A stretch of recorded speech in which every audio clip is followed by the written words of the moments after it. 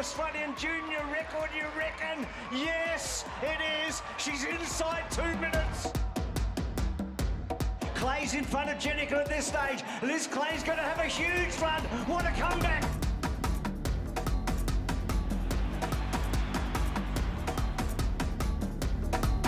McSwain's going to win. McSwain wins. Stewie's done it. The king of King Island.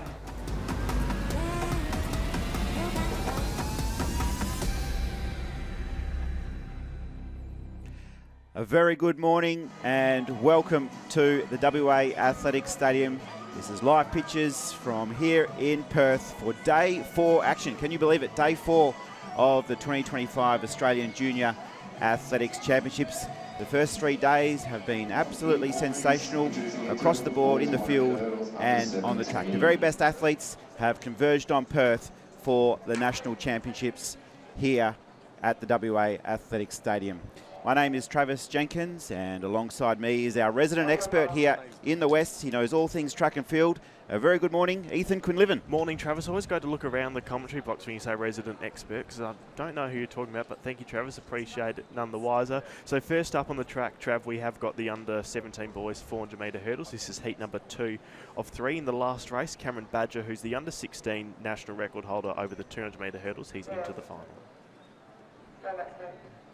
I've just been told just to stand up. I'll take you through the field, Trav. So it's Kelly, White, Gordon, Campbell, Christian and Sosa Delara that will be going in from the inside to the outside.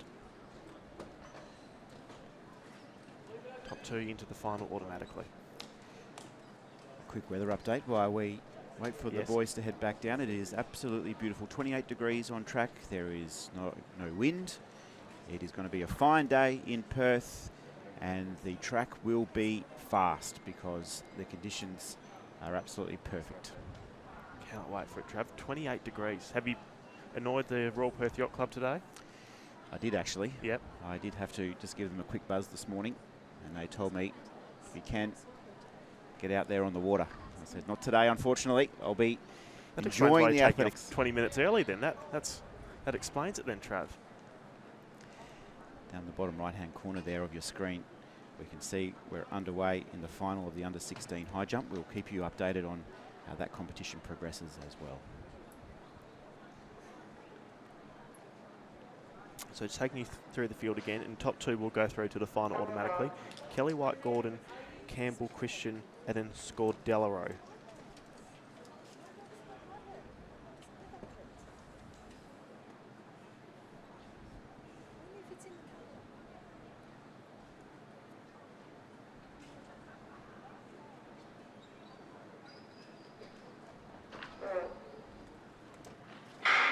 So quick start from White on the inside, so too Scordelaro on the outside. Look at the distance he's created between him and Christian. Campbell in the middle's moving well. He's applying the pressure onto Christian in the early stages. Back behind him, White. He's just moved past Gordon. Kelly's moving well. And then behind him, that is where we do see Gordon and then Campbell. So powering down the back straight, it is Scordelaro. Campbell's moving well, so too is Christian. Then it is White and then Kelly and then Gordon behind them. 150 metres to go, and it is Campbell and Scordelaro that are the leaders. They've only got 120 to race. Top 2 will go into the final automatically. Scordelaro gets into the home straight just ahead of Campbell. Behind them, Christian and White are going to battle out for those minor places, but it is Scordelaro who is moving away from Campbell. These two look like they will go through to the final automatically. They've got a lead of 10 metres from third. It is Scordelaro in, and Campbell will join in. 56.42 the time. And they're into the final. Slightly quicker than we saw in heat number 1. First 2 to go through automatically.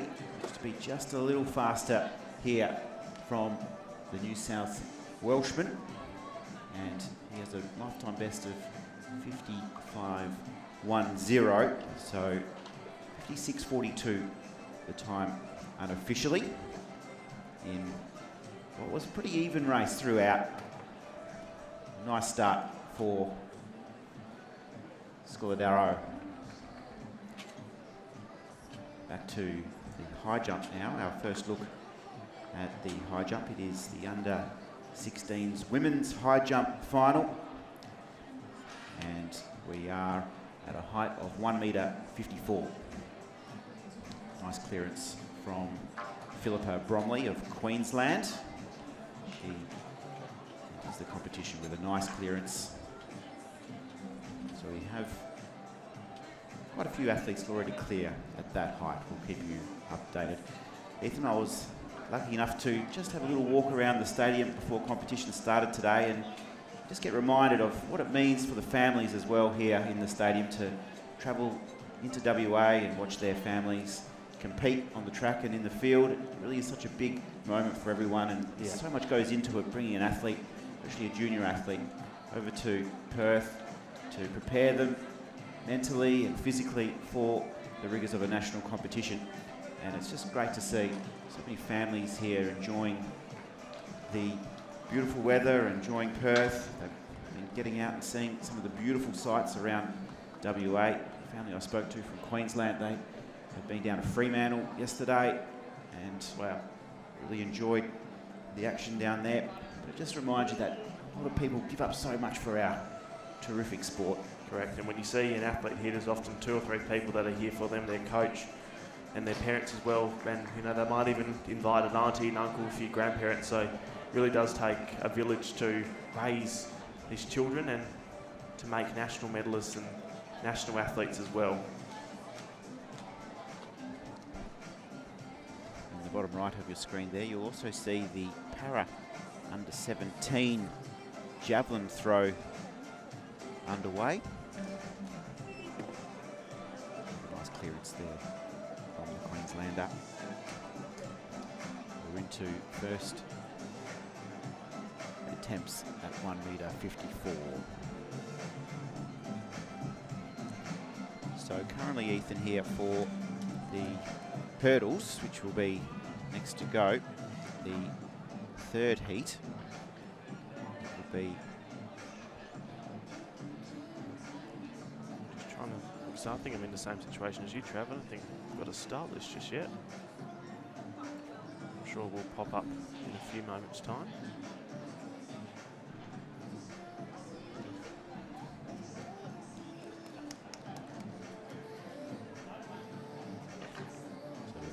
This is the third heat on the track. So top 2 will go through automatically. So at the moment we don't have any start list, but we will do the best we can to get them to you and tell you who's in it.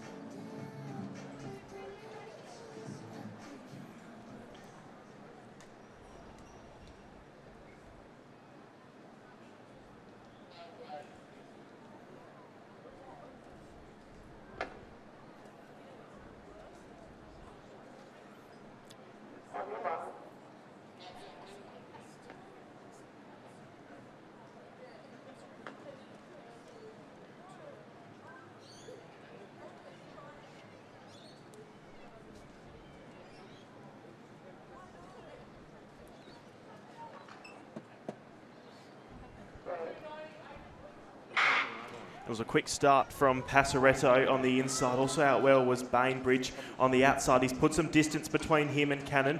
Treep is moving well. Wright is moving the best of the Victorians in the middle. He's moved past Stratford and Treep on his outside, and he's dragging Passaretto with him. So Bainbridge is the early leader. From Wright, then it's Passaretto, Stratford, Treep, and then Cannon that follow behind him. Under 200 metres to go. Bainbridge is the leader. Passaretto's making a move onto Wright. Wright has been challenged by Stratford and Tripe, and then Cannon is also still in contention. So the top 2 will go into the final automatically, and into the home straight first is Passaretto and Bainbridge. Passaretto just ahead of Bainbridge, and here comes Wright. Only 2 will go in, and we've got 3 that are in contention. It's Bainbridge that is pulling away. Passaretto's had a great run, so too Wright, but it will be Passaretto and Bainbridge that go into the final, and they're in. Passaretto and Bainbridge, first and second, 57.07 the time. Did enough, Michael Passaretto. He was just calm and controlled over the last 2 barriers. He set it up though in that first 200 metres. He was really strong away, and it was a nice run also from Evan Bainbridge, who will be one of the favourites coming into this big final, and Michael Passaretto will join him there in the final as he steps off for a well-deserved drink. We're going to take our first break of the morning, Ethan. It is great to have your company here at the WA Athletic Stadium. Travis Jenkins and Ethan Quinlivan with you. We're going to take a short break and we'll be back in just a moment.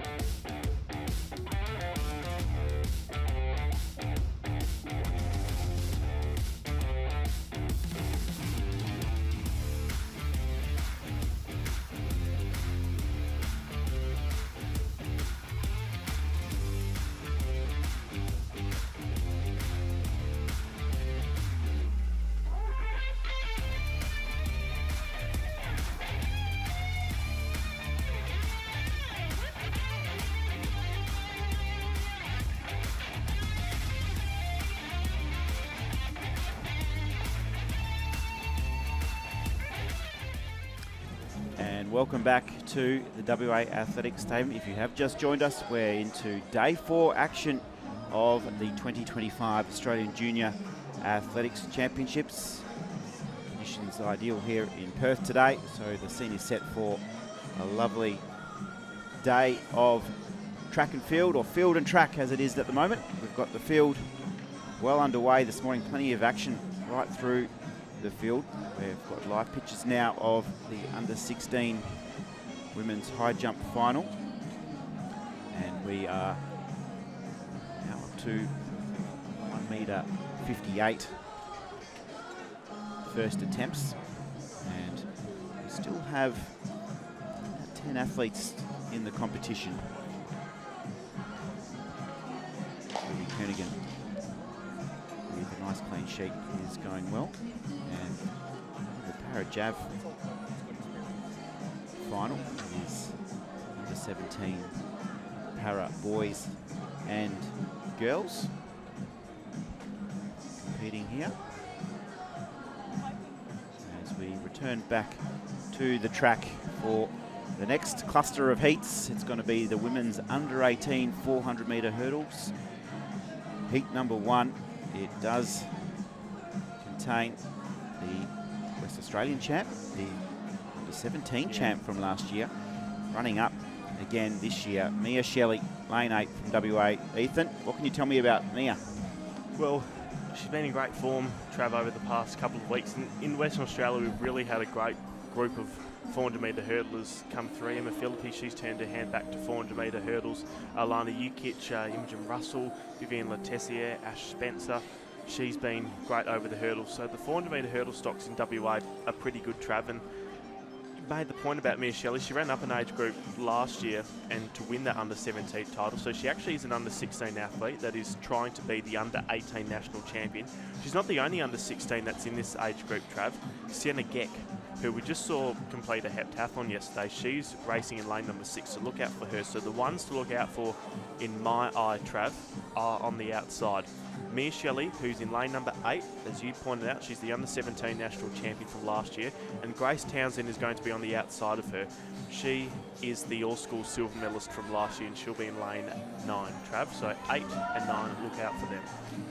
Yeah, they'll be running without cover out in lane 8 and 9, so they'll have to run to their race plan. It's always interesting, though, in the 400-metre hurdles because there's really no chance of switching off because most of the athletes here will have a certain stride pattern that they need to do between hurdles, so they won't be able to just coast because you've got to push between the hurdles to make sure you are hitting those targets of your stride pattern. Correct. So often you'll see the run into the line where the athletes will start to have a little look around. It's quite a long run into the line. It's around about 50 metres.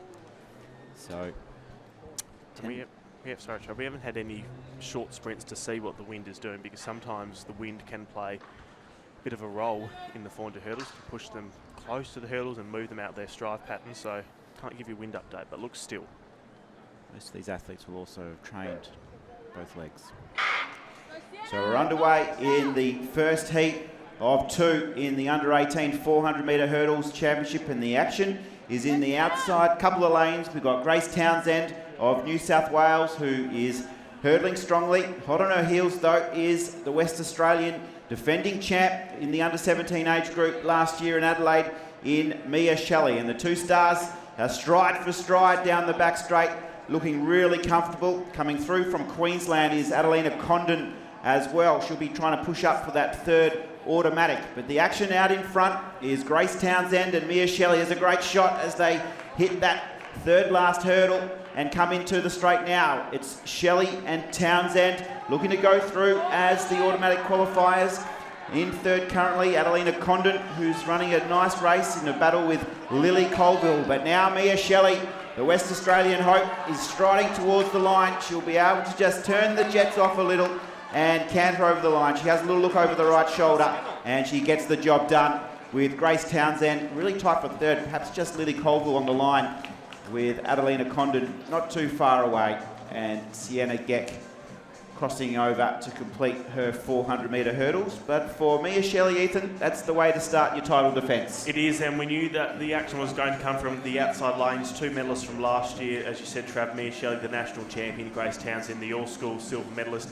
And it was Townsend that did get away better than Mia Shelley, but just on the back straight, that's when Mia Shelley was able to really get into her work and close the gap that Townsend had put on her in the initial stages, and then just how phenomenal were they both making their way around the bend. They knew that they were safe. There's 2 heats, so the top 3 will go through. They had a vague idea that they would have been safe to go into the final. So, Trav, that was a great race, ran well by Shelley and Townsend. Yeah, Mia Shelley has just sharpened up the sprinting. She competed in the 60-metre short track championships here in WA, so she's really just been trying to finesse that sprinting capability. Introducing your medalist in the boys under the national championship of Australia. Really nicely for this title defence. Get you some of those live results, Trav, as soon as they become available, because those times are pretty impressive. I'm just filtering in as of yet, but I'll keep you updated with those. And your champion from New South Wales, a big weekend. Congratulations to Lachlan Chappell. So we have 2 heats of the under-18 women's. Heat number 2 under far away. Bromley of Queensland now. 154, first time of asking. Now 158, and a miss. Has been in good form back in Queensland. The underage championships, so to claim a medal. As we take a look at the field for the second heat of 400-metre hurdles action, and pretty even sort of field here, Ethan. Probably Piper Todd, lane 2. She won the silver medal behind Mia Shelley at those national championships last year. And more reports has improved her hurdling technique this season, so looking forward to seeing how she prepares. Also look out for Eliza Moore-Kirkland, who was able to win the bronze medal at those championships. She'll be racing in lane number 4, so we could see the action from the inside, Travis.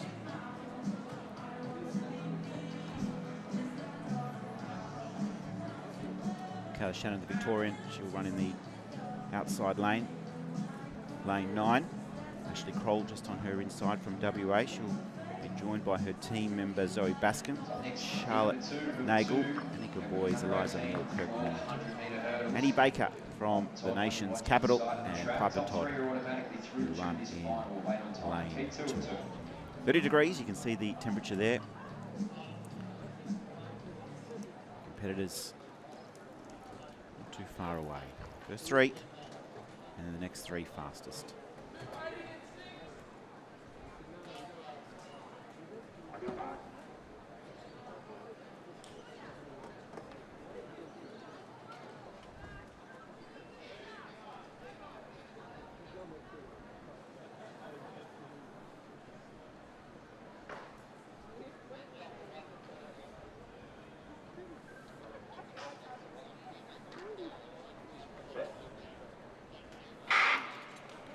So away we go in the under 18.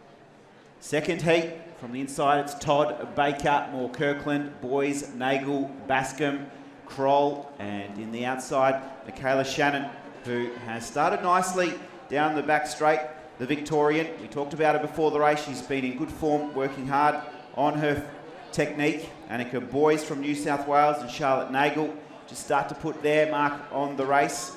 And Piper Todd too, she's run a good first 200. She'll start to come into the calculations as we work through the third 100 of this 400 metre hurdle. So starting to get to the business end, and it is Todd just leading the way. She has her teammate just on her outside, looking to challenge her in Boys. So New South Wales competitors have just cleared out a little from the rest of the field. Todd still continues to charge in. She's got the last hurdle and she's clear. She'll head to the line now and have a nice little look over the shoulder. She'll be able to just calm down, and she does enough to get through. Boys has finished second. Ashley Kroll, that's a great run from her. She'll qualify for the final just ahead of Eliza Moore Kirkland. 1:04.35, the unofficial winning time. Yeah, well done to Piper Todd, as you mentioned, Trav, the silver medalist from last year's National Championship. She ran that race really well, set it up early, and it just looked really comfortable as she was making her way through for the stripe patterns. 1:04.35, decent time as well, so well done to Piper Todd. So we got the silver medalist from last year's under-17s up against the gold medalist into the final. We'll be back in just a moment from the WA Athletics Stadium. 30 degrees in Perth. Thank you so much for your company. Hope you're enjoying the coverage, and we'll be right back in a moment.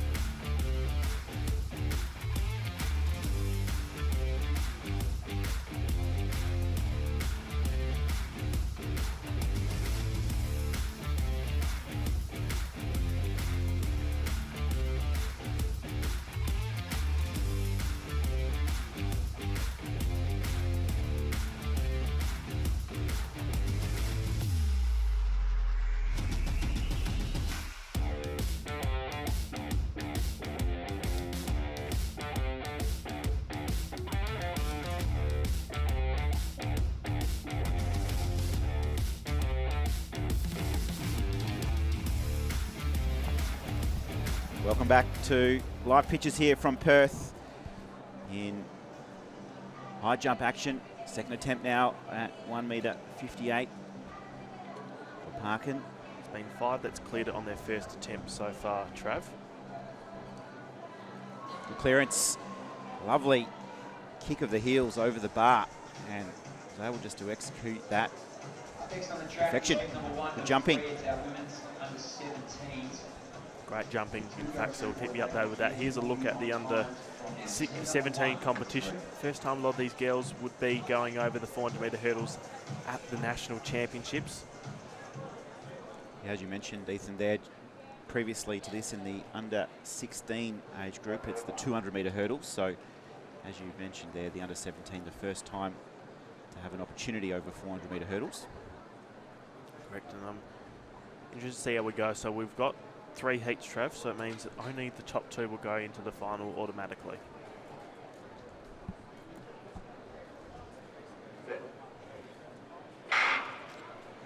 So we're underway in the next event on the track. It is the under 17 women's 400-metre hurdles, and flying out of the blocks and attacking that first hurdle with plenty of speed is Hewitt of New South Wales. She is already past Frankie Hames and now has Sarah Stokes in her sights, and she's just controlling this race beautifully with a lovely technique. She's got a stride pattern right on cue at the moment. So she set up the first 200 metres really nicely. Chelsea Smith of WA and Klassen of Western Australia trying to just push up into the top 2. But look at our leader go. Aya Hewitt from New South Wales executing her plan perfectly, looking to progress to the first 400-metre hurdle final in her short career. Of course, the under-16s doing the 200-metre hurdles, stepping up for the first time, and she's well clear. Just one barrier in her path, and she is over and clear. This is impressive running. She's making a statement here, is Hewitt, and it's a terrific time too. Look at that, 101.81 in the heats. That's fast.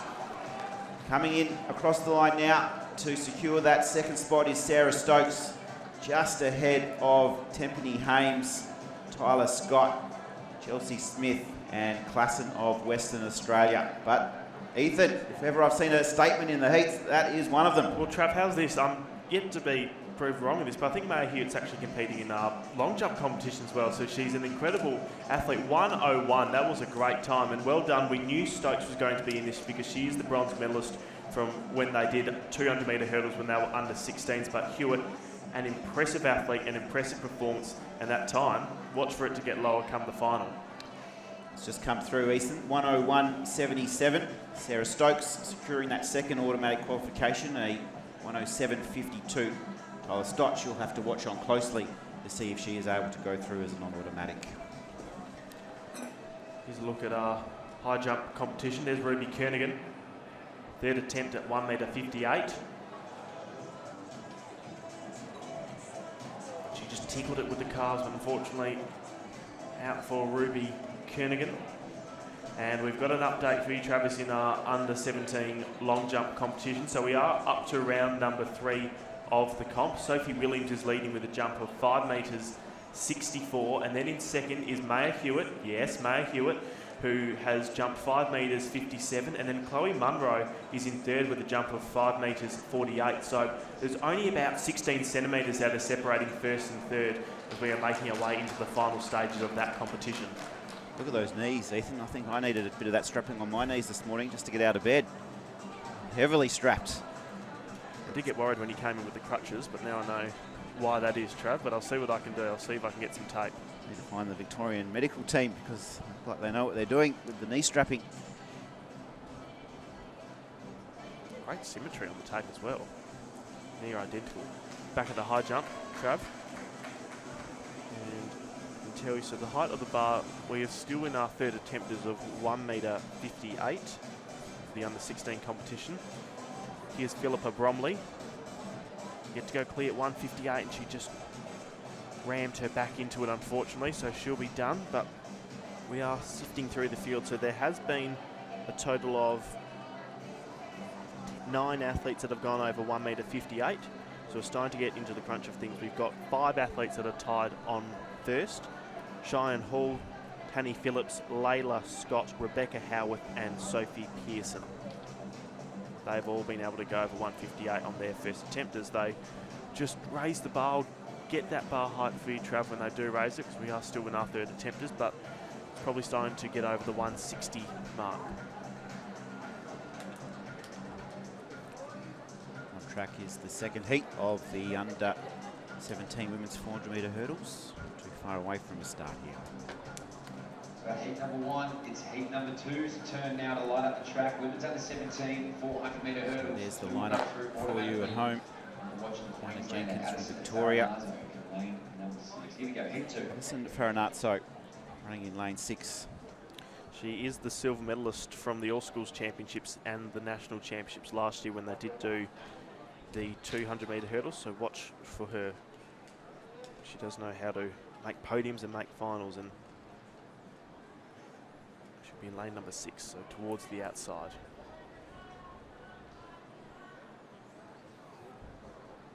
Starting team in position, and we're just about set.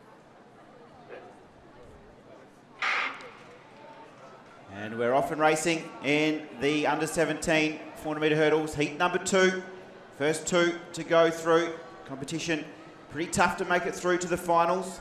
Addison Farinazzo, though, the Queenslander, she's out in front. She's got no one to chase now. She's just got the hurdles in front of her. She can just have a laser focus towards the finish line. She's out clear now, trying to match the efforts of Hewitt from heat number 1. In second, coming through nicely, is the West Australian Demi Bell. The Victorian Kiana Jenkins.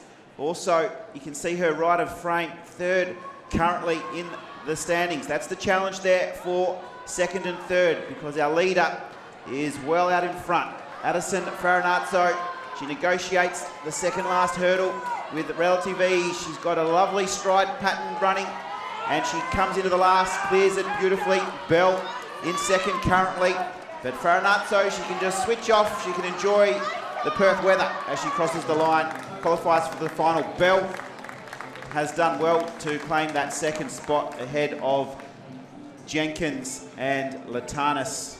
Further back, White and Stighoos. Wow, an incredibly easy 103, Trav Addison Verrazano.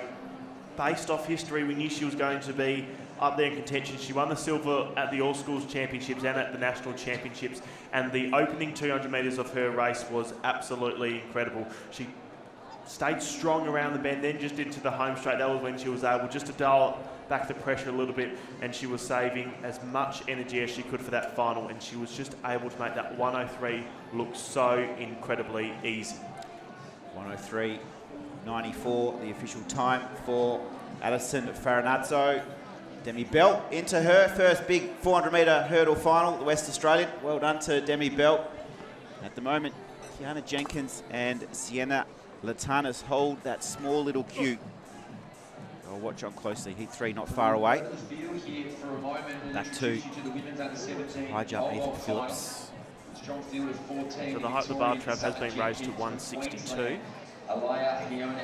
Comfortable Phillips and tracksuit back on and just enjoy Victoria's Jordan Lewis, Queensland's competition. Caitlin Buckland, Isabel Curtis from WA, Charlie Moore from Queensland, Holly We'll just Hogan circle back from to that Victoria, long jump competition for the Trav, because I think we are up to round number 4. If we're not in it, we're certainly approaching it. So I think that was the last jump that we've seen before we do shuffle back the order. So Williams is still leading with that jump of 5 metres 64. Maya Hewitt second, 5 metres 57, and then Chloe Munro 5 metres 48. So here is Bronte Parkin. She missed 158 on her first attempt, and she missed 162 on her first attempt, but she'll get still 2 more cracks at it, so don't fear. So only one athlete so far over that 162, and that was Tanny Phillips. Here's our Luca Rose Taylor, Trav. We know she's a brilliant athlete across a whole plethora of different events, and on the track and off the track. It doesn't seem to matter what event she's in, she's always in contention. So she is the under 16 national champion from last year's, Taylor, and she's in about 7th spot at the moment, so she's looking for a big jump, and unfortunately it won't come from that round because it was a red flag. So Luca Rose Taylor, looks like as we do move into round number 4, she will be finishing in about 7th spot. About 2, let's make it 3. This is the third of 3 heats of women's under 17 400 metre hurdles. chasing those automatic spots. 24, Luca Rose-Taylor, but I'm sure she would definitely be that bigger and better than ever. Back at the high jump, 162, the height of the bar. Here's Scott. And Scott, I can tell you, in her first attempt at 158, she was able to clear it. Let's hope for a replica, but looks like we are back at the track, Trav. I'll keep you updated on that high jump competition. Heat 3, under 17, 400 metre hurdles for women.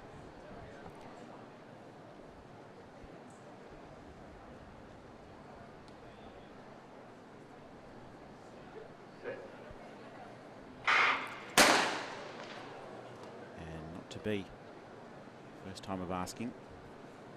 From the inside, Ashlyn Kelly, New South Wales, Sasha Pallas, WA, Gemma Roberts, New South Wales, Zoe Addis, WA, Violet Langley, New South Wales, Angelina Burford, New South Wales, Ginger Gleeson, Western Australia, and Thea Harvey, Victoria. And there'll be no change to that lineup, so just a double gun. And here comes Scott Trav. Looks like we'll be seeing her jump, but unfortunately she'll have to make her way up to her starting runway again for 162. No false start is the instruction from the starting team. Green card issued.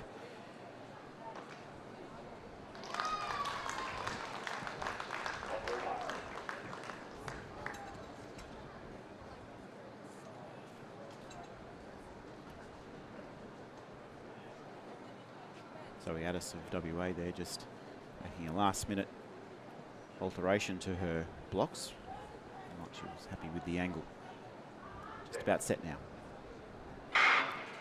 And away we go in the third and final heat. It's been frantic, these heats. Let's see what happens here. The cutoff for qualification is a 108.30. So the pace will be hot across the field, starting really nicely. Angelina Burford of New South Wales, and starting just to make her move too is Violet Langley. So the racing is in the outside. The West Australian Ginger Gleeson, who's had a good championships so far with the PB earlier, has now just started to accelerate around that bottom bend. So Gleeson will take up the running with Burford and Langley set to pounce. The Victorian Harvey also looking to push up into that top two automatic qualification. But here's Ginger Gleeson. She's hurdling nicely. She takes that one with the left foot lead and enters the home straight with a little bit of a buffer. She takes the second last with the right. So it's a terrific display of hurdling here from Ginger Gleeson. And she now accelerates away and she'll take out this hit 3. And that's a good confidence booster for Ginger Gleeson. New to the hurdles, but she's done well. It's Gleeson just ahead of Burford and Harvey for third. Tight for fourth between Pallas and Kelly. And finish off now Roberts and Addis.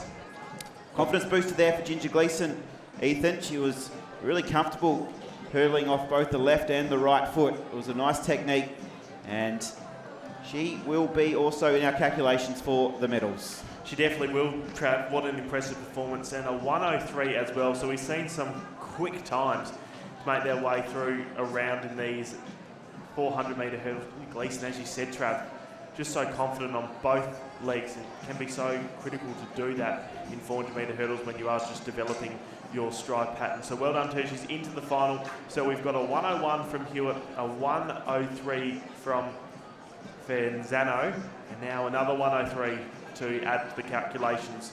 So this 400 metre final for the under-17s, first time they're doing it at a national level for these girls. It's going to be exciting. Well, we're off to a break. Live on 7+, you'll be able to see the Western Australian Athletic Stadium as it hosts the 2025 National Junior Track and Field Championships. We'll be right back in a moment.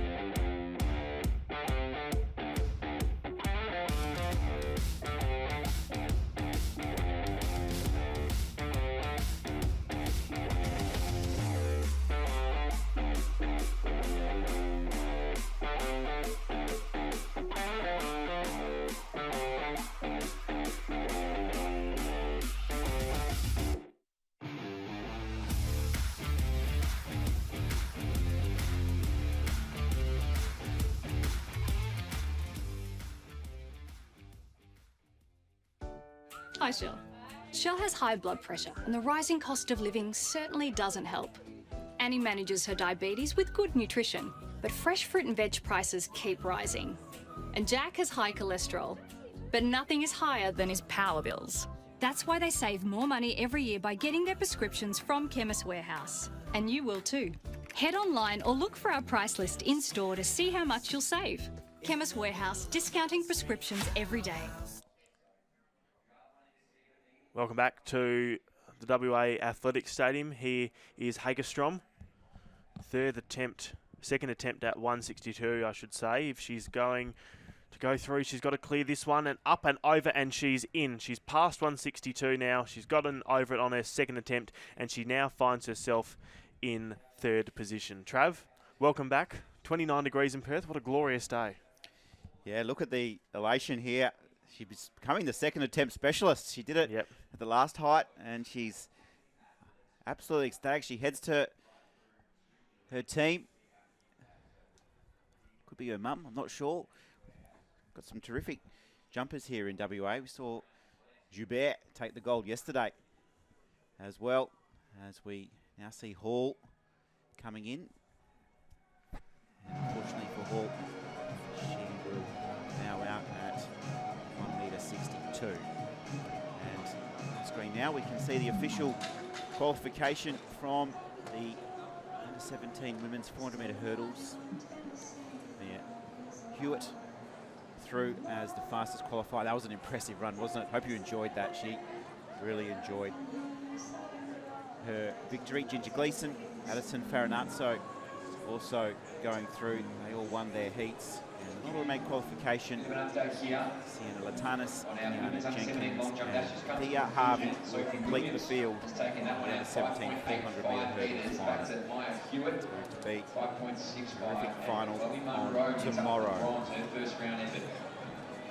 He's parking, up and over, wobble, wobble, and it's on, stays on for her third attempt. So she is now through the 162 barrier. So they're just starting to thin out a little bit, Travis. Just having a look, see how many there are that have gone clear of 162. So it looks like there is a few, I think there's about 8 or so, 8 or 9 that have been able to clear 162.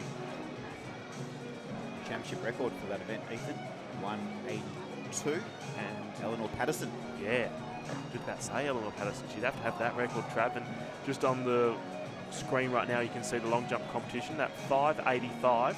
That was the last jump of the event. That was by Sophie Williams, so she has won it with that jump of 5 metres 85. Maya Hewitt second, 20 centimetres behind her, 565, and then Chloe Munro for 548 for the under-17 long jump. So Sophie Williams, she didn't get on the podium last year in this long jump competition, but she's on the top of it. So she won triple jump yesterday, top of the bronze medal in the hurdles, and high jump she got a silver medal. All to go with her silver medal that she got in the heptathlon. It's a big program for her. And it's going to be a big race, this one. It's the under-15 3,000 metres, Trav. That is just making their way onto the start line. Here's a look at the start list. Queenslanders 11 on score. Woodhouse, the Victorian in 12. Line up, Benjamin Shine, Queensland. Sidorides, Number 13. Victorian. Bo Adams. Being hard to beat at these championships. Hit number 14. This is your final for the men's under 15. His name is 1,500 metres earlier in these championships. Bo Adams as well, he'll be one to look out for. He was fourth in the 1,500. They're underway in the under 15 3,000 metres. It's the first time that they're racing this distance at a national championships, and already taking the early lead is Schneinard from Queensland. Just sitting behind him is Adams from New South Wales. He's just on the outside of him, and then making his way through on the inside is Sidorides, and then right on the outside another Queenslander in Matheson has been able to take the early lead with just behind him Schneinard. And look at the distance that he is now putting on them. Matheson has got a lead of about 10 metres as they make their way through for the first 200 metres, and then it is Schneinard and then Adams that make up the top three, but they are being challenged behind them by Sidorides, the Victorian. So the top four looks to be tight at the moment, but leading the way quite comfortably. Still in Schneinard, what a performance he's been able to do in Mathewson, I should say. What a performance he's been able to do in the opening first 350 metres of this race. Here's our leader, Ethan, and with the first little taste of 3,000 metre running, you just hope these young men have got a pretty clear race plan. It's pretty easy to get a bit nervous, a bit overawed by the occasion. But we know Ben Chenard has had terrific championship already. We saw him take the silver medal in the 1,500 metres, and he no doubt will have a pretty clear race plan as he makes his way around the beautiful WA Stadium. Connor Matthewson from Queensland is also going well. Bo Adams, who we talked about, was just outside the medals in the 1,500, so he'll look just to press forward. There he is, Bo Adams, with hip number 14 plastered to his thigh. Just starting to see a little bit of a move in the peloton from Archie Sidorides. He'll be one of the favourites going in. Lorenzo Paonessa from New South Wales also looking just to sit on the heels of Sidorides, hopefully just allowing him to come into the race. But Sidorides, the Victorian, he'll be probably the hard man to beat here. He's the defending champ in the 3,000 metres, well, the 1,500 metres from 2024. He won the 1,500 here at these championships, and he's got the inside running down the back straight with hip number 4 on his legs there, Ethan. And he's just been challenged by Schneinard, and there we saw the gap was about 20 or so metres that Matthewson did house, and now it's only about 5 metres, and it continues to get less and less with every step that this challenging pack takes. So Schneinard has just moved past Matthewson, and they're all coming for him. It is Sidorides that is just behind him, and then from New South Wales that is just starting to make his way through on the outside. That is where we do see Paonessa. So Paonessa is in a good spot. He's in about 4th position for the moment. It is Schneinard that is leading, and then just behind him is Matthewson. Matthewson, is he able to take the lead back? Schneinard and Gray have decided to move away from the field, and then moving with them is Paonessa. So Paonessa is in 3rd, and he's hunting down the top 2, which for the moment is Schneinard and Gray. So just under 5 laps remaining here in the under 15 boys 3,000 metres. This is where they'll just start to feel each other out, and as we speak, we can see the pace has just intensified a little bit. Look at Sidorides there. He's sitting in 2nd. He's just got that lovely running style, just that forward lean. It's very comfortable. He's light on his feet, and he's just happy just to take a bit of a breather here. He'll sit on Schneinard's heels, who was really impressive earlier at these championships. Then Lorenzo Paonessa currently there in 3rd. So Indian file running, Ethan. This is terrific distance running in the early stages. Watch for Paonessa. He seems to be moving really smoothly and comfortable. Just behind him is Adams from New South Wales, but leading as they come into the home straight. Yet again, it is Schneinard. He's just got the advantage from Gray, and those two just look really comfortable. So the top 4 seem to be well established. Just trying to cling on to them is Woodhouse from Victoria, and then the early leader is Matthewson. He's in 6th spot. So with 4 laps to go, 1,600 metres remain. We're almost up to halfway. It is Schneinard that has got the lead, then Gray, and then back behind him is Paonessa. Paonessa's moving well, and he's just ahead of Adams at the moment. How's the battle for 5th spot? Well, that has just been held by the Victorian in Woodhouse, and then our early leader Matthewson. We saw him have some great speed earlier on in the race, but as they make the way just under halfway to go now, it does look like top 4 are just starting to separate themselves away and put themselves all into medal contenders. So we've only got about 1,400 metres to race, and at the moment there's about 4 of them that can get either medal. But at the moment the strongest is Schneinard, who is about 2 metres away from Gray, and then Paonessa is just hanging off the back of them. He's about 2 metres away from Gray. So a nice moment here in the race, because it's a little bit too early to start thinking about the kick. So it's just about rhythm, it's just about control, not burning through too much energy. And you can see Sidorides there just as at the run of the race, he didn't panic early when Matthewson went out. Matthewson now back in about 6th position, the Queenslander, as we now, with 3 laps remaining, just start to see a little bit of an intensification between these 2 young distance runners. You can tell they've got plenty of miles, plenty of kilometres under the legs. And it'll be interesting to see how Ben Chenard just goes here. He's been leading now for about 3 or 4 laps, and he's had Sidorides right on his heels the whole way. So it's going to be an interesting conclusion here. third still up for grabs. The Victorian now starting to come into our calculations. Second of the Victorians, as we now see Shine just feel the pressure from Sidorides. Sidorides, who we know his credentials. We've seen that turn of speed throughout these championships, and he'll just now need to work out a time when he can put his foot down in the closing stages. So you can see the battle in the background there. There's three athletes now just starting to come together for that bronze medal. That is going to be a really tight competition, as we now just start to see, with 2 laps remaining, Ethan, a little bit more speed injected into the race. So 800 metres to go.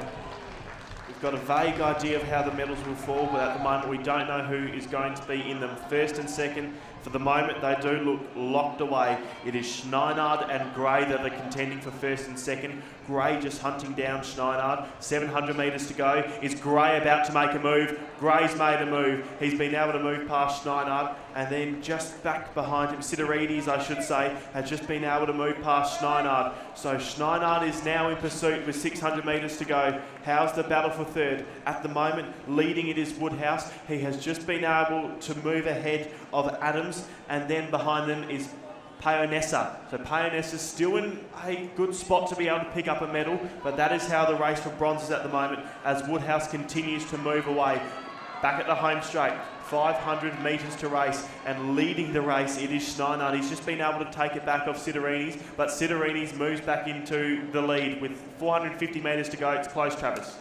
So the record here for the under-15 boys, Jack Curran's 8:52.89. So it's going to have to be a pretty sharp last lap. Sidorides, he made his move down the back straight, but Schneinard, he's sticking tough, and he's still a chance here to do battle for gold. In third, we can now just see it coming across the line. It is Oscar Woodhouse from Victoria. It's been a nice run from Oscar, and he's got a little bit of clearance now in that bronze medal position. 300 metres to go for our leaders. We've seen the lead change so much throughout this race. Will it continue to change?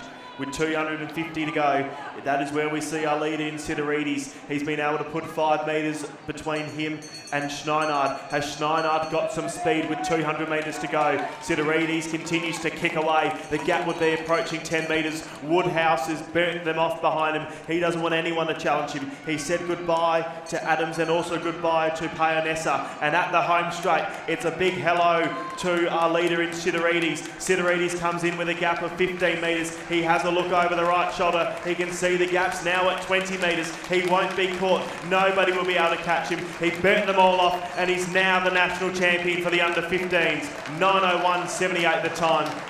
Then next across the line, and what a great race we have been able to see from Schneinard. He's able to walk away with a silver medal. And who gets bronze? Well, in this lap it wasn't in any doubt. The bronze medalist is Woodhouse.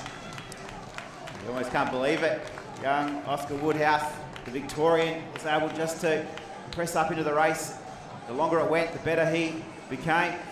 Woodhouse, as we just see Bo Adams finish in 4th place, and Lorenzo Payonessa a very gallant 5th. A big personal best though for our champion in Sidorides.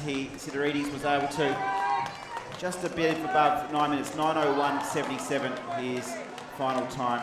Then Schneinard 9:04.73 personal best for him as well. But our champion, Archie Sidorides, he claims his 2nd gold medal from these championships, and he is a star on the rise. Definitely is, and fantastic performance from him, a 9:01. Not too often we see such quick times from such young athletes. And Travis, I've got an update for you in how our high jump competition is going for the under 16 girls. The height of the bar has been moved to 1.65 m. Rebecca Howarth is leading that competition after she was able to clear it on her first attempt. It's been nothing but O's for her ever since she entered in at 1:58. Hannah Dowwood, she's sitting in 2nd. She has cleared 1:65 on her first attempt, but it did take her 2 attempts to clear 1:62. That's why she's in 2nd. And Chloe Taylor, she has been able to clear 1:65 on her 2nd attempt. We just see pictures here of Young Koji Howard of New South Wales coming down for his final 50 metres. The young New South Welshman has travelled across the border. He'll just be over 11 minutes 10. Well done to Howard of New South Wales, completing his 3,000 metre journey here in the West.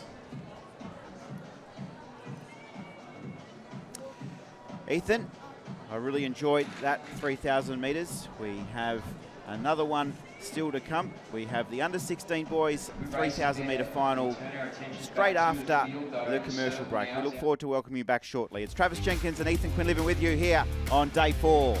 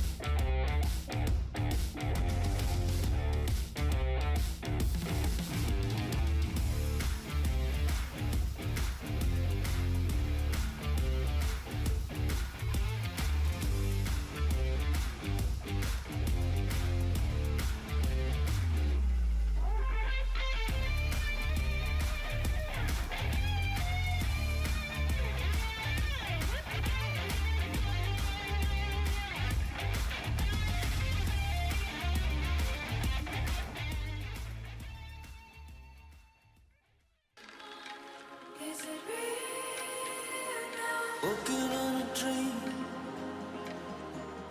How can I explain? Talking to myself. Will I see again? Is it real? Could you become working on a dream? Welcome back to the WA Athletic Stadium, where a lot of these athletes are certainly walking on a dream. Beautiful 29-degree day here in Western Australia. Hope you're enjoying the championship so far. We just saw a great race in the under-15 men's 3,000 metre final. Next up, we have got the under-16 men's 3,000 metres. So here is a look at the start lists, and I'll tell you some of the athletes to look out for. Look out for Logan Hosking, who will be wearing hip number 6.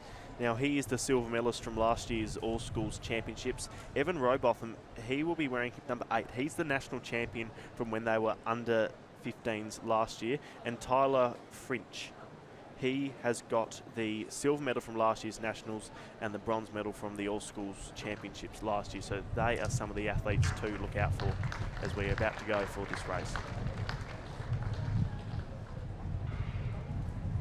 So this under-16 boys 3,000 metres gets underway, and it's a great start from Newsham on the inside, and then moving well is Rowbottom. Remember him, he is the champion from last year, so he's put himself into a great position already early on. They're running wide, they're almost approaching lane number 3 in the early stages. Fransky is the Victorian who just cuts in front of his fellow Victorian competitor in Wood.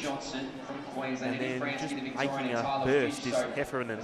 So Heffernan finds himself in second spot, and just leading the race it is Fransky. So Fransky's still the early leader through the first 250 metres, you would say. And then that is where we see Heffernan, who is back in second. And then just behind him is Finch. Remember him, the silver medalist from last year. And where's our defending age group champion? Well, he's able to find himself in 4th spot at the moment. Rowbottom picked up the gold when they were under 15s last year. Then back behind him in 5th, it is Johnson. So they make up the top 5. They've already completed the first 400 metres, and they've been able to stretch this field right out. So 150 to go in this lap, and the leader, as he's been able to do so nicely, is Fransky. He's got a nice pace that he's been able to settle into. And just trying to come through on the inside is Hefferman, but he's just been cut off by Fransky. Then back behind them in 3rd. Bit of a nice cruisy pace that they've all been able to establish in is Finch.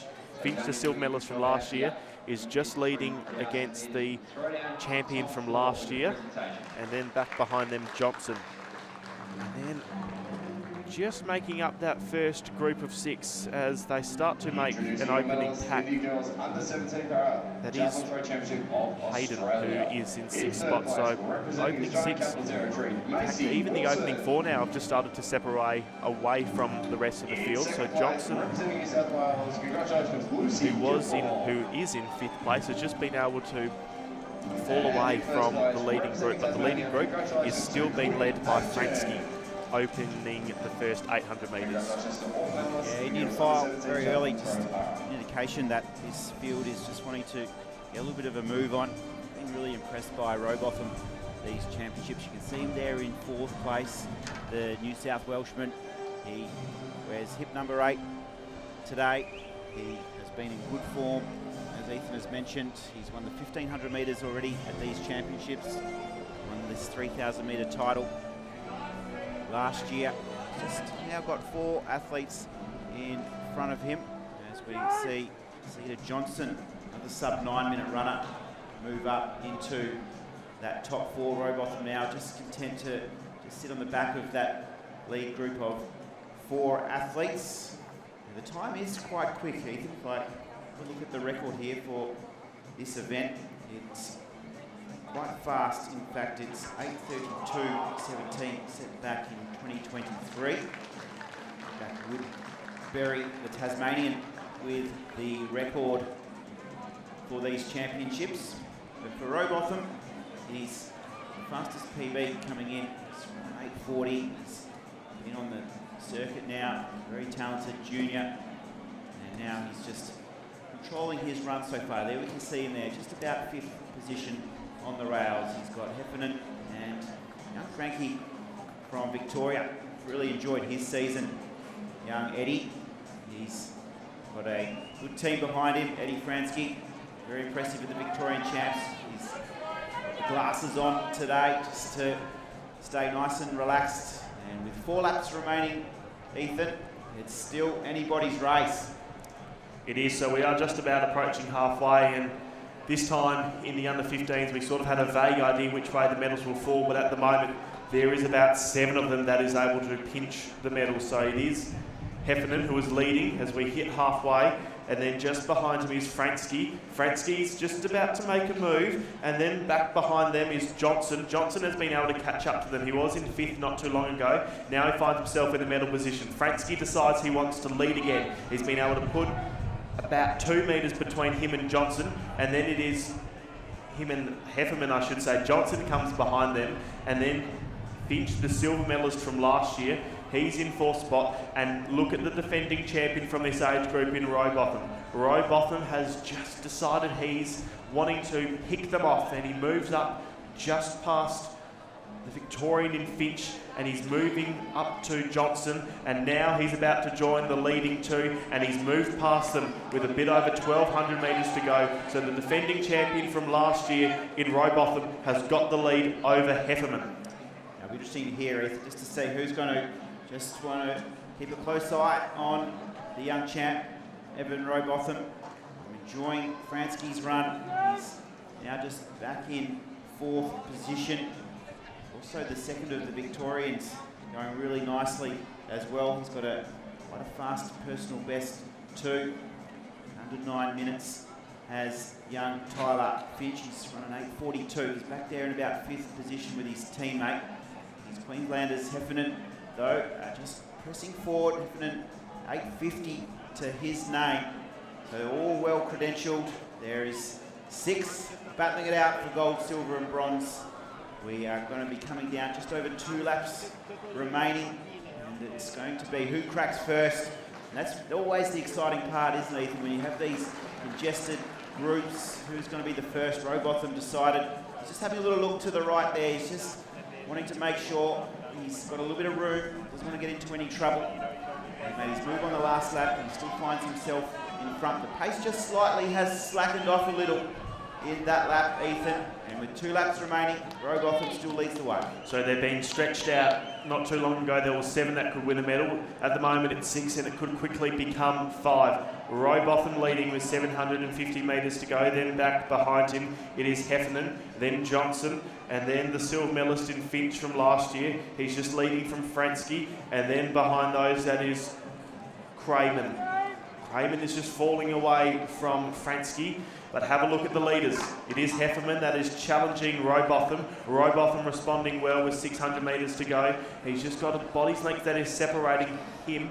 And then back behind him, that is Heffernan. And Johnson has been able to catch up to them. What's happening with the silver medalist from last year? Well, he's still in a good spot. He's 10 metres away though. And then catching up to them is Graham. He's been able to move past Fransky and into the home straight. Only 500 metres to go. There was 6 of them that could win a medal. At the moment, it looks like 3, and Robotham is best poised to be able to do what he did last year and get a gold. But they've started to pick up the pace. 400 metres to go. Johnson has been able to move past Heffernan. He's got Robotham in his sights.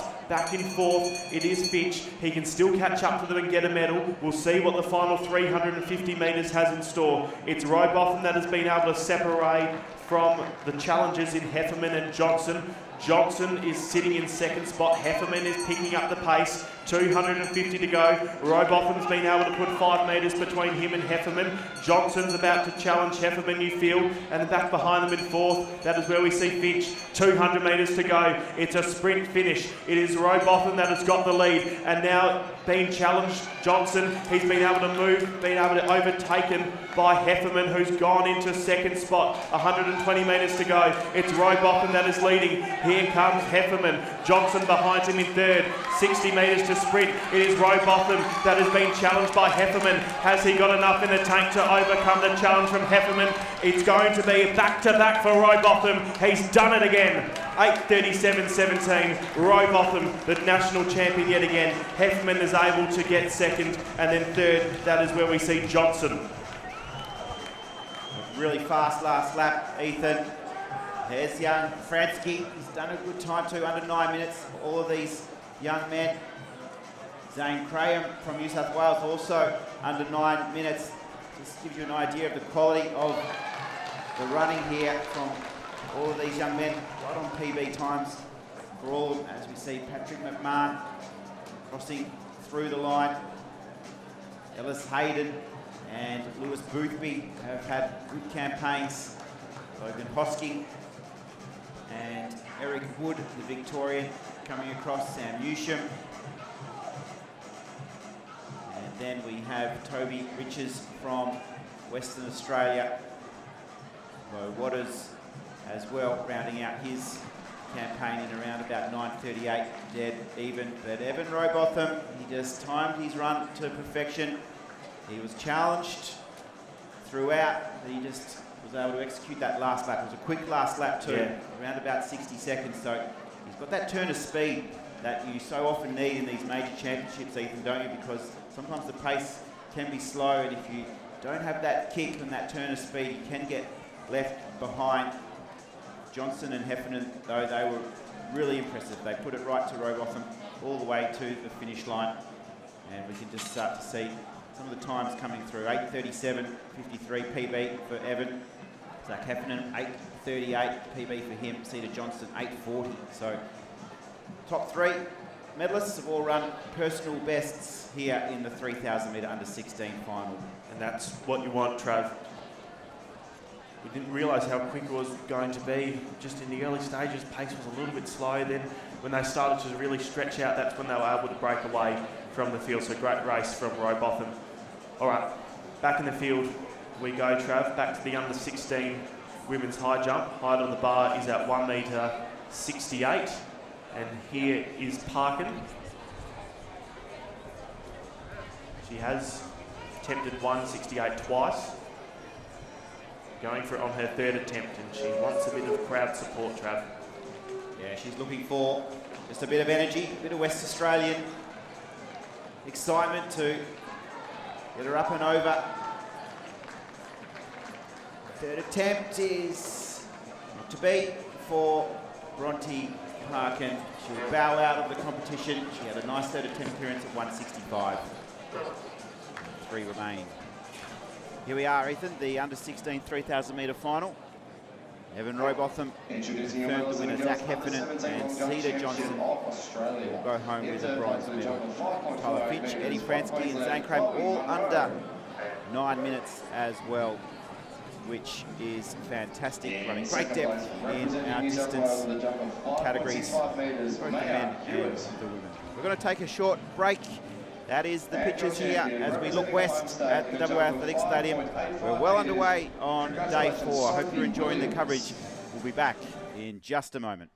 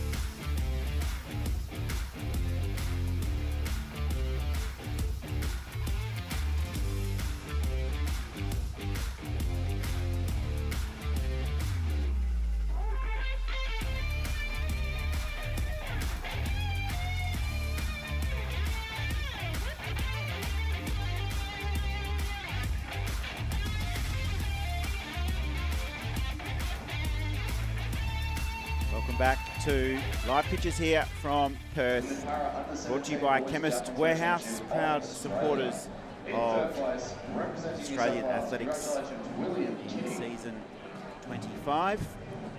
Great to have their partnership with us until 2029. Chemist Warehouse. Fantastic work for all of our athletes here in Australia. So we've got a change in the height of the button. There are officials there, double checking. Moving up to 1.70 m.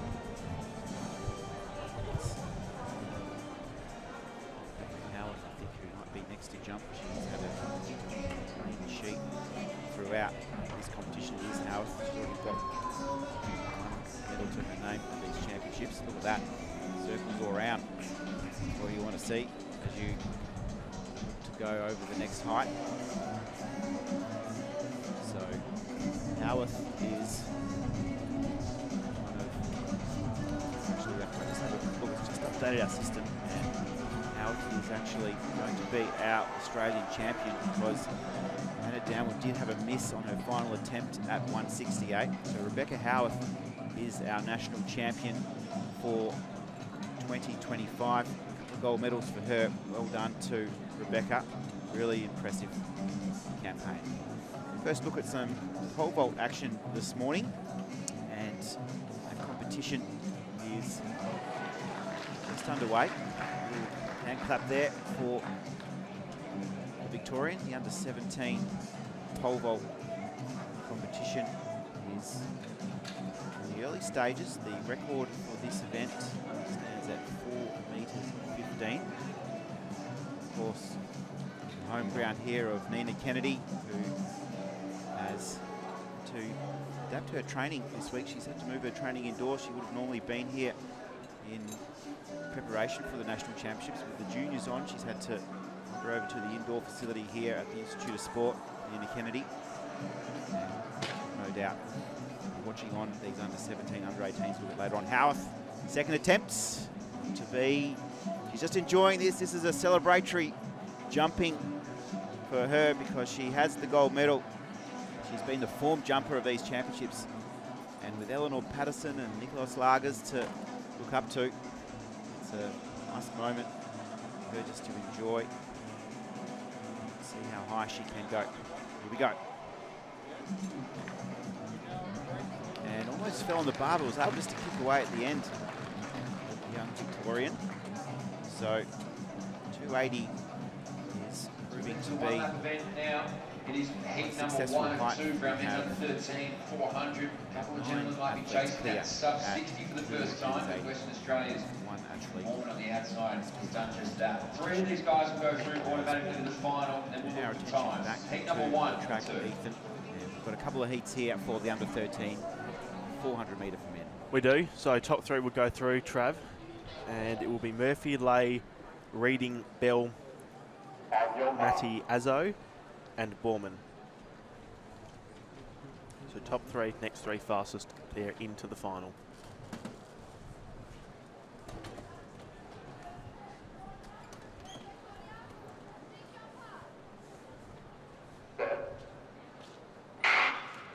And also quick start from Murphy on the inside. Also out well was Borman on the outside. Matiazzo is moving with him in the early stages. Bell moving well, then it is Reading, Lay, and then Murphy that is behind them. Murphy has been able to pick off the stagger of Lay on the outside of him. That is what Matizao is doing with Borman, but Borman is responding to the challenge, and look at Bell, he's quickly catching up to them. 200 metres to go. It is Matiazzo that is leading. He's just moving past Borman, but Borman kicks back. Bell's on the inside. He's challenging Matiazzo. Matiazzo slips back into third as we see Bell move into the lead. Back behind him is Borman, but Borman wants that top spot, so 3 will go into the final automatically. Looks like we have got our 3.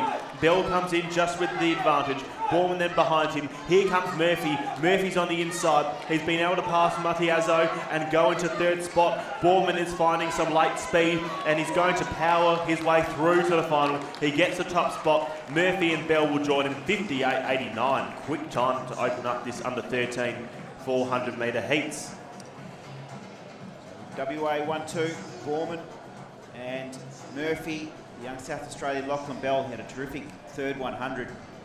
So important, that third 100. I remember talking to Johnny Stephenson in our junior days, and we used to talk about that third 100 being where the race is often lost and also won. So he had a good third 100, Lockie Bell, but the strength of Borman and Murphy was on full display there. 58.89 the winning time. 59.29 for Murphy and Bell. 59.45 will be the 3 automatic qualifiers for the under 13 400 metre. And there's a lot to learn in 400 metre running, isn't there, Ethan? Yeah. It's not just a sprint the whole way, as many people like to say. There's phases throughout the 400 that you just got to learn with race practice. So just getting those races in the legs and really trying to work out how just to have the different phases and how to control your excitement and your enthusiasm, because that last 50, it doesn't matter if you're a world record holder or an under 13 athlete, it's pretty tough. It definitely is, Trav. That final 50 metres has no cue known to it. And you're right, Trav, with the 400 metres, it is all about speed distribution. It's not a flat-out sprint. Even the 200 metres, it's all about speed distribution as well. But with the 400 metres particularly, you've got to go out hard, then float, then increase a little bit, and then as you come into the home straight, just a little bit more, just enough to see through to the home finish line. But if you do go out like a full-out sprint, Trav, then that is when it can become quite painful. You did a bit more 400 metre running than me, so I don't know whether you were braver or crazier than me. But yeah, it can be such a grueling event, and if you get it wrong, and if you go out too hard, then you'll pay for it for the next couple of hours almost. Couple of days sometimes. You often find with 400 metre runners, you don't find the 400 metres, Trav, the 400 metres finds you. That's one way of describing it. Yeah, well said, Ethan. And introducing him Great pictures there we saw from our Channel 7 team as they just panned across the home straight. You can see the pole vault in front of the main grandstand. It's a great system here in Perth. The jumpers are right in front of the family and friends and coaches. It really is nice. Now, it's good to have a look here at Lachlan Chappell, who won in lane 2. He's won the 100, he's won the 200. I think he did discus or shot put this morning as well. And he won that too, Ethan, the discus. So it's been a tremendous campaign from Lachlan Chappell. Hunter Newski-Lees, he's had a medal in the 100, Ethan, so he'll have plenty of confidence. He's a pretty short fella, but he's got a heart as big as Farlap who run on the outside lane. Yep, correct. So he will be on the outside. On the inside of him in 6, it will be Statamatis. Then it will be Thundenham in 5.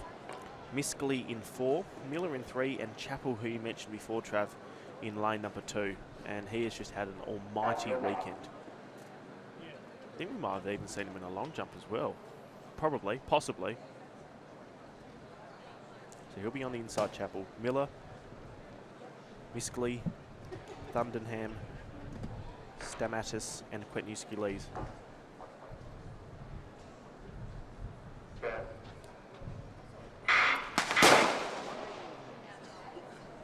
And they will just be called back to their blocks. I didn't see any twitching. To be honest, I had my eyes on Chappell. He looked pretty safe and clean to me.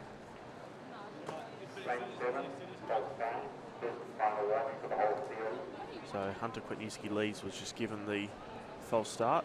So he won't be disqualified because he is an under 13 competitor. So a warning has been issued to the field. So if he does it again, or anyone else does it again, they're out.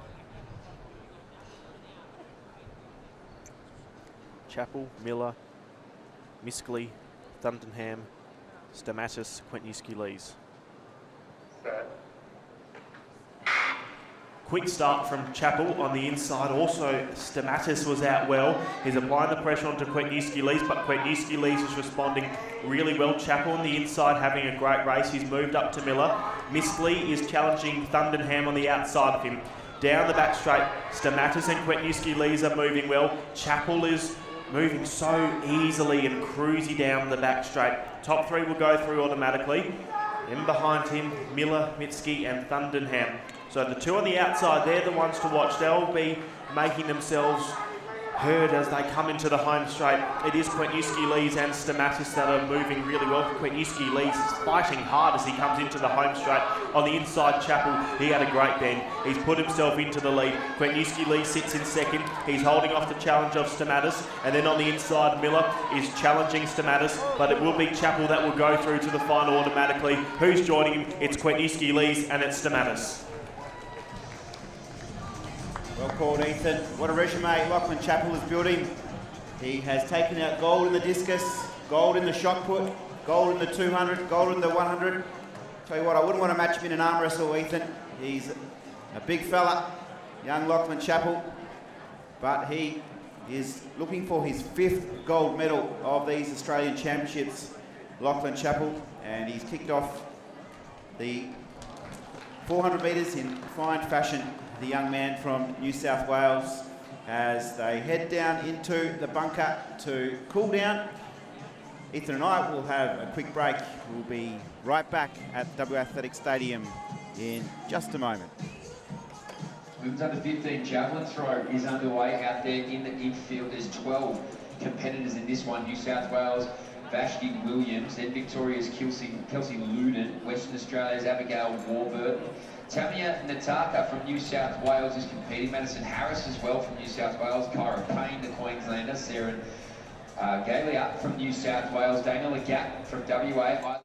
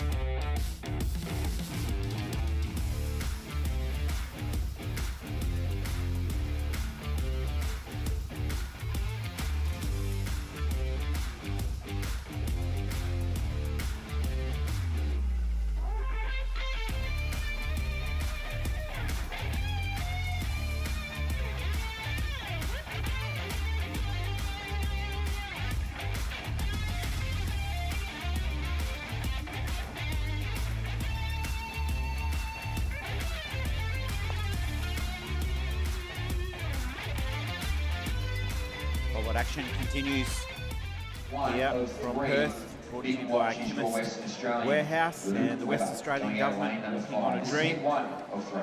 Australian Government, proud sponsors of the Australian Junior Athletics Championships. Excited for this race, Trav. We've got Luke Webber, who will be going in lane number 5. He's the defending age group champion from last year when they were under 13s. Yeah, he's had a phenomenal season, Ethan.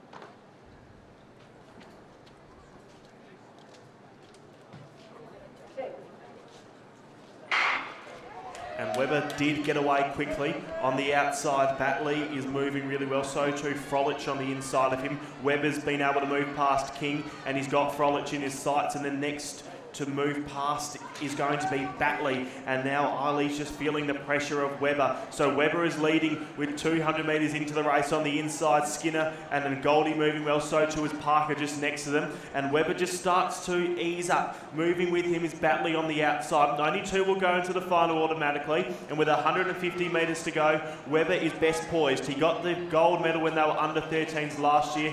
And he's in great shape as he comes into the home straight. Skinner and Batley are going to duel it out for who will get that second spot, because Webber, you think, will get the first. Skinner just slightly ahead of Batley. Batley's fighting back. Top 2 into the final. It's going to be Webber that goes through. Who's joining him? It'll be close. It's Skinner. So Skinner's into the final with Webber and a time of 53.92. It's pretty tough to get into the final here, Ethan. Top 2 to automatically qualify. And Luke Webber, we get the lucky position to enjoy his running here in the West. Luke Webber, we've seen him rise up through the ranks, break state records. He had an under 13 national record too that he was able to beat at the end of 2024. And I just ask myself sometimes, what makes Luke Webber so good? Because he's already won the 200 metres at these championships. See how impressive he is. I think it's just his rhythm. He just finds a beautiful rhythm in his running, coached by Ebony Talbot and his dad as well. And he's got a great stride length for a 400 metre runner. And he goes into the final. Watch for that championship record, Trav. 51.56. It could be in danger if Luke Webber is able to produce what we know he can. So 53.90 is the confirmed time for Webber. Skinner, 55.19 for him. And then Beatty, at the moment, he's got a little queue. There'll be 3 little queues parcelled out, and he was able to run 55.93 for him.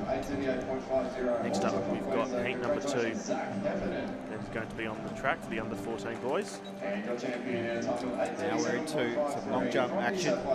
Dave Colbert, no doubt, will be tuning in. He loves his long jump, does DC. He'll be looking forward to this under 17 long jump final. It's a bit windy down there at the moment, a couple of +2 behind the competitors. Curtis. An early look. At the back is our women's under 17 discus, strong field of 15, Michaela Duncan from New South Wales, Alice Sutherland from Victoria, Alice Koya from WA, Madeline Quinn from Queensland, Isla Rose Gray, Western Australia, Tahara Joseph, Ryogi from New South Wales, Louise Rickbauer from New South Wales, Myla Hatton from Tasmania, Ashton White from WA, Genesis Arnold Constable, New South Wales, and the beautiful sand here, straight off the beach at Cottesloe. It's been shipped in perfectly for this event. Not sure about that, but I'm probably not far from Cottesloe. Don't ruin a good story with the truth, Travis. White flag goes up. Fair jump. 400 metres. Wants to watch Edward Wallace, the Western Australian. Here we go, heat 2 of 3. So you see Ed Wallace here, Ethan, for your next call. He is the 100 metre champ from the championships. He's just been introduced to the crowd. There's plenty of family and friends in the house again for his 400 metre heat. Yeah, and he's also the silver medalist from last year, Trav, when they were under 13s. Make sure you do keep an eye out for him. Looks like we got no DeYoung. And Wallace did get away quickly, so too did Spencer on the outside of him. Chapman is just feeling the pressure of Spencer early, and Spencer is dragging Wallace with him into the back straight. It is Spencer leading from Wallace, then it is Craig just on the outside of them, then so too Chapman. Chapman's just passing Craig. Back on the inside, moving well, it is Millie, then Crittenden, and then Burrell follow them. Wallace has been able to take the lead around the bend. He's been able to move past Spencer, and on the outside, Chapman and Craig are running well. So too is Burrell and Millie on the inside. And into the home straight, the silver medalist from last year has got the lead. He's leading from Spencer on the outside, and then coming through the middle is Millie. Millie is challenging Spencer. He's got Wallace in his sights. 2 will go into the final automatically. It is Wallace that will get the top spot, and it's been a great run from Millie to put himself into the final. 54.90, the silver medalist from last year is back in, and Millie is joining him. Yeah, the 100 metre champ, he has also been pretty practiced over the 400 metres, has Ed Wallace. He probably prefers the 100, I would say, but he looked pretty comfortable through that first 300. The last 100 he'll need to just really hang on for everything he's got. I was really impressed by young Jaden Milley, the Victorian. He set that race up running strongly right through the line. His coach will be pretty happy with him because he really didn't give in at all. He just battled away and was able to secure that second spot, the Victorian. At the moment, Jack Spencer and Hamish Crittenden will be 2 of the 3 non-automatic qualifiers, with a 57.16 to Hamish Crittenden.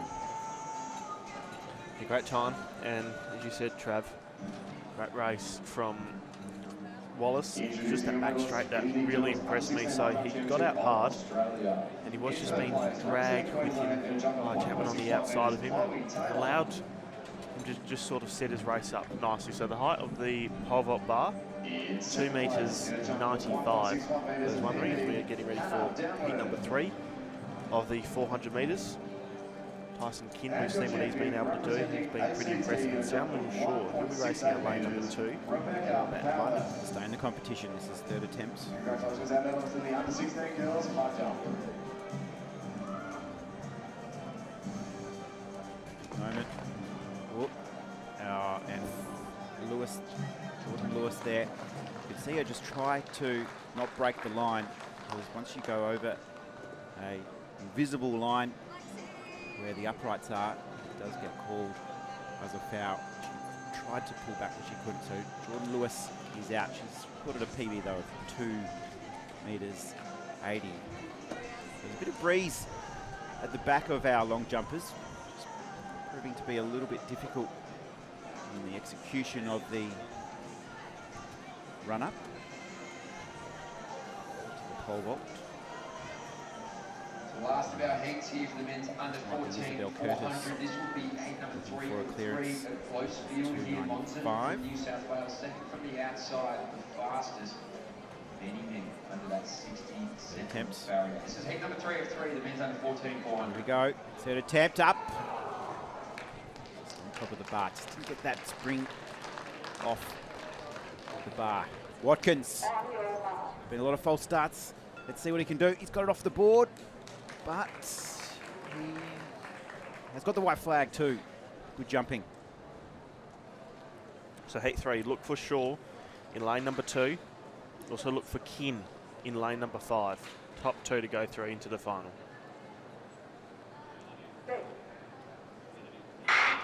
And it was a quick start from Kin in the middle. We expected that. Mazon on the outside is moving well. He's applying the pressure onto Talbot. He's moved past him. Kin has been able to move past Leverjack and Thomas on the outside of him. So charging down the back straight is Mazon. He's got the lead from Kin, who is in pursuit. Shaw's moving well behind them. He's quickly past Hardy, and he's moving up to Laurentry and Joyce on the outside of him. 180 to run. It's Kin that has got the lead. Monzon is moving well. They've got 150 to go. 2 will go into the final. It's Kin that is in a good position. So too Monzon. Where's the silver medalist from last year in Shaw? He's back in 3rd. Can he climb up to 2nd into the home straight? It's Kin that's got the lead. Shaw, the silver medalist, the bronze medalist from last year actually. He's fighting back from Kin, and then it is Monzon on the outside that has just taken the lead. Shaw's moving with him. It's going to be Monzon into the final, and the bronze medalist returns to the final in Shaw. Kin will have to wait on times, but it's a 54.60 the time.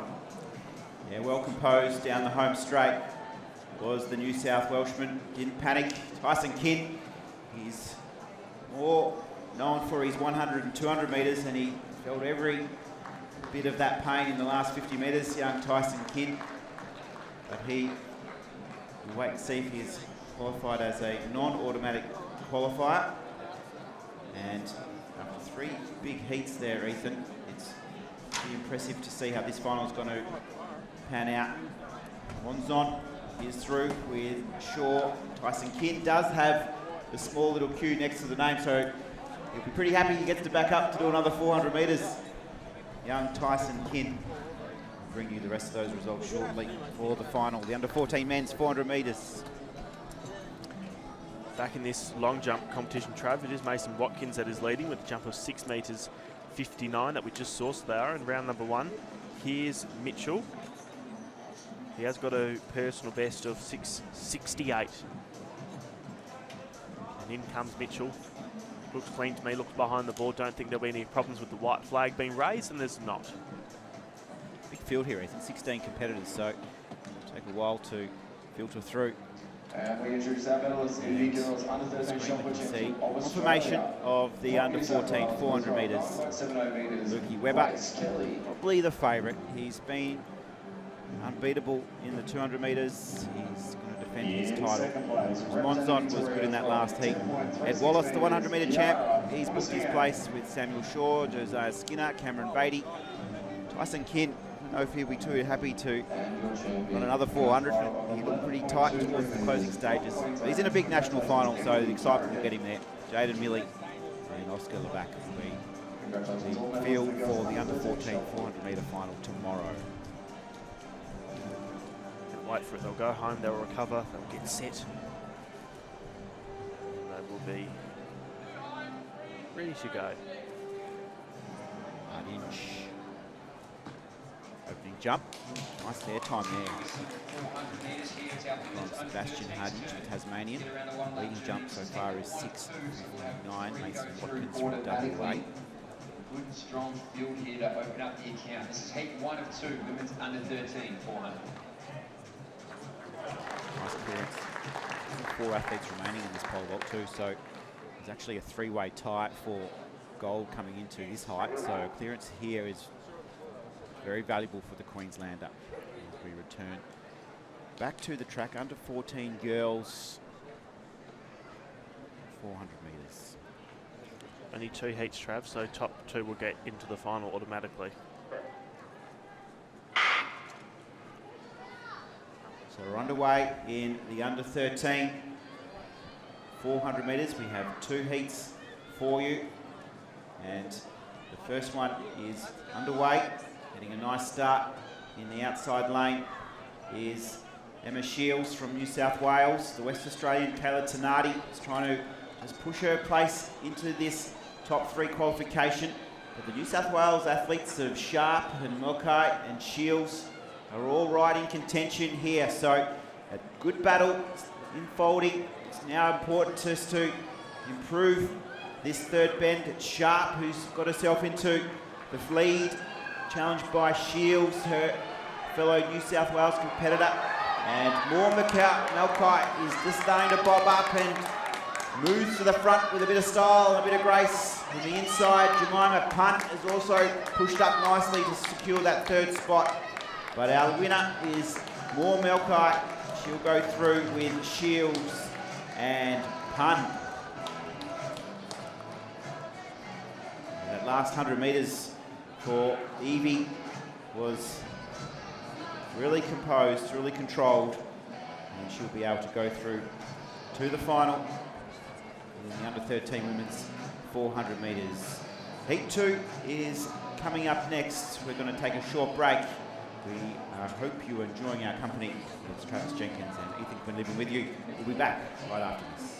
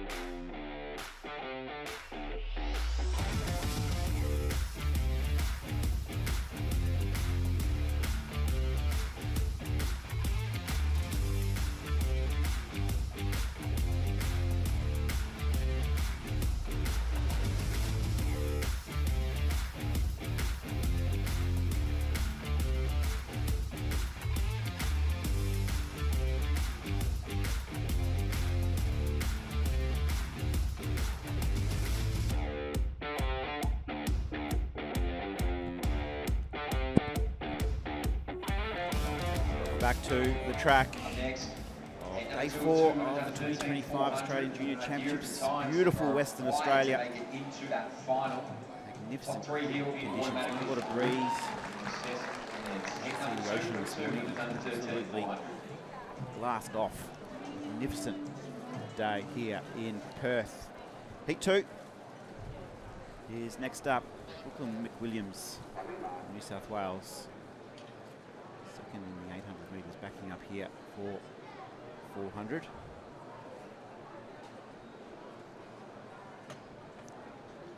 Let's see how she goes.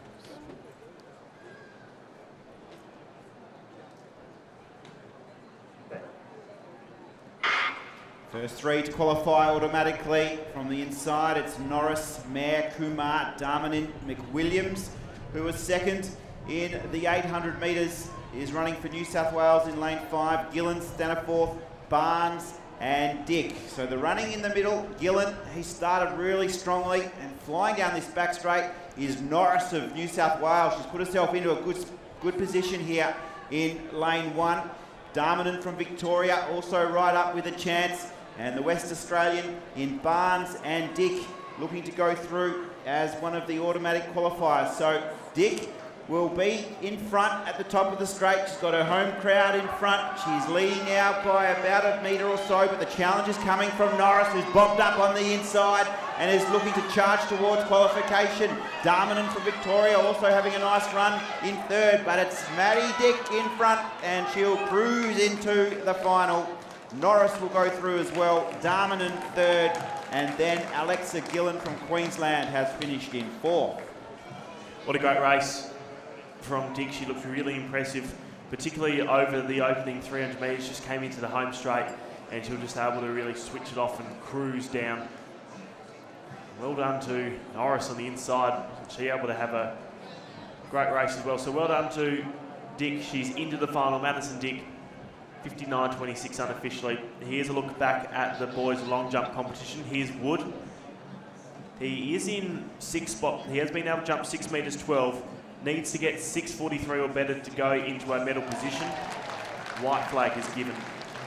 So leading with a jump of 6 metres 99 is Luana Viuna, who has jumped 6 metres 99.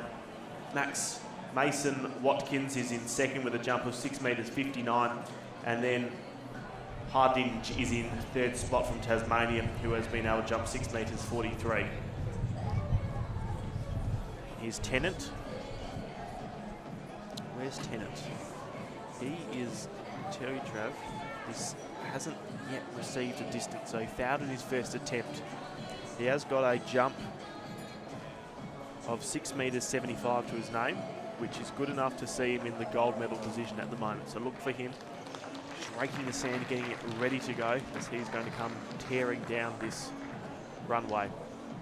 As you can see, our next 400 metre race is almost ready to go, but we'll stick with Tennant, because if he can unleash a big jump and put himself into a medal spot, would not be surprised at all.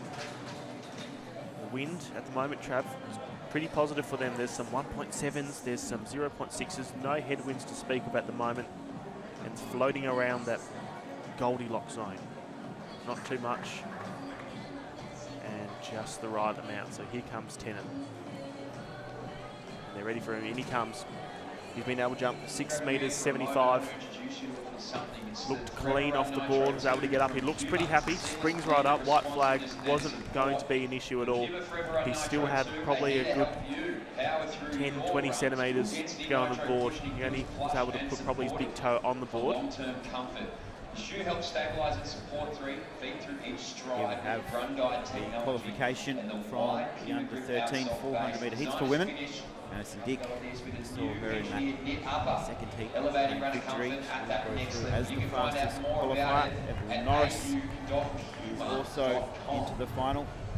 Take a sub 60 to win the title. Brooklyn McWilliams, she scraped through as a non-automatic qualifier with Amelia Barnes of WA and Alexa Gillen of Queensland. 6.76 for Tennant, Trav, so he finds himself in the lead. And we'll be right back from the WA Athletics Stadium in just a moment. 26 degrees in Perth. We're getting ready for our next 400 metre heats. Stick around. We'll be back with more after the break.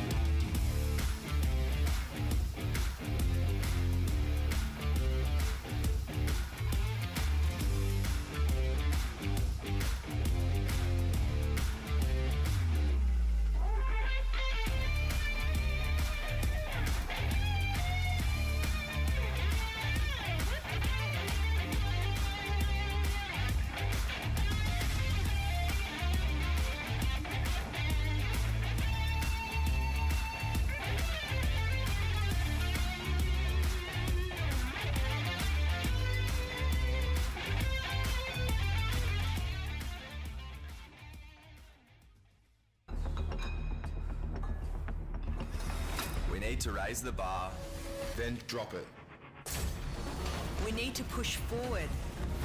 then push against that, we need to carry the weight of expectation. then throw it all away. We need to know the hunger. So we can fuel the fire. INC Sports Nutrition. Powering tomorrow, today. Welcome back to the WA Athletic Stadium. Day 4 action. Big thank you to Chemist Warehouse and major sponsor West Australian Government. Sponsor of our championships here. And whole world action continues into the business end of the competition. Now this is where the medals will be decided, Ethan. Yeah, I think we've got our medalists already decided, Trav. They're all from Queensland, so the 3 have been able to go over 3:06. That is Charlie Moore, Caitlin Butland and Riley Clare. So just see if I can spot the height of the bar for you, Trav, because I've got it in a bit of a tricky position from our commentary box, but it'll pop up on Roster Athletics in no time at all. So Queenslanders are going to sweep the podium, no doubt about that. 3:06, the height of the bar. There, Butland and Moore falling over it to 3:06. There's Riley Clare. She currently sits in the gold medal position, I think. So 3, wow, so they've moved it up 10 centimetres, Trav, so it's 3 metres 16. Wow. So both obviously, or all 3 of them, they know that they've all got medals and they just want to see who can crack that 3:16 barrier first. So next up will be Butland and then it will be Moore. So medals have been determined in that we know who is going to be on the podium. We just don't know who is going to be in which position on the podium. So we'll keep you updated with that as the height of the bar has been raised to 3:16. Time to return back to the track. Hope you're enjoying your morning of track and field. Day 4 action. And we have heats about to get underway for the under 14 women's 400 metres. You can see there in lane 6 from Western Australia, Billy Richardson, 4 from the right of screen, has 1 gold medal to her name, the 800 metres. Tenzin Lewis will be loving the 8-4 doubles that are being attempted here in both the under 13 and under 14. An absolute master of both events. So here we are. Hamza This is Manu, heat number 1 and 2, say. women's under 14, 400 metres. Loves the 8-4 double championship. Tough one to do because you often get those sprinters on the 200 coming up to test the 400. And you have that this under 14, but 2 Capri Vincent will contest heat number 2. So there's lanes 8 and 9, Elwyn Evans, New South Wales, Frankie Hyde, Victoria. So Billy Richardson though, she has won the 800 already. We don't see her here in Perth in the 400 too often. Better look at it here. So away we go in the first heat of 3 in the under 14 women's 400 metres. From the inside, Brown John, Ava Addo has got away really nicely. Valerie Pickup starting to move her way through the field nicely. And there's Billy Richardson, the West Australian, second from the left. You can see she has started well. The 800 metre champ at this competition. Don't see her too often over the 400 metres, but it will be nice just to see how she can bring some speed to match that endurance that we know she has. Frankie Hyde in the extreme outside is putting it up to Richardson though at the top of the straight. Coming through in lane 4 is Valerie Pickup and Ava Addo looking to go through. But Richardson, she's away, the West Australian. Hyde holding down second comfortably at the moment. But Richardson will qualify, the 800 metre gold medalist. He is through to the final with Frankie Hyde, and Valerie Pickup from New South Wales was finished in 3rd, just ahead of Elwyn Evans and Ava Addo. Pretty strong time, Trav, 56.81 for Billy Richardson. You mentioned her 800 metre exploits. We saw her in Perth. She was able to run a 2:07 800 metres, so we know she's got great endurance, and we don't see as much as we probably want to in the 400 metres because she's just such a talent over that 400, and we just saw the great back straight that she had. Championship record, Heath, at 56.42, so to run 56.81 in the heats, that's really impressive from Billy Richardson. Back at the long jump competition, Travis, this is Mitchell in the under-17s. Tennant, who is the all-schools champion, is still leading this competition after his jump of 6 metres 76. And Mitchell, he's in 12th spot. He has been able to jump 6.05. And down he comes. He's on the board. Probably about the big toe over. White flag given. There's no worries about not being. Looks pretty happy, Mitchell. See what the distance is for him, because if he wants to progress into the next stage, he needs to be able to jump 6 metres 20 or further. If he wants a medal, Trav, 6.59 at the moment is what Mason Watkins has got. So we'll see what he gets. He is in, and it's just come through. Mitchell has put himself into 4th, Trav, so he's only 10 centimetres behind the medalist, the bronze medalist in Mason Watkins. And James Mitchell, 6.49 for 4th. The leads keep changing and the medalists keep coming in and going out, so we'll keep you updated with that long jump competition. Here is Sebastian Hundage. Now he's in 6th. He was about 3rd spot not too long ago before round number 2 in round number 1. He now finds himself in 6th. So he's only had the one jump so far. 6.43 is what he's been able to jump. And he sits. He was in 3rd at the end of round number 1. Sebastian Hardridge. Looks like this next 400 metres is about to go, but we'll just quickly squeeze in Hardridge. No. Back to track. Heat number 2. Not too happy with it, but I'll keep you updated regardless, Trav. Do you see it or not? Let's see how quickly we can go here. Heat number 2 of 3. So here comes Hardridge. Down the runway. Well and truly behind the board. There won't be a problem with the white flag. On your mark.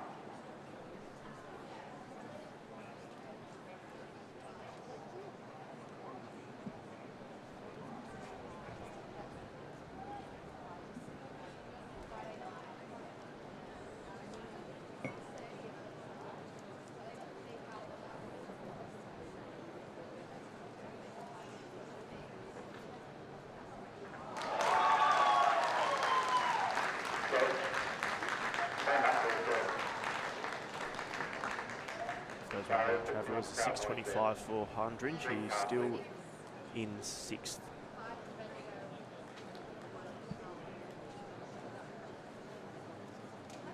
On your mark.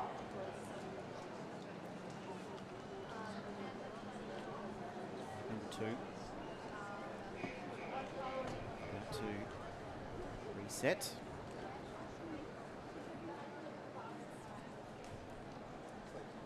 Under 14 girls.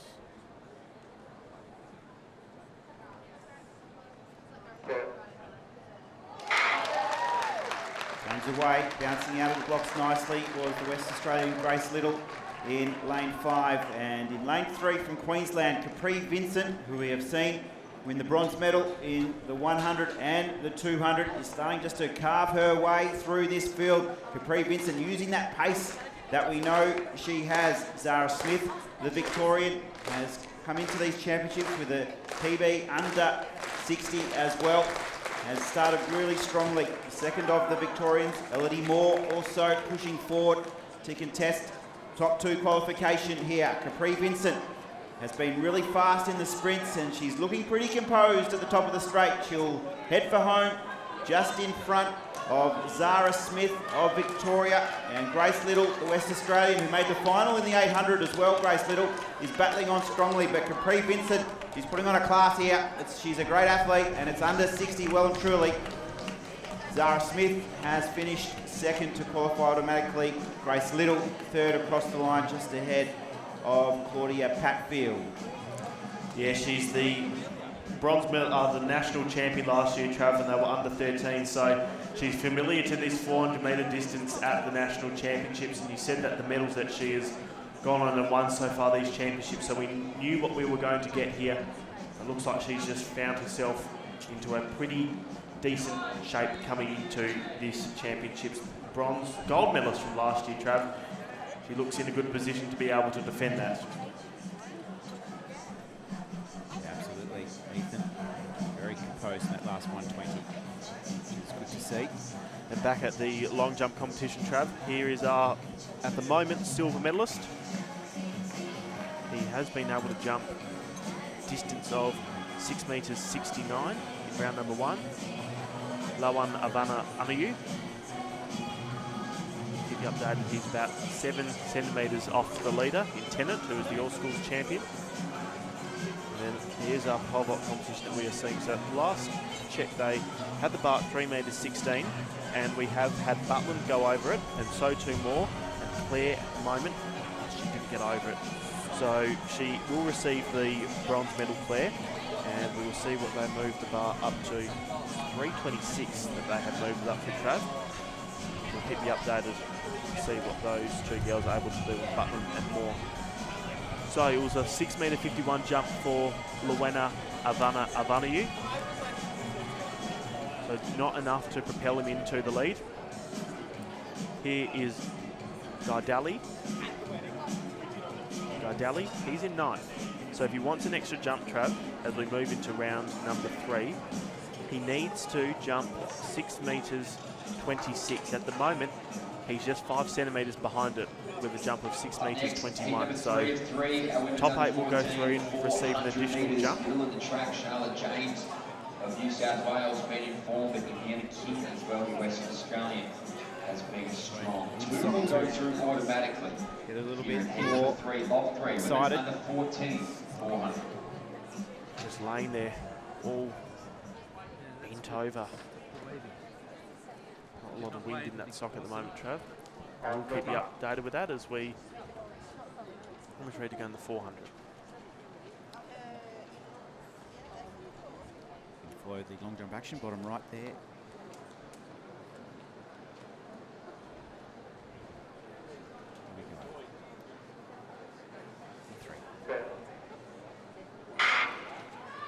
Third and final heat is underway. 60.53 is the cutoff to make it through to the final. And Indiana King, the West Australian, in lane 2, up on the shoulder of Monkman, now out after Ross. Charlotte James from New South Wales is running really strongly through the first 150. She'll turn at the 200 just in front of the Victorian Ava Conti. Miranda Yu of New South Wales and Isabel Ross from New South Wales also still in contention here. Indy King, the West Australian, has just moved up nicely. She'll use the stagger to advantage and will just find herself probably in about 2nd at the moment. It is Charlotte James leading the way. Indy King, the West Australian, moves nicely into 2nd, and Miranda Yu in 3rd, closely followed by Ross and Collis. So into the home straight, and top 2 to go through. It's Charlotte James just coming over the last 30 to go through. She'll win in 57.83. Indy King, ring-a-ding-ding, is in to the final. Lucia Yadav, Queensland, has also gone through in 3rd. She'll have to wait and see if she's a non-automatic qualifier, but no doubt about our 2 automatics there, Ethan. Charlotte James, and well done to Indy King through to a big 400-metre final. Yeah, tough lane on the inside for Indy King, but she ran it really well. She was just able to use the others as a bit of a barometer, a bit of a guide as to how she was going to go, and she was just able to tick them off as she went, ride them one by one. Well done to her into a, as you said, to a big 400-metre final. Indy King, she definitely is one to watch. She did pick up the bronze medal at the National Championships last year. We've seen Vincent go through the gold medalist, and Indy King is with her, and there's Charlotte James, who got the silver medal at the National Championships last year. Yeah, all the big names are through, Ethan, to the final. Nice too. There's Billy Richardson looking on, very eager just to congratulate Indy King as well. There's Billy Richardson. She'll be the fastest qualifier through. Next to Cree Vincent, the Queenslander, the bronze medalist in the 1 and the 2, looking to add to her growing collection of medals. Charlotte James, Frankie Hyde, Zara Smith, Valerie Cobb. Grace Little has gone through as a non-automatic. Great to see. That's her 2nd final. She made the 800-metre final as well. Indy King and Lucia Yadav the Athletics will Foundation be does the is work finalists towards in sustainable 2025 future for Australian here athletes by in increasing access the to Australian pathways Athletics in Championship. The sport. biggest event on the track and field calendar. Regardless To of make the gender, final ability, is a culture, or fantastic age. Visit the Athletics achievement. Foundation. That's the scene here, Ethan. We're well and truly underway here on day 4 action. Hope you're enjoying the broadcast so far. We're going to take a quick commercial break. We'll be right back in just a moment.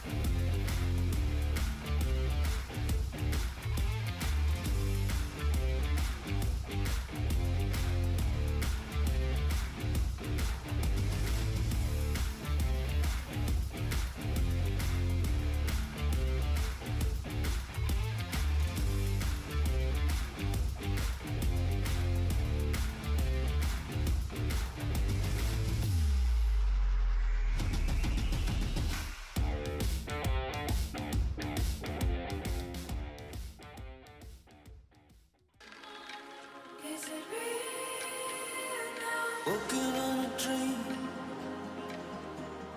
How can I explain?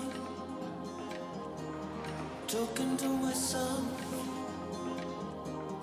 Will I see again?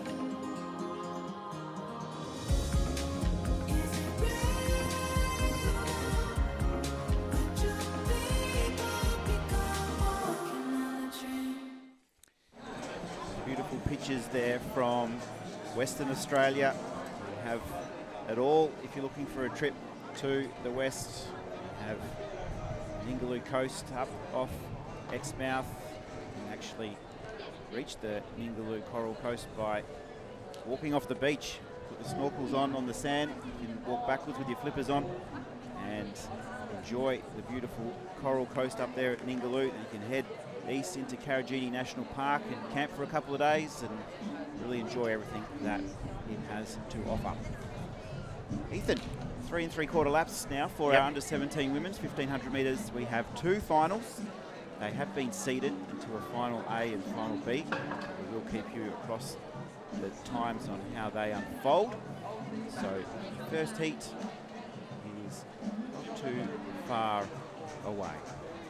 It looks like it will be the final A, the final B that will have the, So behind the line now, the first of 2-time athletes finals here for our quicker women's seat time. under 17 1500 metre And then this championship. final B will be They make their way around the track. There's a time the final one athletes and two. that don't have as quick a seat time as final B, but still medals can come out of this. So what will happen is both races will be run, and then they'll look at the results, they'll combine them, and then whoever gets first, second and third across the medals, across the heats, get the medals. Let's run through the lineup for you at home. Helena Number Butler, 1 is Chloe India Dartnell, Goodall. Anika Barnes, Paige is Rashid, West Sienna Australian Pelosi, Oliver, Isabella Olivia Mackay, Nerford, Helena Butler, Analia wears Knight, number 3, Jasmine Chloe Fu, Dartnell Tilly 4, Williams, Anika Amani Barnes Palmer, wearing and Ruby number Campbell. 5, Paige Time Rashid final 6, Sienna one Pelosi of 7, two. Isabella Complete to the Nearvort, opening one. West Australian, she wears hip number 8. You can see her there just tucked in about 4th position. Amelia Knight is in 9, Jasmine Hume is wearing 10. Tilly Williams, she's on the front there from New South Wales. ranked 11, Marley Palmer 12, Ricky Campbell is 13th competitor here.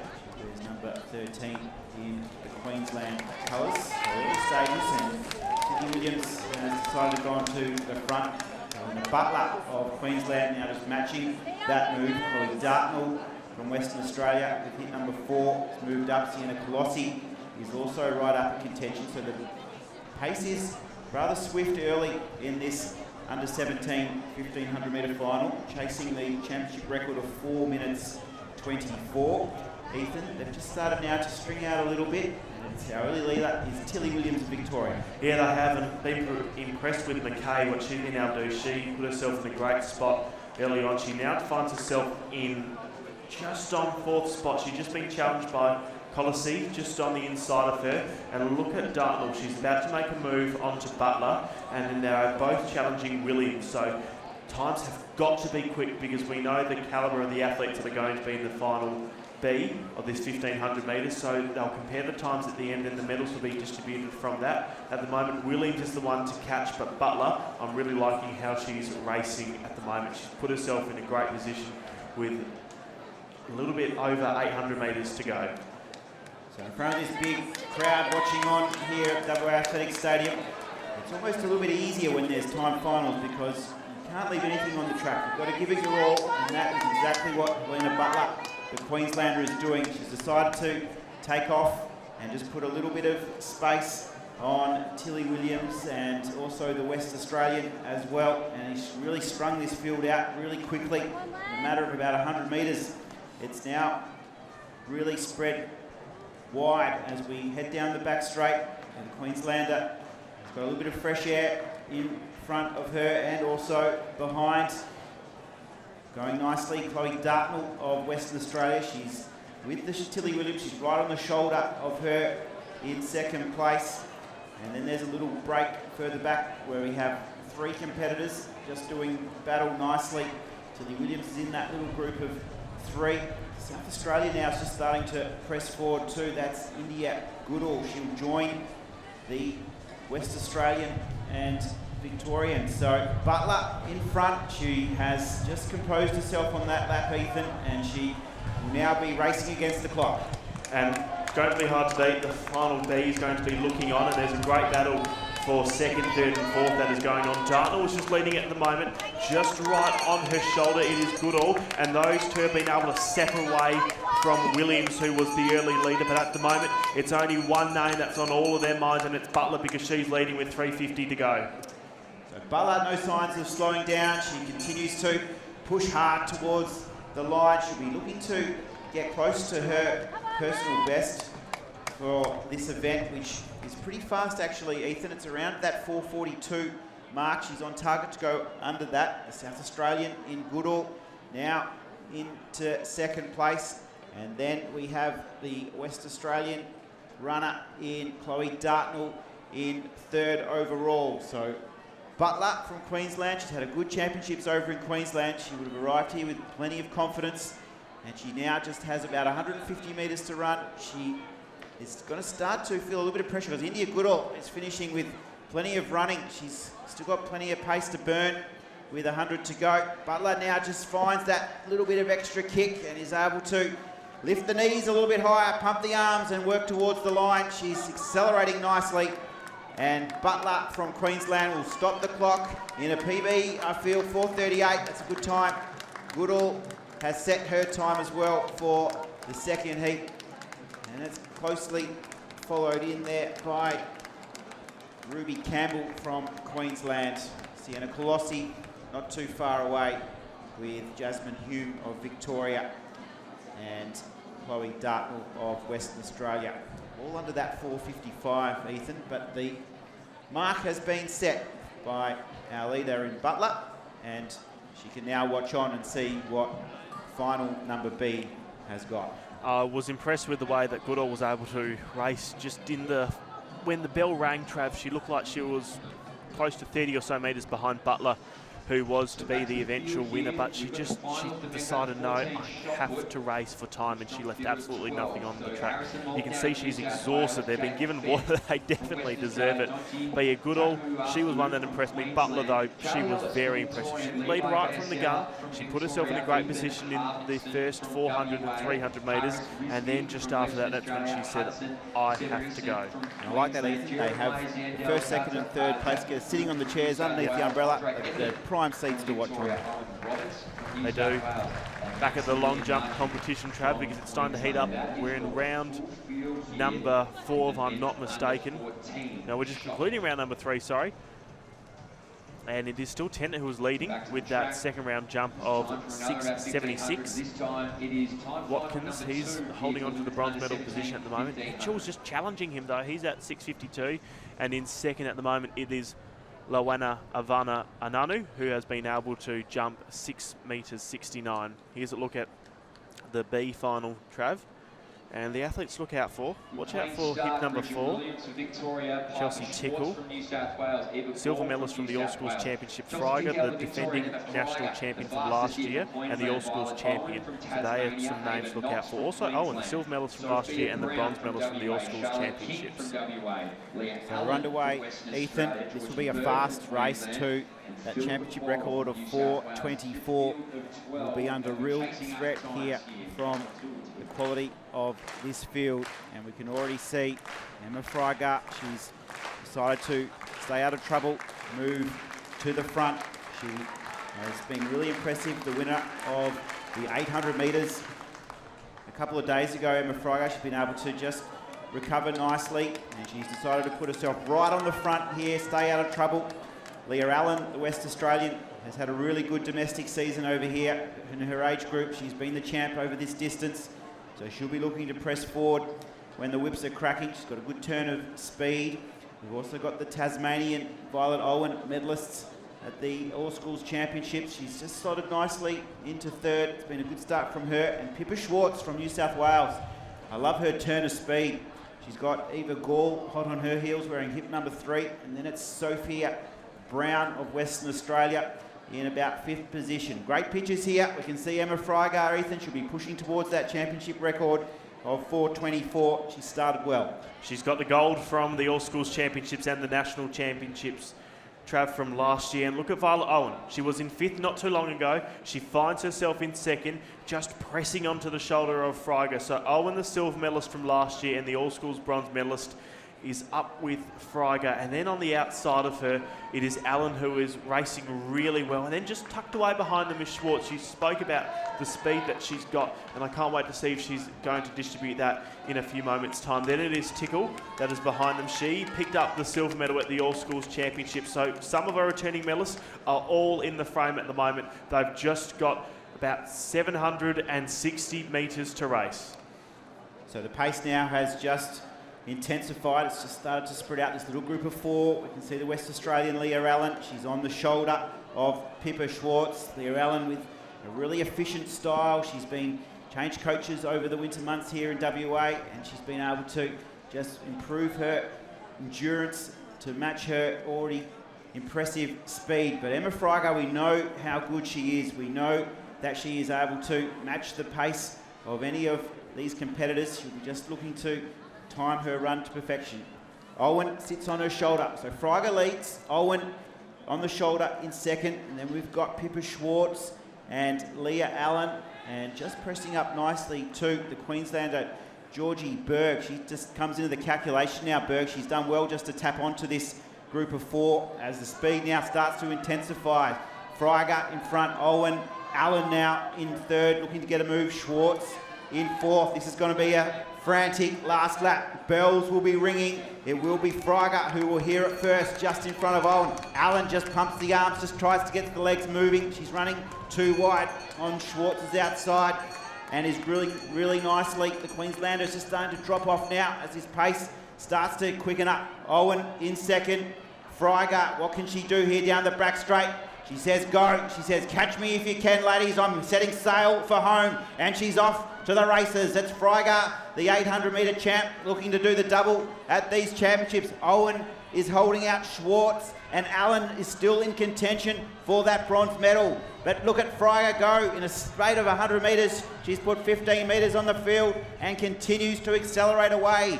Tight for silver and bronze. Owen, Schwartz and Allen. How will that fall? Fryer home straight. She's opened up a nice little lead and she's accelerating towards her second gold medal of this championship. She is a fire that we just can't put out. She's away. This young star is absolutely flying. It'll be a championship record as well. It is clearly Fryer, the championship record gold. Owen, the silver, and Schwartz, the bronze. Leah Allen, well done, 4th in the Australian National Championships. A great achievement from her as the rest of the field come across Georgie Berg. She was right up there with a lap to go. Well done to Georgie. Philippa Quarrell, New South Wales. Chelsea Tickle comes across the line with Charlotte King and Ava Knox. What a final, Ethan. Emma Fryer, she has announced herself to the country as one of our best young junior middle distance athletes. Brilliant call, Trav. Just been rounded up ever so slightly, but still a championship record of 4:22.01. Fryer, she just looked incredible, particularly in that final lap. Just the way she was able to put some distance between her and Owen, because it was only with about 2 laps to go that there was hardly anything separating Owen and Fryer. But Owen, Fryer, she won the gold medal last year, and she gets it again. Owen, she's back onto the podium. She got the silver medal last year and she's able to stay on that podium. So well done to both of those two girls. And Schwartz is able to climb up onto the podium. 3 girls under 4:28. That's quick. Violet Owen, 4:26.86 and Piper Schwartz, 4:27.61. All smiles. She can still jog too, Ethan, which is really impressive. Oh, very impressive that is. Oh, look at that. Great clearance from Lowry at 1:75 on his first attempt. Get you an updated standings in that high jump competition, Trav. We'll take a quick final look at the final results from the under-17 1500 metres. Emma Fryer, Violet Owen, she was really challenged by Schwartz and Allen, so she's done well to secure the silver. Pippa Schwartz will be our bronze medalist at these championships. Leah Allen, big PB for her too, under 4:30 for the first time. Well done to Leah. Helena Butler has finished in 5th. That'll be a good time for us to just take a quick breather, but we'll be back right after this short break. You're listening to Travis Jenkins and Ethan Quinlivan. Great pictures here from Perth.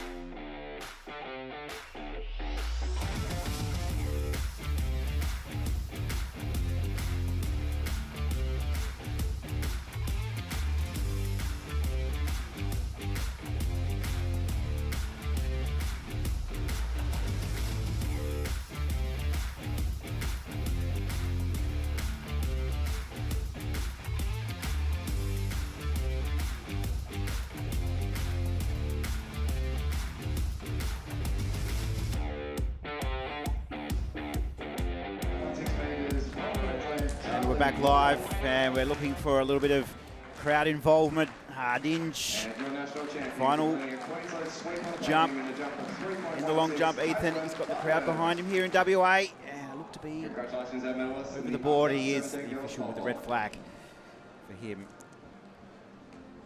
So he will finish with the best of 6 metres 53. Still Tennant, that is our leader, on 6 metres 76. And then Lawanavana Nanu has been able to jump 6 metres 69, and then Watkins is in third at the moment with a jump of 6 metres 59. You can see competitors starting to get ready for the next big final, which will be the 1500 metres final for under 18 women. What an event this is, Ethan, for Australians now, with the success of our senior 1500 metre women, of course headlined by Jess Hull, the Olympic silver medalist. Whenever we come down to the track, Ethan, there's always 3-4 heats of 1500 metres now, isn't there? Correct. Sometimes even more here in Perth. It's so hotly contested amongst the women, and I think the success of our senior women absolutely helps with that. And this is going to be a terrific final, because a really open race this year. Just doing my homework on it earlier this morning, Ethan, before I dropped the kids at school. I was able to, it's hard to pick a winner, because there's a lot of similar PBs across, a lot of similar conventional athletes. Yeah, you're exactly right, Trav. Just looking at last year's results, Hannah Torner, who is from South Australia, she'll be wearing hip number 7. She's the All-Schools champion from last year. She did pick up the national silver medal from last year, so make sure you look out for her. They'll just start to make their way back to the starting line. Get ready for this under 18 1500 metres. No time finals. This is it. Medals will come from this race. We can guarantee that. Yeah, well said, Ethan.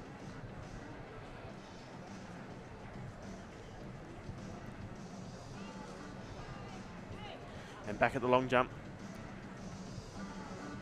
Our next track final, though, is behind the line. It is our women's under 18 1500 metres. We'll give it a full field when they begin. Flag. This is the national championship for the women's under 18. And it looks like that competition is just getting towards the final stages. So Connor Legenzis has just been able to move up into third spot. He's tied Mason Watkins' jump of 6.59. But based off count back, he has gone into third as the 1500's ready to go, Trav.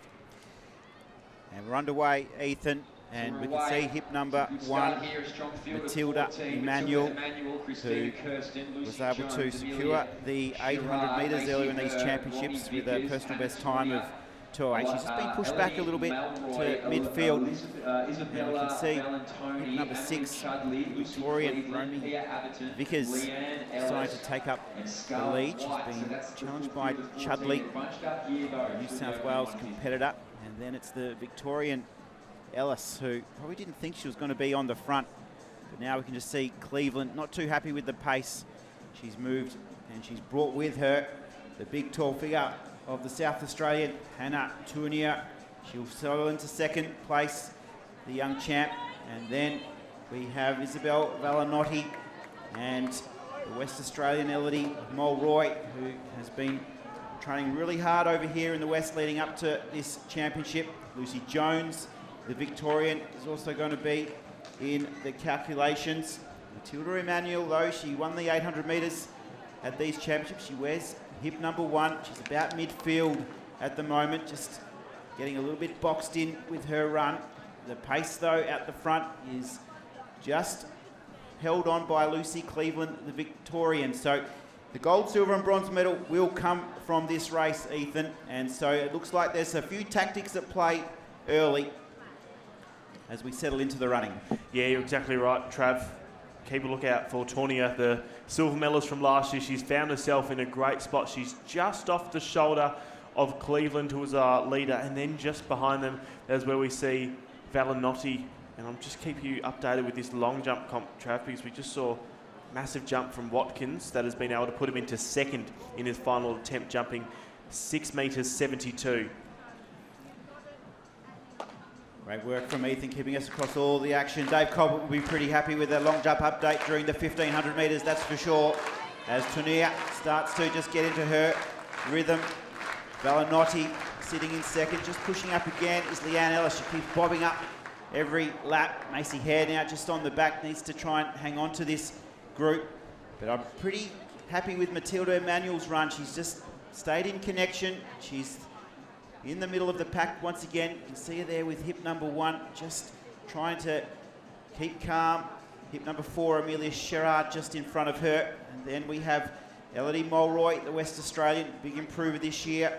Then Ellis, then in third place, wearing hip 9, Valanotti. And then Cleveland. And our leader, the South Australian, Tunia, leads the way. She'll be looking to go back-to-back in this event. Can it be 2 golds for her? Matilda Emanuel just gets out now and starts to push forward. She's now up into 4th position and is pushing towards the lead. Cleveland having a nice little run, and Ellis still right in contention, as is Valanotti. Mulroy just getting a little bit boxed in as we start to see the pressure intensify up the front. Can the South Australian hold on and become the national champion 2 years in a row? So here we go, final lap, Ethan, bells are ringing. She is, Trav, so she picked up the gold medal at those All-Schools Championships recently, so she knows how to do it. Can she climb up one more podium spot? She got silver last year, and she's in a great position at these national championships to get the gold medal.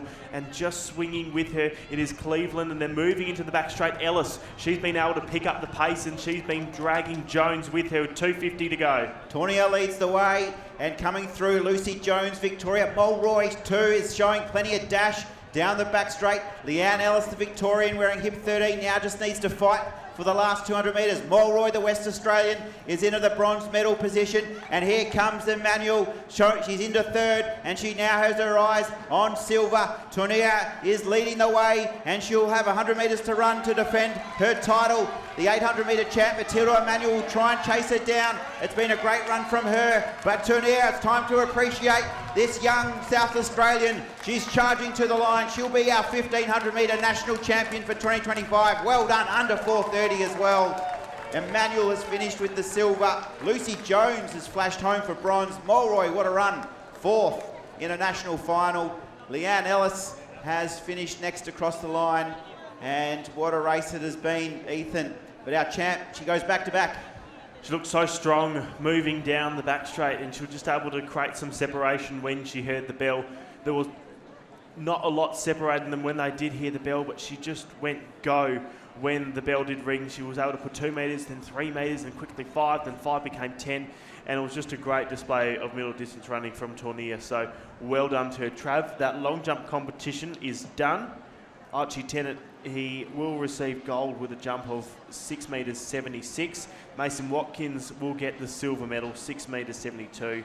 And then who was in second spot right up until round number 4, but Luana Vananu has been able to jump 6 metres 69, just 30 centimetres off Watkins, but he gets onto the podium. There's Hannah striding off. She'll have the medal presentation shortly, where she will receive that gold medal. Matilda Emanuel, she'll add a silver to her gold in the 800 earlier in these championships.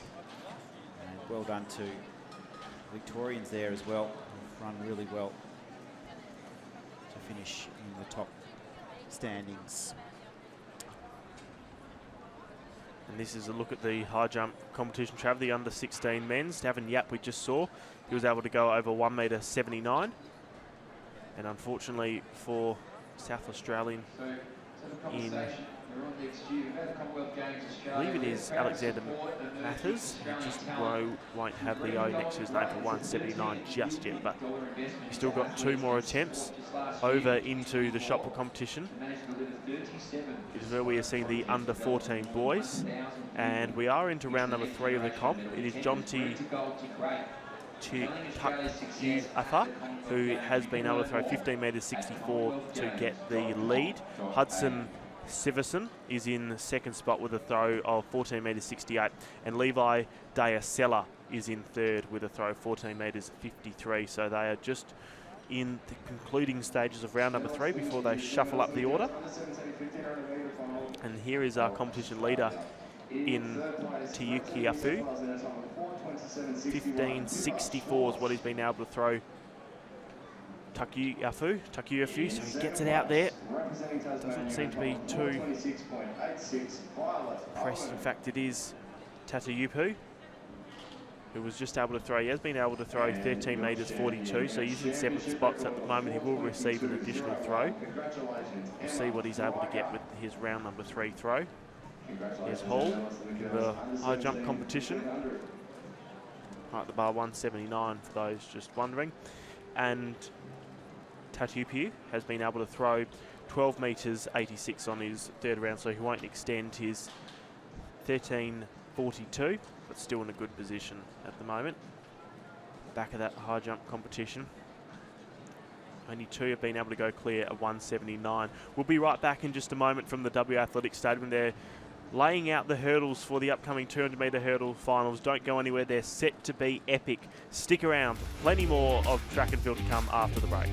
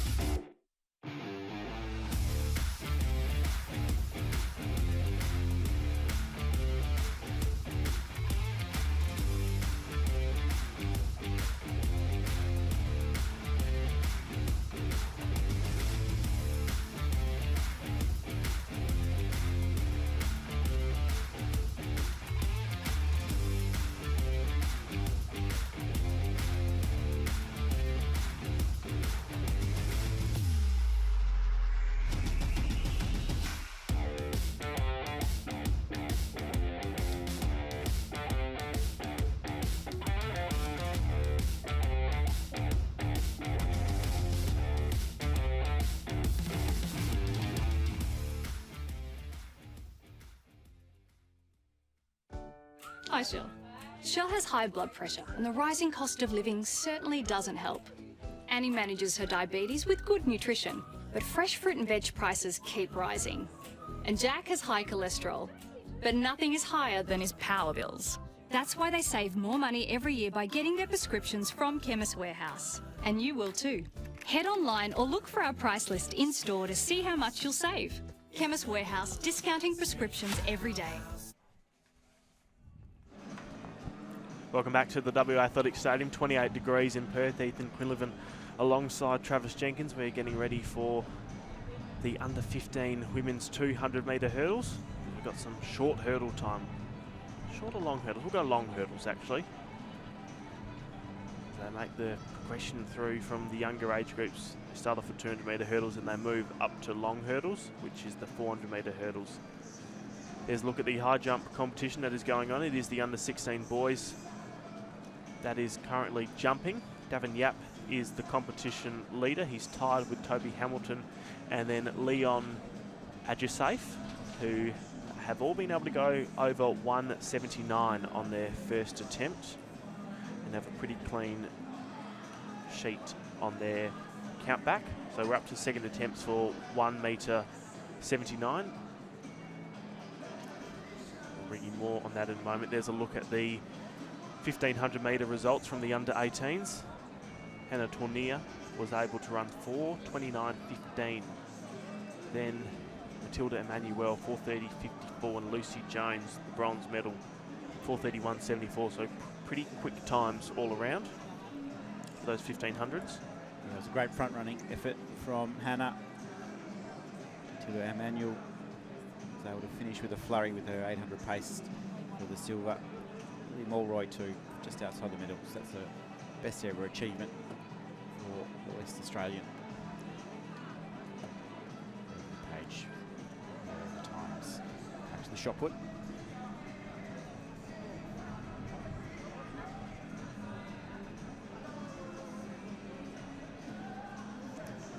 Give you an update on how that shot put competition is going, Trav. So still leading with that jump, with that throw of 15 metres 64 is Takafu, and then it's Hudson Severson who was in second, 14.78, and then it is Day Acella who was in third with a throw of 14 metres 53. Great jumping from a New South Welshman, over 1 metre 79 on his second attempt. Back at the shot put, here is Tatapu, who we saw throw a little bit earlier on. 13 metres 42 is his best throw so far. He is in 7th position. A good throw, to be close to about 13 or so metres.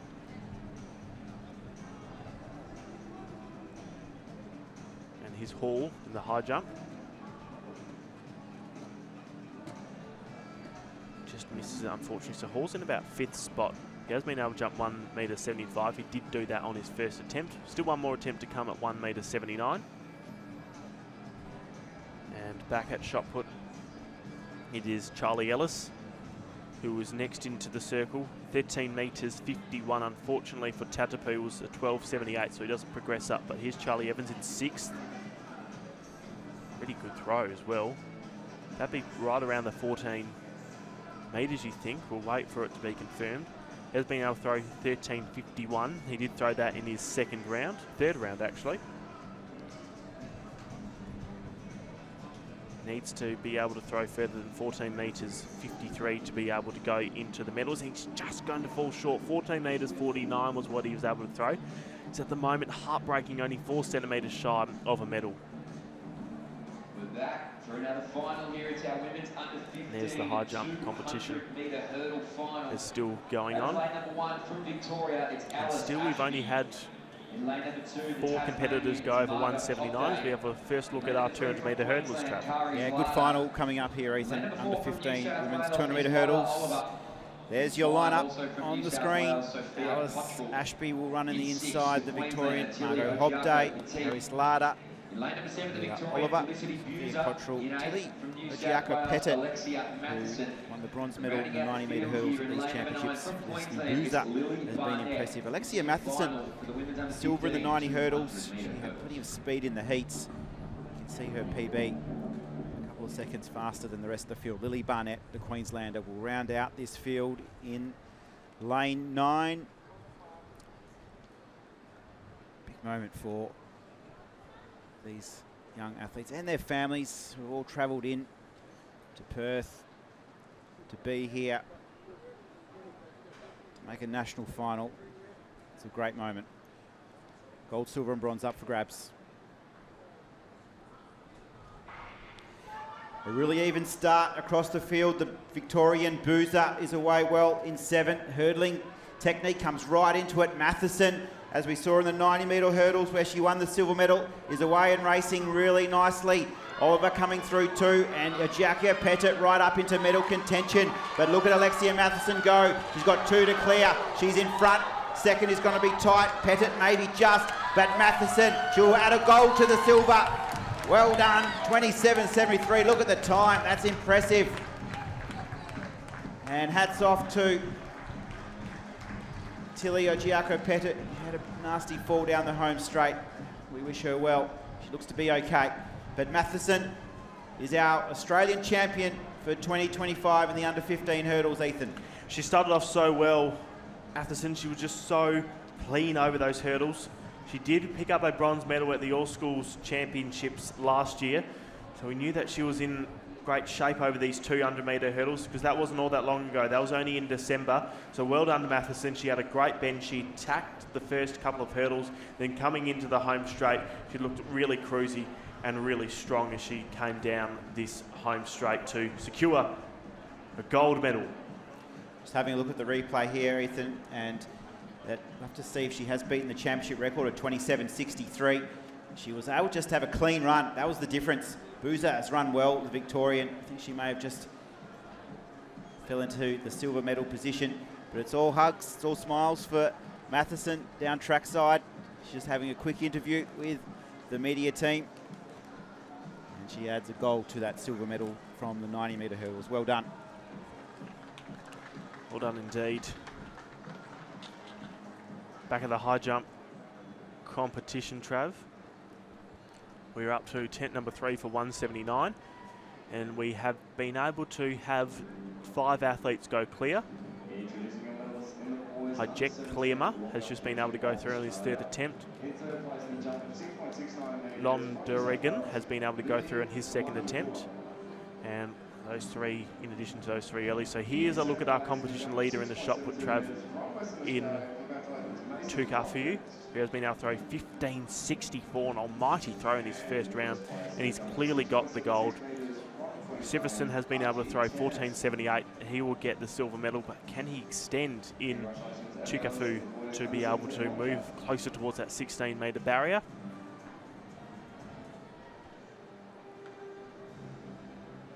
And it was a 14.57 throw, so back at the high jump competition we go to for the under-17s. Up to tent number 3, and unfortunately it won't be a clearance for Lopez Fisher. For a final is our men's under 15 javelin throw. Field of 8 from Queensland, Ethan Knott. New South Wales, Caleb Ritchie. Western Australians, Liam Verano Van Niekerk.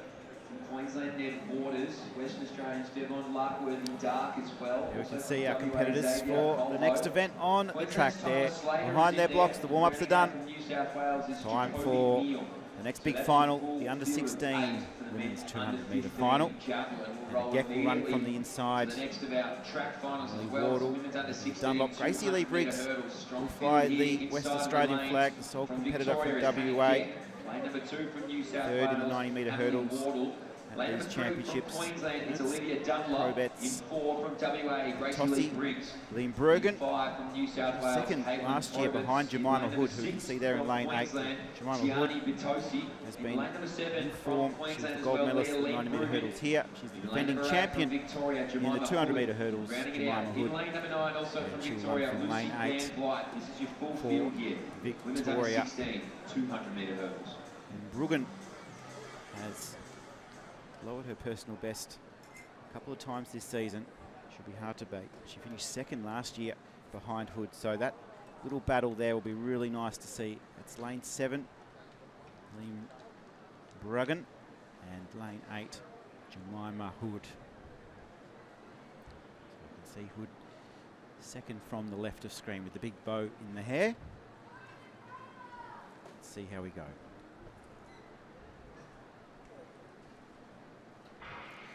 And what a battle this promises to be. Hood, the hurdles champion over 90 metres, has bounced out beautifully. She's going to be chased by Lembruggen, and we are going to call the competitors back. A second gun has sounded, so we'll reset, we'll get excited again, and we'll look forward to welcoming the under-16 women's 200-metre hurdles down the main straight once more. Not 100% sure what it was called back for, to be honest, Trav. I did hear that recall gun. So there's a misfire in the start. Okay. We've just been told. Sometimes it adds to a little bit of the nerves, Ethan, just to, you know, not have the race underway. But sometimes it can just be a good little run through, can't it? Just to, you know, if you haven't nailed that first hurdle, you get a second chance. You can always find the positives in things, Travis. That's what I like about you. They've certainly valid points away for them.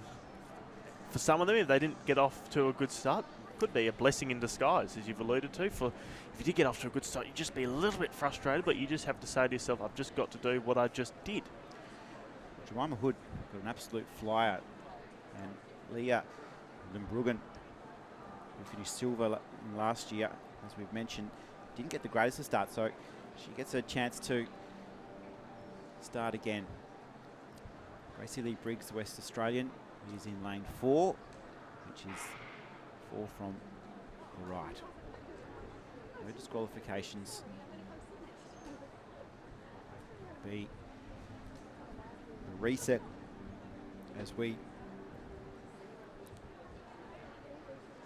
look across the infield. Chemist Warehouse, big thank you to them, our major sponsor with WA government supporting big events here in Western Australia. This is exciting because the battle between Hood, Gracie Lee Briggs, and Leah Limbruggen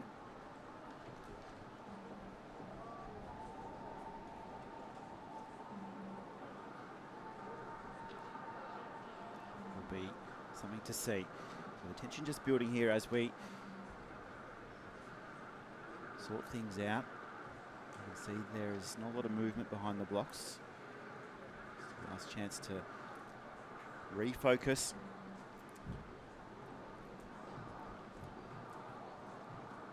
Gracie Lee Briggs, the West Australian, 29.67 is her best time. It's her 4th in the overall stands. Caitlin Probets from New South Wales will be on her outside in lane 5. There's the starting team. The headset's off. Never a good sign when the headset comes off. There's obviously just a couple of little technical errors as the starter has moved off the stand, and we're going to bring the athletes off the track. We'll try and give you an update as to what the technical issue may be. It may just be that there is a slight gun issue. The girls have just been asked to reset, perhaps take a little breather underneath the tent. Yes, they're going to wander over to the tent to have a little bit of a rest. So the tension will build for the under-16 women's 200-metre hurdles final. The women are just gathering underneath the shade. We will come back to the WA Athletic Stadium for this big final. It's the under-16 women's 200-metre hurdles final next. Don't go anywhere.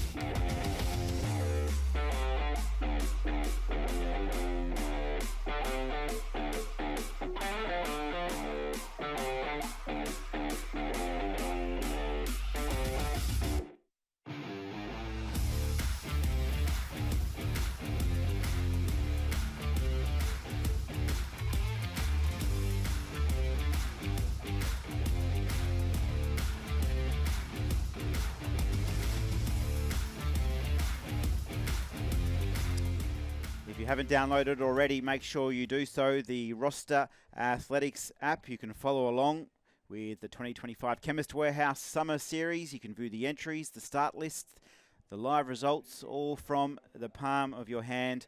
We can even now start to see, Ethan, some of the senior and under 20 competition start lists starting to appear on the Roster Athletics app. So over the next few days, that'll be definitely the way to have a look to see when your favourite runner is going to be competing at these championships.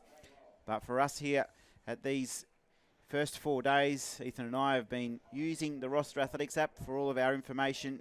We are able to have it all in real time, and it's a fantastic part of the athletics kit that everybody needs. It is. So we don't get given these secret sensitive information sheets of all these times and start list, Trav, and the results as soon as it happens, how we're able to get it. It's all through the Roster Athletics app. So what we see is what you can see as well, as we are now seeing the girls back out for this 200 hurdles final. And just like that, the under-16 women have reappeared. They've come out from the tent. We are ready to start the race. The under-16 women's 200-metre hurdles final. The battle between Liam Brugan in 7 and Jemima Hood has been really interesting over the last 12 months. What will happen in this moment? Hood had the honour of the national title last year. Liam Brugan was second on that occasion.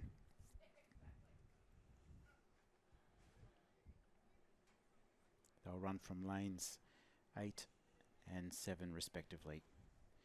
Jemima Hood with the bow in her hair. We're just about set for this big under-16 women's 200-metre hurdles final.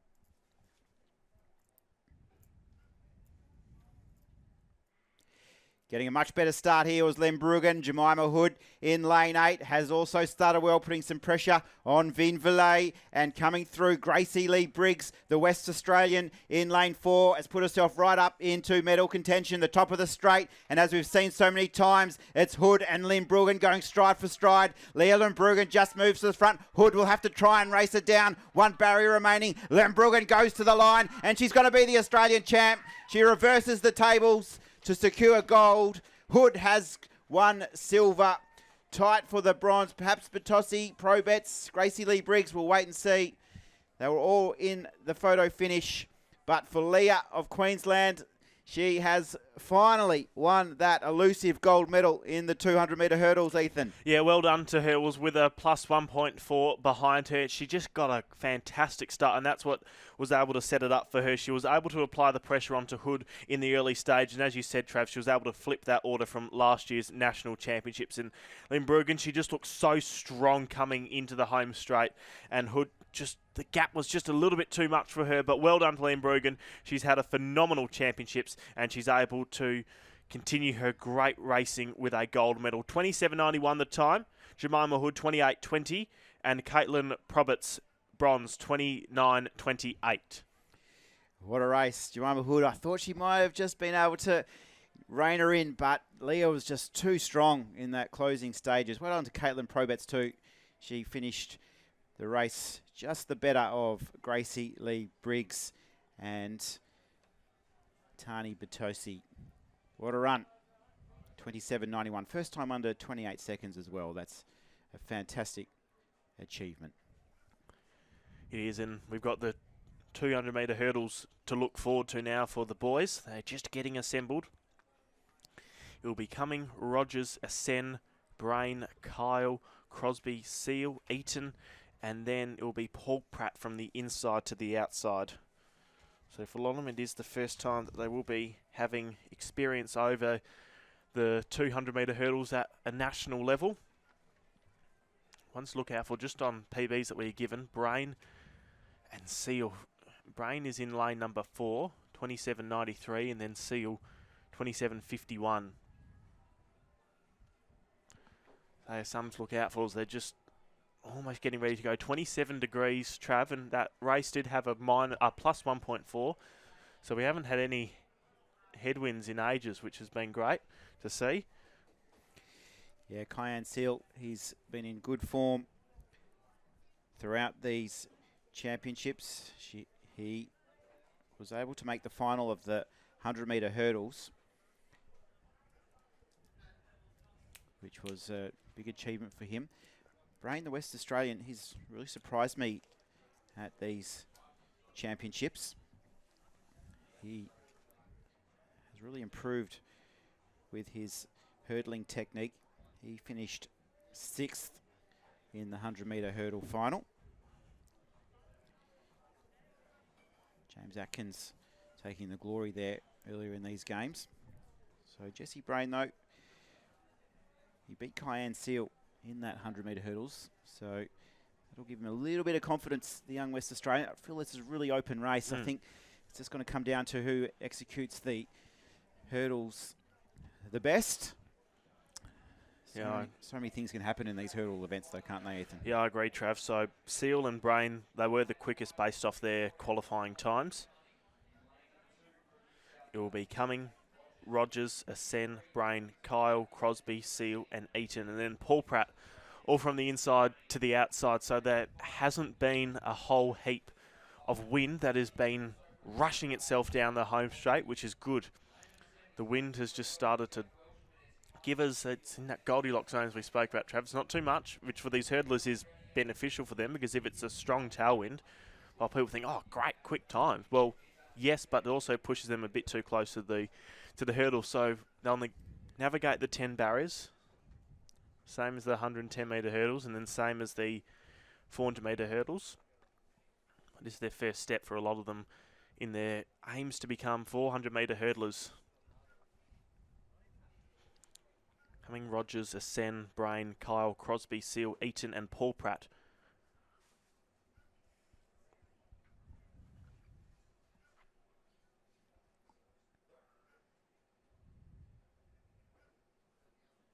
It was a great start from Crosby towards the middle on the outside. Paul Pratt got away really well. So too has Seal. Crosby's applying the pressure onto Seal, and Paul Pratt on the outside is racing well into the home straight. We've got no leader. It is between Crosby, Seal and Paul Pratt. It's Crosby that is just edge clear of Seal. Seal's coming after him. So too is Brain on the inside. Crosby's just clear, but here comes Seal. Seal and Brain up. Crosby over the final barrier. It's Crosby just ahead of Seal, and it's going to be Crosby that is the national champion from Seal. 2.6 is the tailwind. Brain was closing late, but Crosby gets it done. And look what it means to the young man, Jaden Crosby, Western Australia. He had his family and friends all cheering him on. He just was able to be so relaxed into those last couple of hurdles because Seal was right on his hammer. As we have a look at the replay, and Crosby was just able to hold on from a fast finishing Seal, and for Crosby, that's his big breakthrough victory. It was a windy 2.6, 26.84, and he was able to feel all the emotion of winning a national title. It's such a big moment for young Crosby. He's put in a lot of work this season, as all our boys have here, and for him to secure the gold for the hometown of WA, beautiful Western Australia. And Jaden Crosby, he's a happy man. So he should be. 26.84 the time for him. Seal 26.90 and Brain 27.64. That is how the top three did shape up. If Jesse Brain just watches that race back to Ethan, he absolutely missed the start. Yeah. He was last absolutely to the first hurdle. So he fought back well, the young West Australian. He'll be pretty happy with the bronze medal. Thomas Eaton, not too far away in fourth. So yeah, he had a great straight trap, but yeah, 2 point, his bend just wasn't up to what we've seen, and did come from missing the start. So still fantastic job to be able to put himself into the medals. 27.64, as I said, about 0.7 of a second outside of silver. But well done to Brain. This race, Trav, I'm excited for this race because... Talk me through it, Ethan. Yes, I will. So we've got... this should be scintillating. Trevon Ackman, watch for him on the outside. The national champion from last year. Watch for the championship record, 24.54. That could be in a little bit of danger, I reckon. Also look out for Harry Osborne, the All-Schools champion. He is going to be racing out of lane number 5.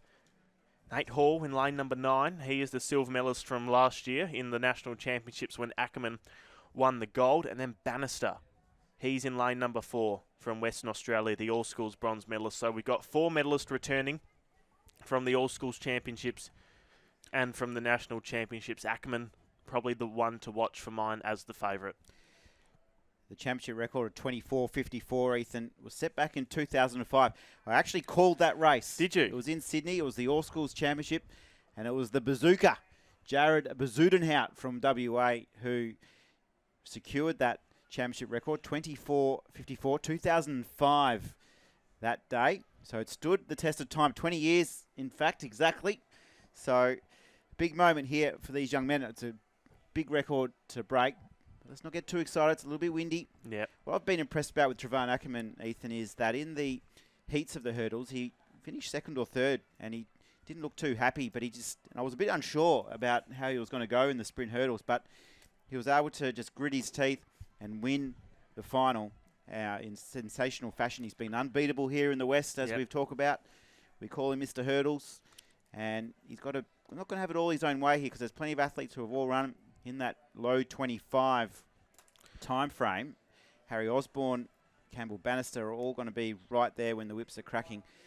It's going to be a really interesting final, Ethan. So the national record, for those wondering, 23.93. Championship record, 24.54. I reckon that's attainable. And just to your point, Chubb, we don't wind for national records. It's important, but you can have a +6 behind you. You can still get a championship record. So these conditions could favour that. That is something that sort of not really a loophole, but it's something that I think it's warranted as well. So it'll be Ham from the inside, Lockhart, Sinclair, Bannister, Osborne, Miller. Then in lane number 7, we will have Faruga, and then Ackerman and Hall. So Faruga, we know he's a champion athlete as well. He's a silver medalist from the All Schools Championships. Yeah, Is don't Faruga? discount him. No. He's impressive. He's in the blue. He'll have to chase Trevon too. So Trevon will be in lane 8, second from the left. So he'll be out fast, but that might just allow Max just to gauge his race around that bend.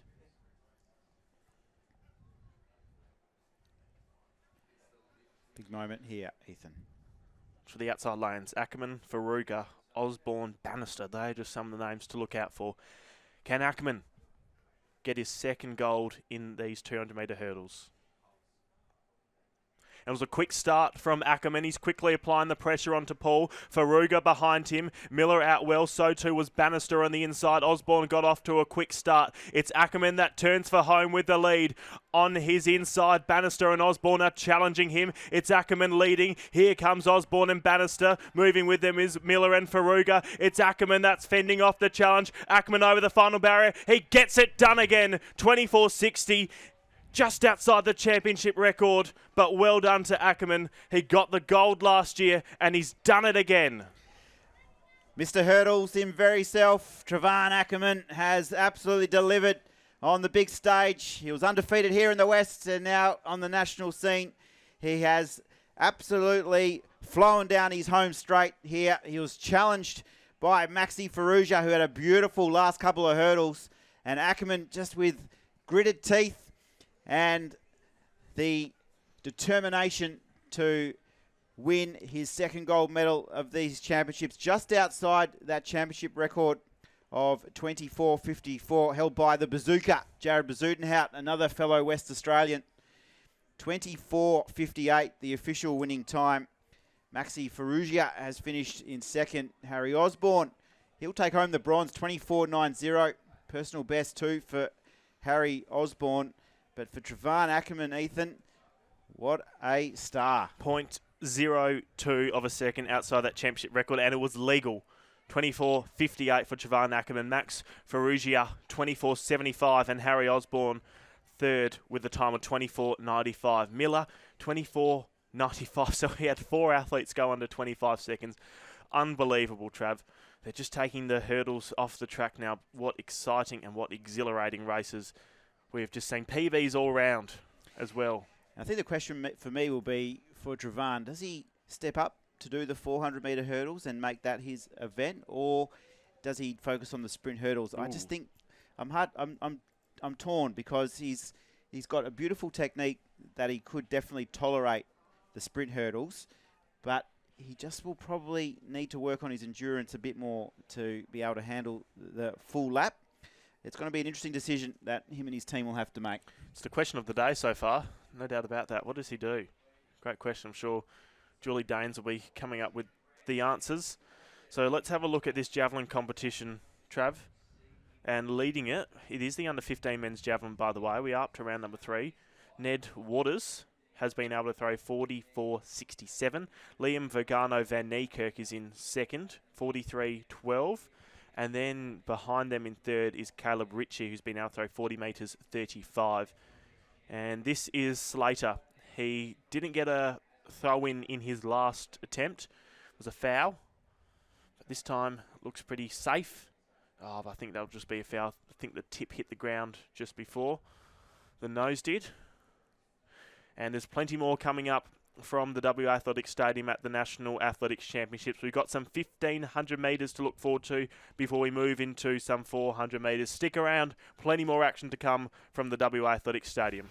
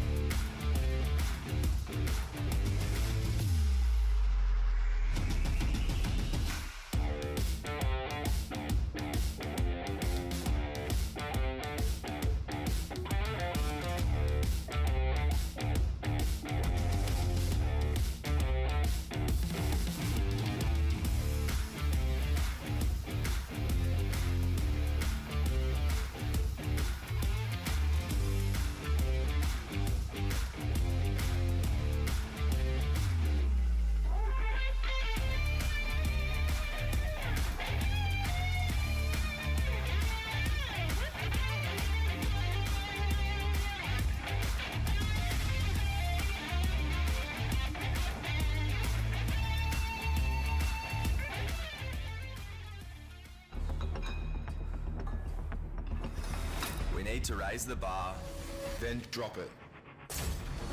We need to push forward. Then push against that. We need to carry the weight of expectation. Then throw it all away. We need to know the hunger. So we can fuel the fire. INC Sports Nutrition. Powering tomorrow, today.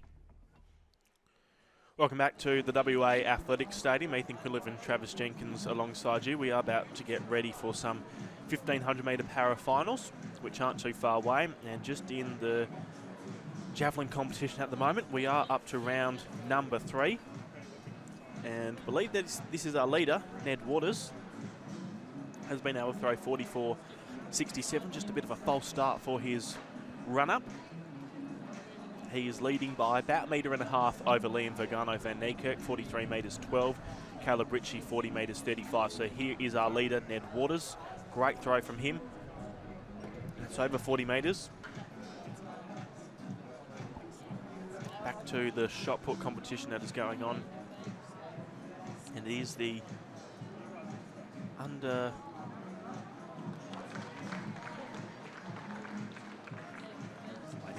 clarification to see which shot put it is on the roster. And by the way, if you do want to catch up on all the results that is going on at the moment, you can download the Roster Athletics app where you can get entries, start lists, all from the palm of your hand. So this is the under 14 girls shot put. Looks like they're just in the warm-up phase of their competition. Just getting some throws in.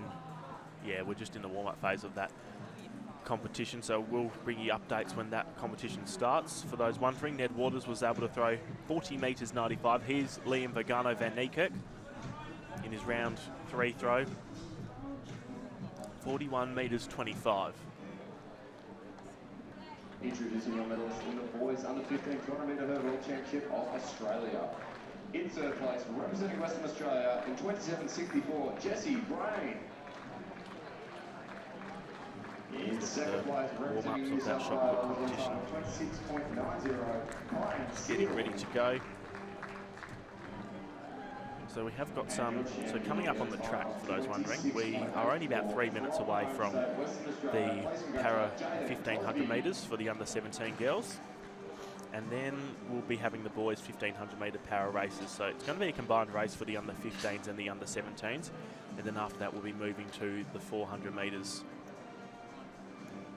Star will be coming in for those. He's been on the microphone, very busy over the past couple of days, as Mitch, with the Grand Slam track and national championships here. I'm sure he's been getting up to all sorts. Perth, he absolutely loves Perth. Why, when you look at the conditions, you can barely see any clouds in the sky at the moment in Western Australia, in Perth. And just an update in that javelin competition. So the top 3 have remained the same as we are drawing it into round number 3. Caleb Ritchie is in third with a throw of 40 metres 35. Liam Vergano van Niekerk second. Ned Waters leading. And here is Tyler Slater. So he's yet to record a distance as Tyler. Just having a problem with the tip landing before the nose of the javelin. That's unfortunately exactly what happens again. So there's Kieran Reeve, one of our officials. He's just gone to pick it up. And unfortunately for Tyler Slater, he will not record a throw. But the top 7 has been locked in. And here is Neil, New South Wales. So he's in 4th at the moment. He's about 80 or so centimetres behind a medal spot as we are about to move into round number 4. With throw, there won't be any problems with the landing. That's well over 30 metres. Don't think it'll be enough to break his best, which has been 39.59 so far. White flag given. No problems at all. So Caleb Ritchie will go into round number 4, you think, with the bronze medal at the moment. Then Liam Vergano van Niekerk silver. Then Ned Waters behind him, 44.67 is what they have all been able to throw so far.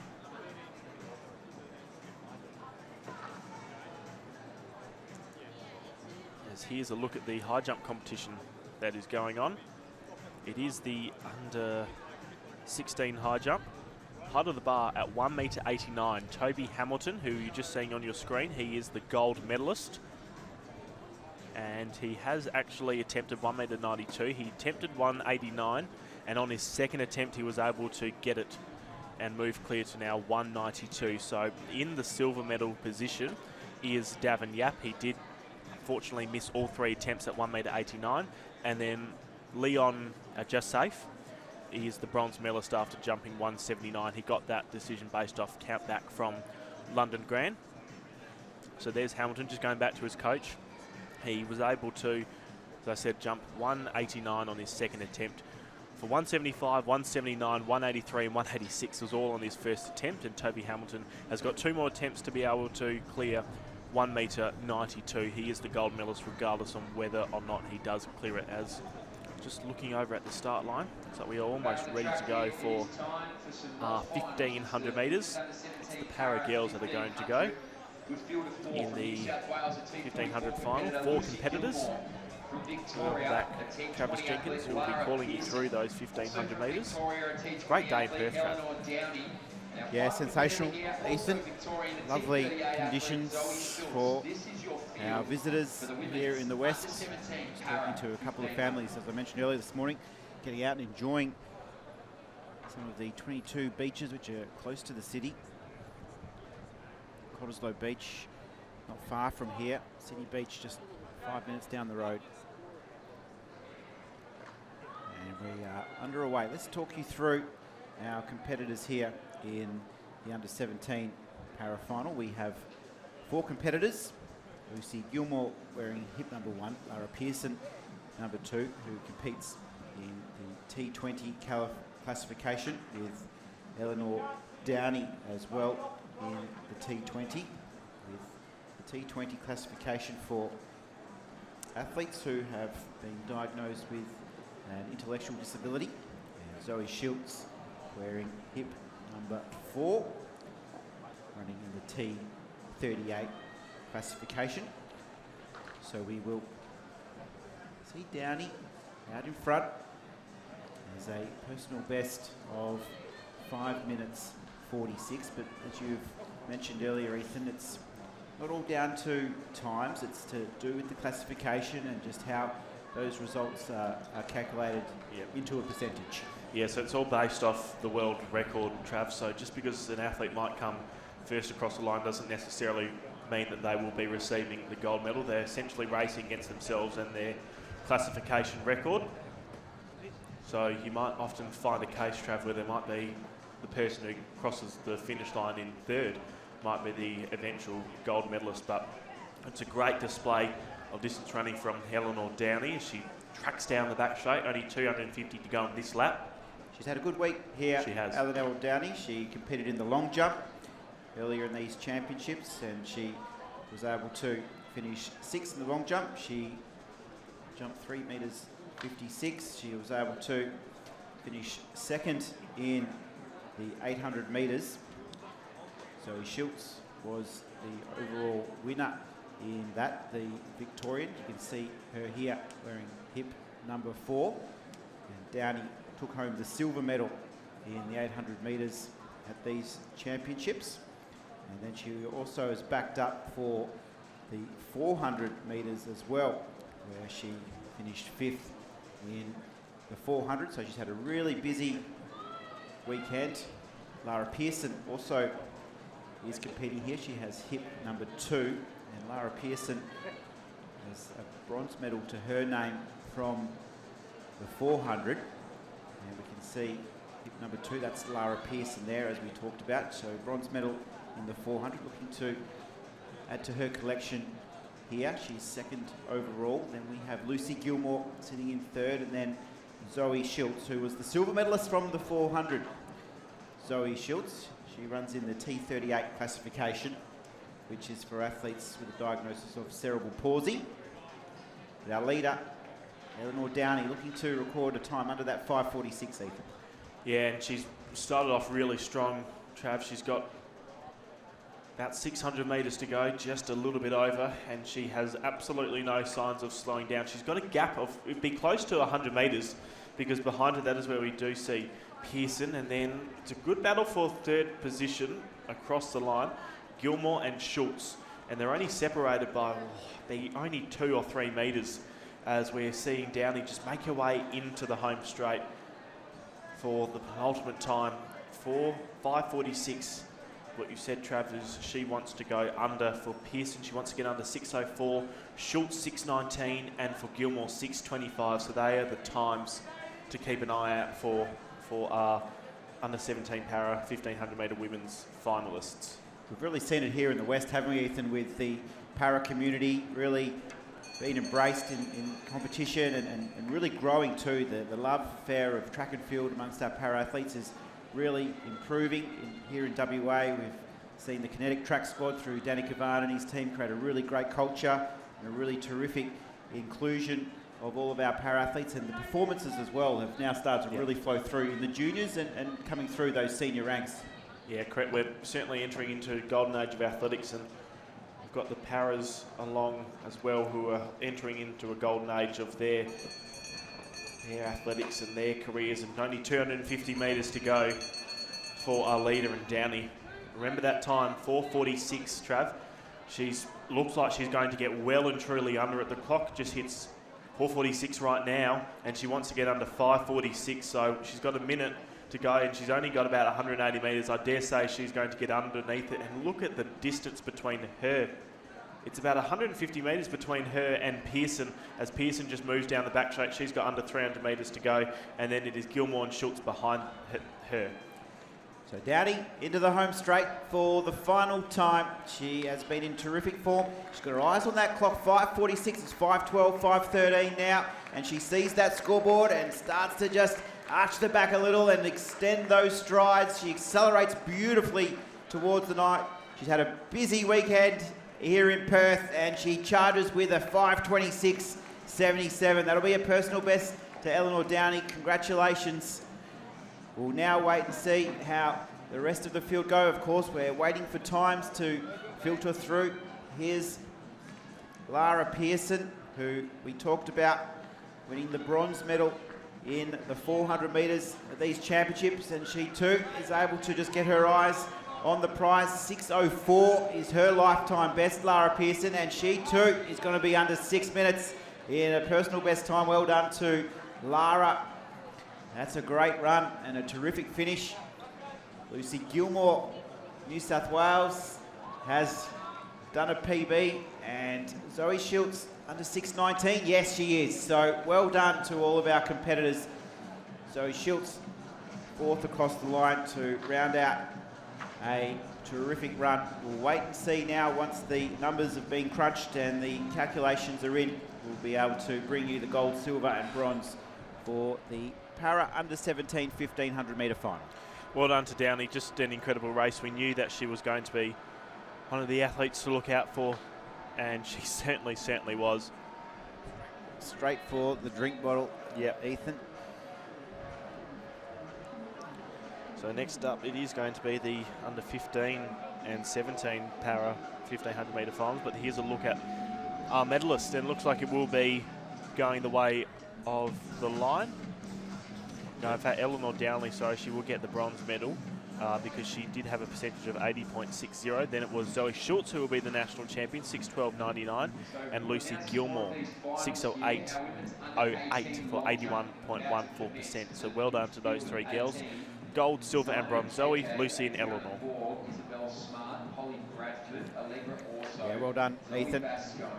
Terrific effort there from Zoe Schultz. Wasn't first across the line, but with the para events, the calculations have to come into it, and she'll add a gold to her silver from the 400. Ethan, we'll take a quick commercial break as we look back towards the main grandstand here at the WA Athletic Stadium. There's plenty more to come this afternoon. We've got more para 1500s. We've got some long jump in the under 18 girls and the 1500 metre final a little bit later this afternoon. Hope you're enjoying the action. Stay with us.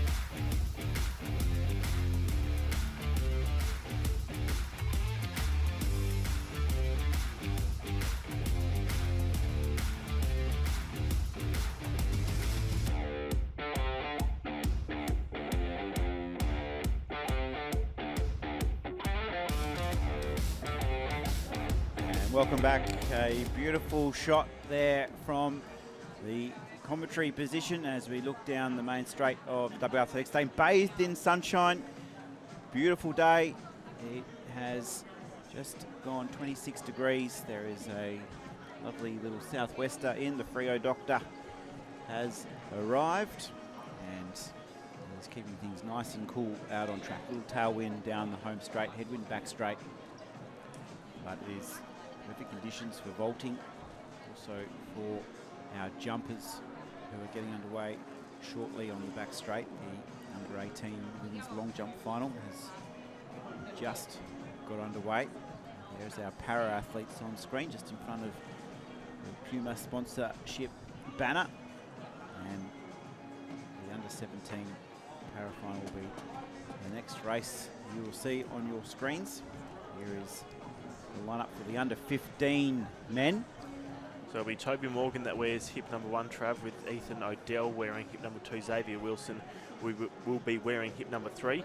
And then for the under 17s, because this is a combined race with them, so I think what's going to happen is, and I'll just wait to check when they do start, but I reckon it will be hips number 4 through until 6 will be the under 17s. But this is for the under 17s. You'll see Jaden Graham from Queensland, Heath Otto from Queensland, and Archie Dixon from Tasmania. And we'll just wait to, and I'll confirm when I do know them, how the hips will look. So it looks like it'll actually be the under 15s that will get the longer number hips. So what's going to, see what's happened. So what's going to happen is Toby Morgan is going to be wearing hip number 11, Ethan O'Dell hip number 12, and then Xavier Wilson hip number 13. And then Jaden Goodwin for the under 17s will be wearing hip 1, Heath Otto 2, Archie Dixon 3. So that's how it all be worked. So the under 17s get the lower number hips from numbers 1 to 3, and then the under 15s will get the higher number hips in hips number 11 through to 13. We've been battling it out all weekend, our para athletes, and they will be rewarded with the medal presentation. Some rumours Jared Clifford is in the house to deliver some of the medals for our para athletes today, and just refreshing my memory, Tokyo Olympics was his golden efforts. Yep, World Championship representative as well, silver medalist at the World Champs in Paris over 5,000 metres, gold medalist in Dubai in 2019 over 1,500 metres. So the opportunity for our young stars to be greeted at the finish line by one of Australia's best para competitors, who will be in action here from Thursday for the Open and Under 20 Australian Championships, getting underway on Thursday. Cannot wait for it. Still got 2 great days of junior, or day and a half still left of junior competition to get through. And the orange socks, Trav, they've been a feature throughout the whole course of these championships, and it's going to be Xavier Wilson that is going to be donning the orange socks. You can just see him on the outside and wearing the orange shoes, which has been another instrumental part of competing, is Ethan O'Dell from New South Wales. So loving the absolute sea of orange that we have been seeing lately. So just reminding you of how the hip assignments work. So it is going to be Jaden Graham that wears hip 1, Heath Otto 2, Archie Dixon 3. Then it will be Toby Morgan that wears hip number 11, Ethan O'Dell hip number 12, and then Xavier Wilson hip number 13. From Tasmania, a T38 athlete. It's Archie Dixon. This is the full field here for the men's under 15 and under 17. So Archie Dixon there with hip number 3. Yep. Competes in the T38 category. And he is looking for his 3rd gold medal. And it was a quick start on the outside from Wilson, but just making the best of the start was Graham. He's able to take the early lead. Then behind him is Dixon. Then it is Wilson that just sits behind them. And then moving with them is O'Dell. Then back behind them, that is where we see Otto. And then it is Morgan that is the next through in the opening 100 metres of this race. So it's all about times at the moment. 2 age groups here. and all the times will be checked against the world records from their respective classifications, and then we'll be awarding the medals from there. But into the home straight, leading the race is Graham. He's leading the under-17s as well. Dixon is behind him, second overall and second for the under-17s. And then back behind them, that is where we see our first under-15 competitors. And leading for the under-15s, trying to get the line on, is Wilson. And only 2 or so metres separate him and Odell. And then in 5th overall, but third for his classification, third for his age group, I should say, is Otto. And then just making his way down the home straight behind him, that is Morgan. But down the back straight, it's been a great race so far from Graham. Yeah, we've seen these 2 young athletes battle it out all week here in Perth. Jaden Graham, the Queenslander, with the number 1 on his hip, was second in the 800 metres. Archie Dixon, he's our gold medalist. He's looking for his 3rd gold medal here at these championships. Archie Dixon, the Tasmanian, he's won gold in the 400, gold in the 800, and he'll be looking to add to that collection here in the 1500. Interestingly enough, he was just behind Graham in that 800 metres, just a couple of seconds behind him in that, but because of the classification running in the T38, he was able to secure a higher percentage and claim the gold medal, Archie Dixon. But not much has separated them all weekend, and once again we can see here, Ethan, that with just over 2 laps remaining, it's going to be a race to the line. It definitely is. So 800 metres to go. It's Graham that is leading from Dixon. And the time that Graham will be looking to get under is 4:34.40, and then Dixon 4:58.40. So Dixon is on a really good pace at the moment to get underneath that time. So too Graham. And back behind them, that is where we see our leader in Wilson for the under-15s, and then it is Odell behind him. And just making his way through with 800 metres to go now, that is where we see Otto, Heath Otto. He's looking to get under 6:22.30. And just you're going to see, just entering the frame, Graham, they're just about to overlap Morgan, and Morgan is looking to get under a time of 9:30.90. Odell 5:48 and Wilson 5:05.20. So they are the times that these athletes are looking to get under, Trav. Yeah, just on Heath Otto, he's had a terrific week. He's had a 5th placing, he's had a 4th, and barring any incident here, he might claim his first medals at these championships. Heath Otto, he's making his way down the back straight, the T37 competitor. But at the moment, Graham, he too would just like a little upgrade into the gold medal, so he'll try and just put a little bit of separation on Dixon, who's just chugging away nicely, isn't he? He's just down, head down, focused on keeping his rhythm, and he'll be looking to just try and hold on to Jaden Graham, the Queenslander, who now just starts to put his foot down and accelerate towards the line. I can't wait to see this final 350 metres between them. It is certainly going to be great. We're just seeing Graham start to separate away from Dixon. And then just hearing the bell, it is under 15 leader in Wilson. And just about to cross that start-finish line, it is going to be Morgan. So he's got 400 metres left, but with only 200 metres to go, it's Graham. He's been able to put a gap of close to 20 metres between him and Dixon. He's looking for those line honours. We'll work out the medals after they've all been concluded. 150 metres to go for Graham. He's looking to get under a time of 4:34.40. He comes into the home straight and he's within a fighting chance. Then it's going to be Dixon that's going to round into the home straight after him. Back behind them, it is Wilson who's been able to put some distance between him and Odell. But have a look at the dominance from Graham. It's going to be close. It won't be 4:34. It will be just over 4:35.73. Great race from Graham. He'll take line honours. Dixon will cross the line in second, 4:41.46. He gets under his 4:48 that he was after. And with only 120 metres to race, he's our leader for the under 15 category.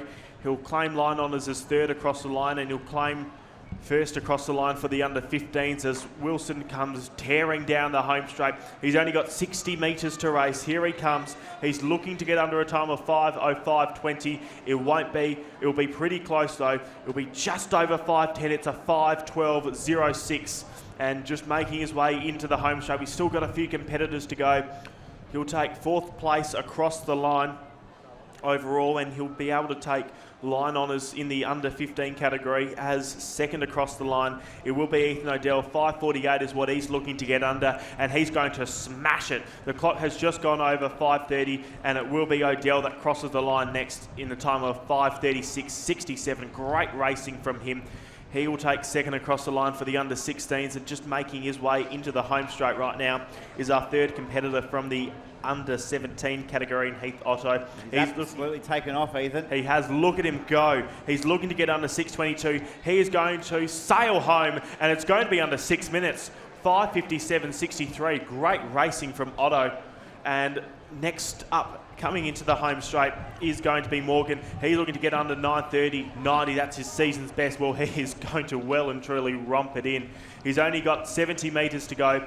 The clock is at 6:17, and he's well and truly going to get under that. He'll claim line honours as third across the line for the under 15s. We'll work out the medals in a moment, but only 40 metres to race for Morgan. And look at him go. He's looking really strong. He's been able to hold this form all the way through, and all of his under 15 competitors are watching him, and he will hear the bell. So you think that he will be able to get under that 9 minutes. All of his under 15 competitors are watching him, and we'll be able to watch Morgan as he tracks through for the final 400 metres of his race. 9:30.90. You think that he'll be able to get under that time? Yeah, he's still going really nicely. Well done to Otto as well. Heath Otto, he's finished 5th, and he's finished 4th, and now he has claimed his first medal at these championships. Well done to Heath Otto. He shot out of the last bend down the straight like a bullet out of a gun, and he was able to secure a PB, so we'll wait to see how his overall percentage finishes. And we can see with one athlete, T43 competitor Toby Morgan. He's got the brace on his lower leg as his disability there, and he's really trying to get close to that PB time. He's had a really busy week too, hasn't he, Ethan? Yeah, he has. So he's just got 250 metres to go. He's got about 1:50 remaining. I can tell you the times for Graham, Dixon and Otto. Graham was a 4:35.68, Dixon 4:41.47 and Otto 5:57.59. We'll work out the medalist in just a moment, but he's looking really strong still, is Morgan. 9:30.90 is the time that he's looking to get under. And he's only got about 160 metres to race. And it was a great result from Wilson earlier on in the under 15, so to O'Dell. And the competitors from this under 15 and under 17 para 1500 metre finals are all watching on as turning for home into the home straight. It's going to be close to the clock at 8.5 minutes. He wants to get under that time of 9:30.90. So into the home straight he comes. He'll be able to finish third, and look at the pace that he's been able to pick up. We'll wait and see how the medals fall. He'll get line honours as third, but he's swinging the arms so well in the final stages. 40 metres to race for Morgan. He wants to get under 9:30.90. He is going to absolutely smash it. 10 metres to go. Here comes Morgan. Is he getting under 9? Yes. 8:55.39. Well done to Morgan. Yeah, Toby Morgan. He'll be, for his age group, with a 5th place to his name, a 4th place. He looks like he may have done enough for the bronze. Young Toby Morgan in the under 15 para, 1500 metres. He has had a big week here in Perth, there's no doubt about it. And it's really good to have Toby Morgan, Ethan O'Dell and Xavier Wilson battling it out for that under 15 para 1500 metres. Great race across the board. We'll work out the medalist for you in just a moment and then be able to place them on your screen. All of the boys, assuming there was no disqualifications, will be walking away with a medal. It's just a question of what the colour was. So that was the combined race of the under 15s as well as the under 17s men's para 1500 metres final. We've got some cracking 400 metres that are coming up in a few moments' time. It's 28 degrees in Perth, Trav. Looking sensational as I'm just seeing those 400 metre runners just present themselves in front of us for the first time. Cannot wait for it. Mitch Dyer's going to come in and call those for you, Trav. So I'm going to step out, Trav, because Mitch Dyer's coming in. He's ready to go, and we will take a break, Trav, Been a pleasure to be on the broadcast with you. 28 degrees in Perth. Stick around. Mitch Dyer's coming up. Travis is still going to be here. We've got some great 400 metres to come. Don't go anywhere. Back with more in a moment. Your medalists in the girls under 17 para 1500 metres. Medals will be presented by Paralympic champion Jack.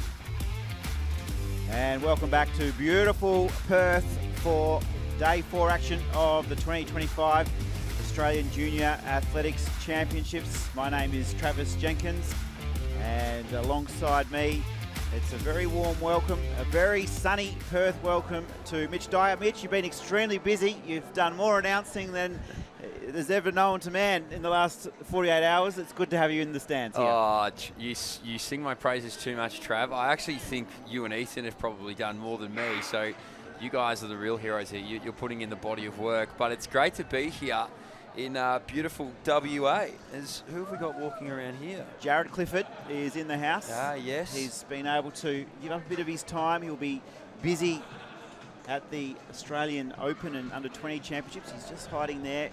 Of course, the silver medalist from Tokyo over 5,000 metres, and also in the World Championships in Dubai. He was good enough to present a couple of the para medals just a short time ago for the 1,500 metres. His favourite event. He's won the Gold World Championship in Dubai in that event, so back in 2019. And here he is. Look at him. He's a good fella, Jared. He lives not too far away from me over in Melbourne, so I actually think he'll be loving this with his partner, Abigail Mardy, as well, a multiple-time Paralympic gold medalist from New Zealand. So a bit of a power couple when it comes to athletics, these two. So great to see Cliffy there presenting some medals. He's a bloody good racer. He's Jared Clifford. Raced him a couple of times, and I think he's got the best of me in a head-to-head. So a phenomenal athlete and a phenomenal couple. So good to see him out here in WA presenting some medals. He'll be loving the weather out here. I know he's a hot weather man, so he'll be making the most of it, which is great. It's a couple of power couples living close together with you and Muscles not too yes! far away. Muscles, which I'll tell you, Muscles won't be watching on. She's at work today. Which is unfortunate because I do like it when she pays attention. You know what is cool, and this is a very strange tangent, but my partner didn't grow up in athletics. She was an AFL household, and geez, the amount of questions I'm getting at the moment about athletes and athletics and competitions and everything, it's not even, I don't even bring it home. I'll just be getting bombarded and like fangirling over particular people. I'm like, wow, okay. Athletics is popping off, so it's good to see. Muscles, if you are watching, hope you're having a beautiful Monday. She might have it on under the desk at work. Mitch just maybe if I'm lucky. Doesn't want to miss any of your action. No, she will be enjoying the fact she's not hearing my voice on the regular, I think. So we have a plethora of 400 metres to come here, Trav. I sort of forced my way into the booth. I said I want to get a piece of the 400 metre action, because the heats were something to behold. I think these finals are going to be pretty close. And our men's under 17, look, there's only one man under 49, and that's Mr. Simeon Anstey, brother of Jack. It's going to be quick, though. We've seen here this morning, you and Ethan have called it beautifully, just how fast we can get out, particularly over those 200-metre hurdle finals. It's been blistering. The tailwind seems to be favouring here on this Monday afternoon, so this is sure to be a good one. Yeah, looking forward to it too. Mitch, here in Jose, will fly the flag for WA. It's been really impressive how these West Australians have just used their home conditions to their advantage. He'll have his family in the stands here in Jose, and he'll no doubt be there when the medals are decided. Luca Unwin from Queensland was really impressive in the heats. He's in the outside. He's Big frame, big 400 metre package about him. He's second from the right. He will be right there in what will be a pretty quick race. The championship record standing at 47.41. So here we go, hands of the starters. Jose, the local, he's on the inside shoulder of Simeon Anstey, fastest in this field, under 17.400.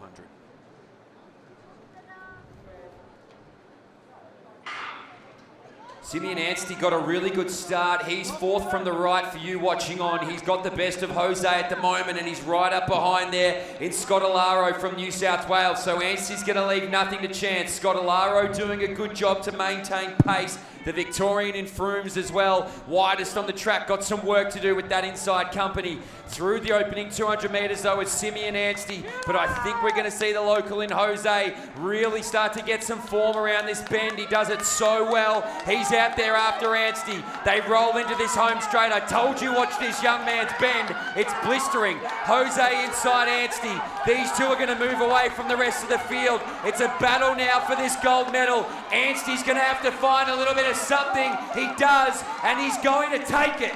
48.91. Hands up, says who else would it be? Simeon Anstey takes it. Jose was strong in pursuit, and it looks like Luke Unwin might get up for that bronze medal as well to join his fellow statesmen on the podium. A great race there. Simeon Anstey, hats off. He was challenged by Jose, the West Australian. He doesn't have a huge knee drive, but he just scurries along the ground, just so efficient.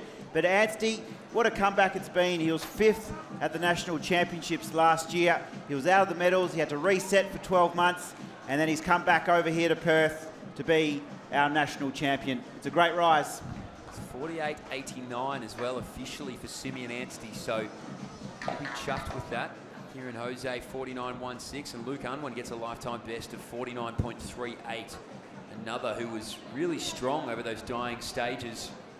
And you are probably the best to speak on 400 metre runners, I think. Trav, he's very quiet about his own career, 47-point man at your best. So when you're talking about knee drive and people are wondering, this is the man that's the most qualified to pick apart 400 metre racing. So what do you make of that? Where can you see the improvements coming for particularly someone in your state like Jose?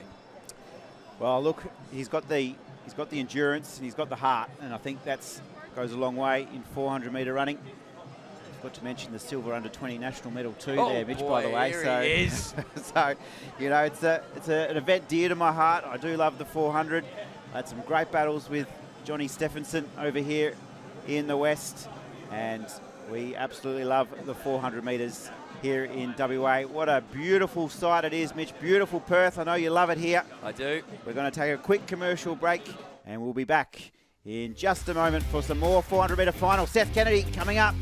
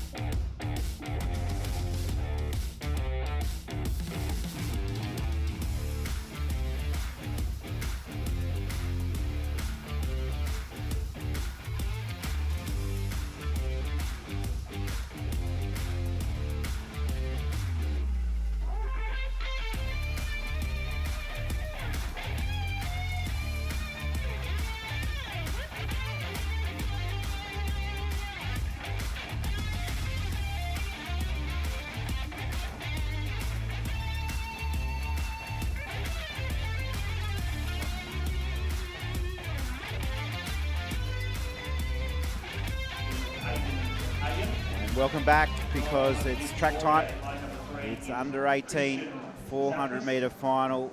Mitch Dyer, our caller, has just been crunching the numbers and doing his calculations. We will see Seth Kennedy, the under 16 national record holder.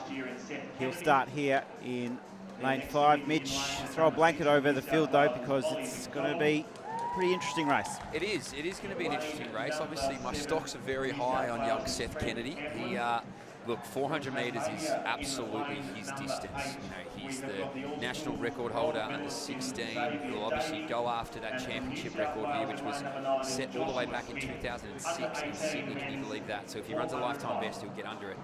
I fully anticipate Seth Kennedy will try and dip under that 47-second marker. That will really catapult him up that all-time list if he can do that. But just watch out for him. He is right in the middle of the track. But to your point, Trav, the rest of this field is separated just barely across it. It would probably be Ollie McDonald and Xavier Davey, our Tasmanian, second from the right to watch out for in terms of medals. But your men's under 18 400 in the hands of the starters.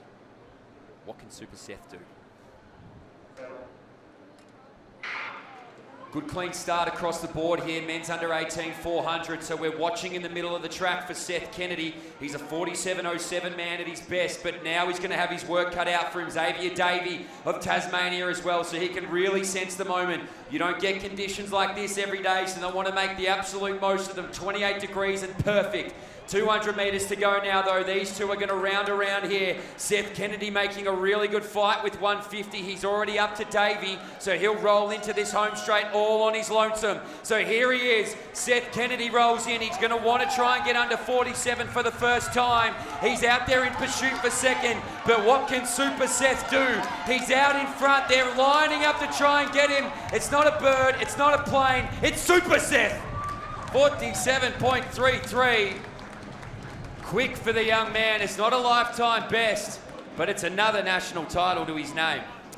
Yeah, he just controlled the race right down the back straight there, Mitch. And Seth Kennedy, it'll be in his second or third top ever times in his very short career, the under 16 national record holder. And he made his move at the 200. He was able to chase down the Tasmanian, who put in a good fight in Xavier Davey. He'll have to wait and see how he's finished, but Kennedy coming into the straight, he'd opened up a bit of a lead and he was able just to enjoy that time out in front. It was a race against the clock to try and break that competition record just outside, confirmed 47.30. Josh Smith has jumped in for silver. Fred Hamlin, 47.71 with a big PB, has just got over the line for third and bronze.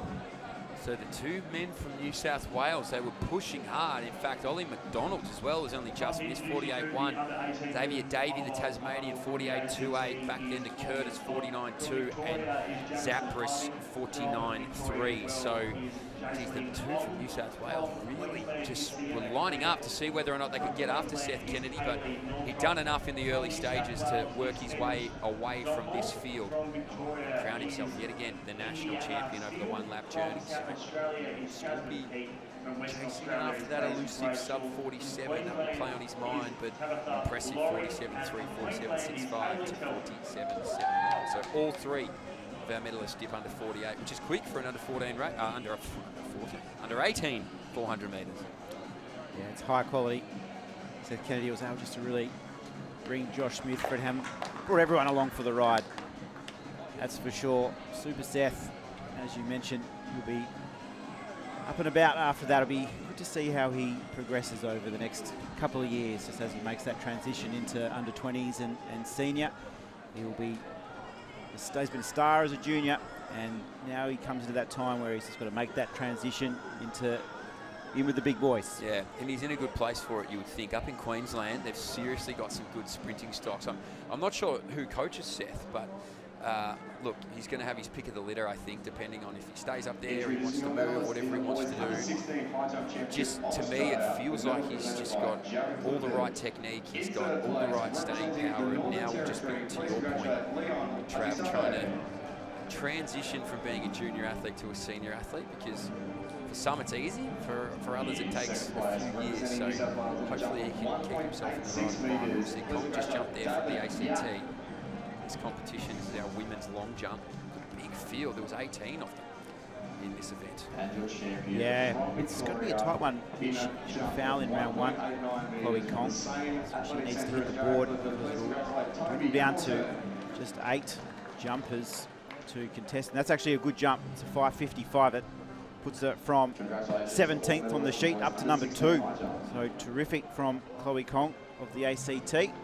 5.55. Our leader, Carla Boras, 5.66. Good consistent jumping from Carla.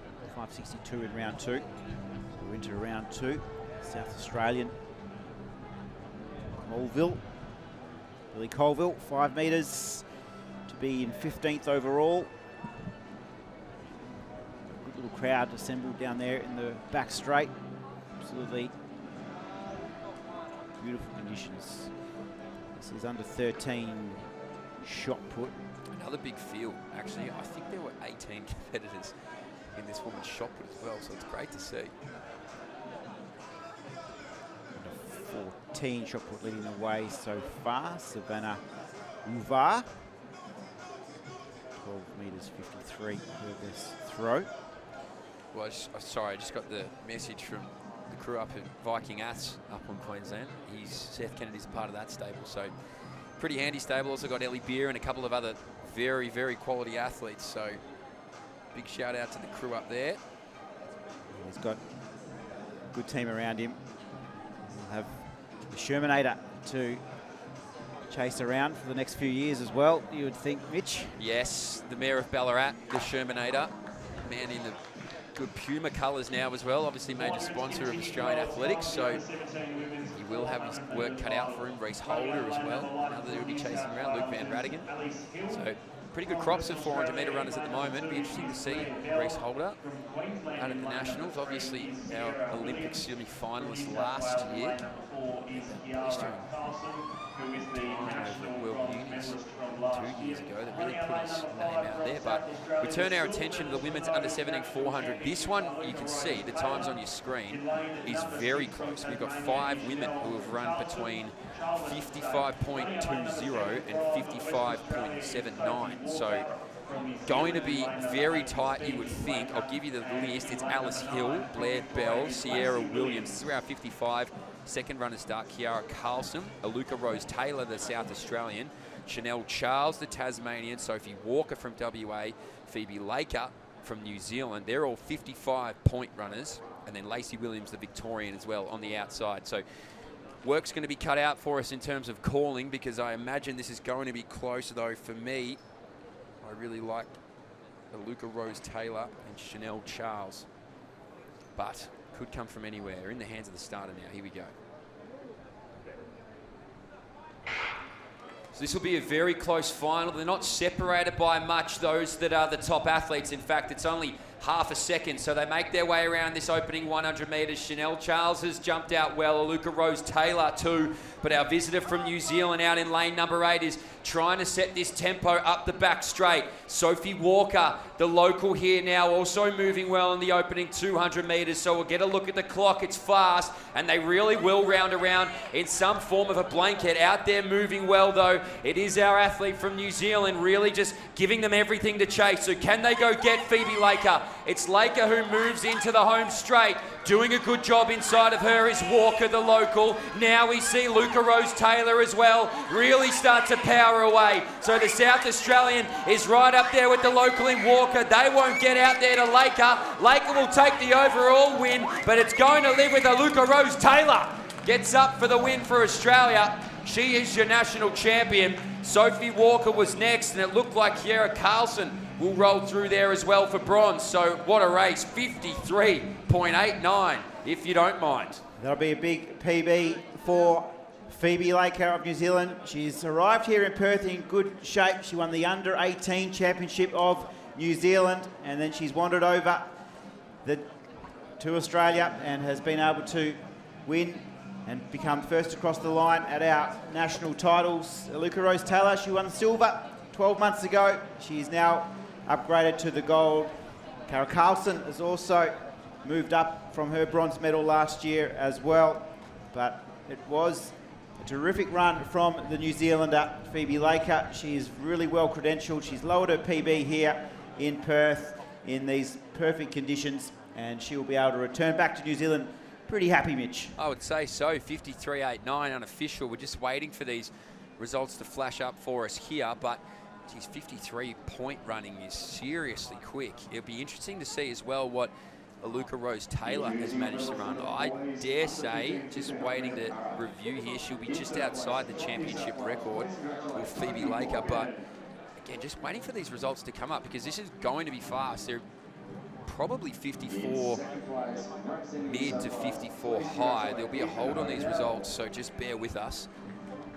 And in the meantime, we'll take a break. Up next, we've got women's under 18 400 metres. So don't go anywhere. We'll be back very, very shortly.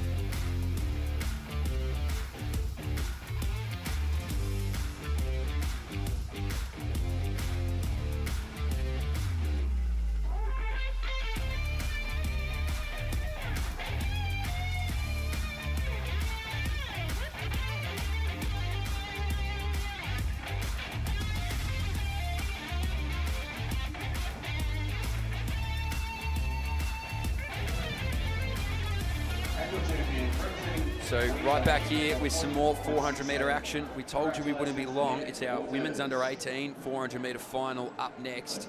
And again, it's going to be a close one. These are all close. It just seems like everybody's getting the best out of themselves. Here we go. This is our women's under 17 results though. Phoebe Laker, Aluka Rose Taylor, 55.3, 55.7, and then Kiara Carlson holds on to get the bronze, 56.49 for her. So it really was quick across the board. Phoebe Laker's 53.87 puts that on notice.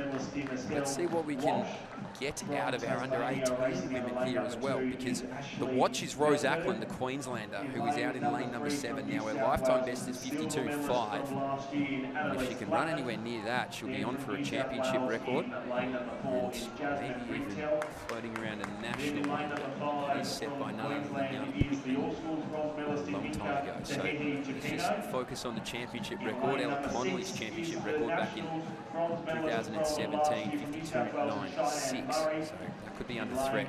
Yet Ella Connolly was a World Junior silver medalist in the 400, and now has transitioned down into that 1-2. But a good field here, Trav.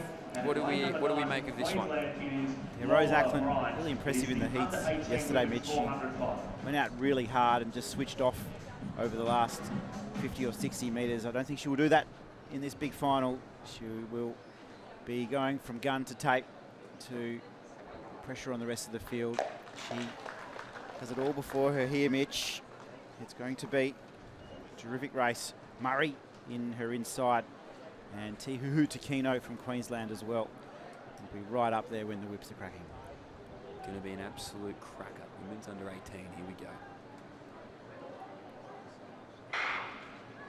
So we're away. This final will be fast. We're looking really wide on the track there for Rose Ackland, the Queenslander. You can see that she's managed to make a healthy margin already. To Huehue Takino as well, really wanting to go after her fellow stateswoman. So the Queenslanders are setting a mighty tempo out here for the rest of this race to just try and follow along. In the middle of it is Murray from New South Wales. She'll be a fast finisher, but out there in front and moving along with pace is Rose Ackland, the Queenslander. So wants to leave nothing to chance with 150 metres to go. To Huehue Takino now starts to feel a little bit of that pressure from Murray of New South Wales, and they round around into the turn. Bryant as well is strong as Colgan, but out there in front is Rose Ackland. So how quick can Rose go? She's got a healthy margin here, and she's storming down to this finish line. So 50, 51, it'll roll around the 53, 54 for the national title.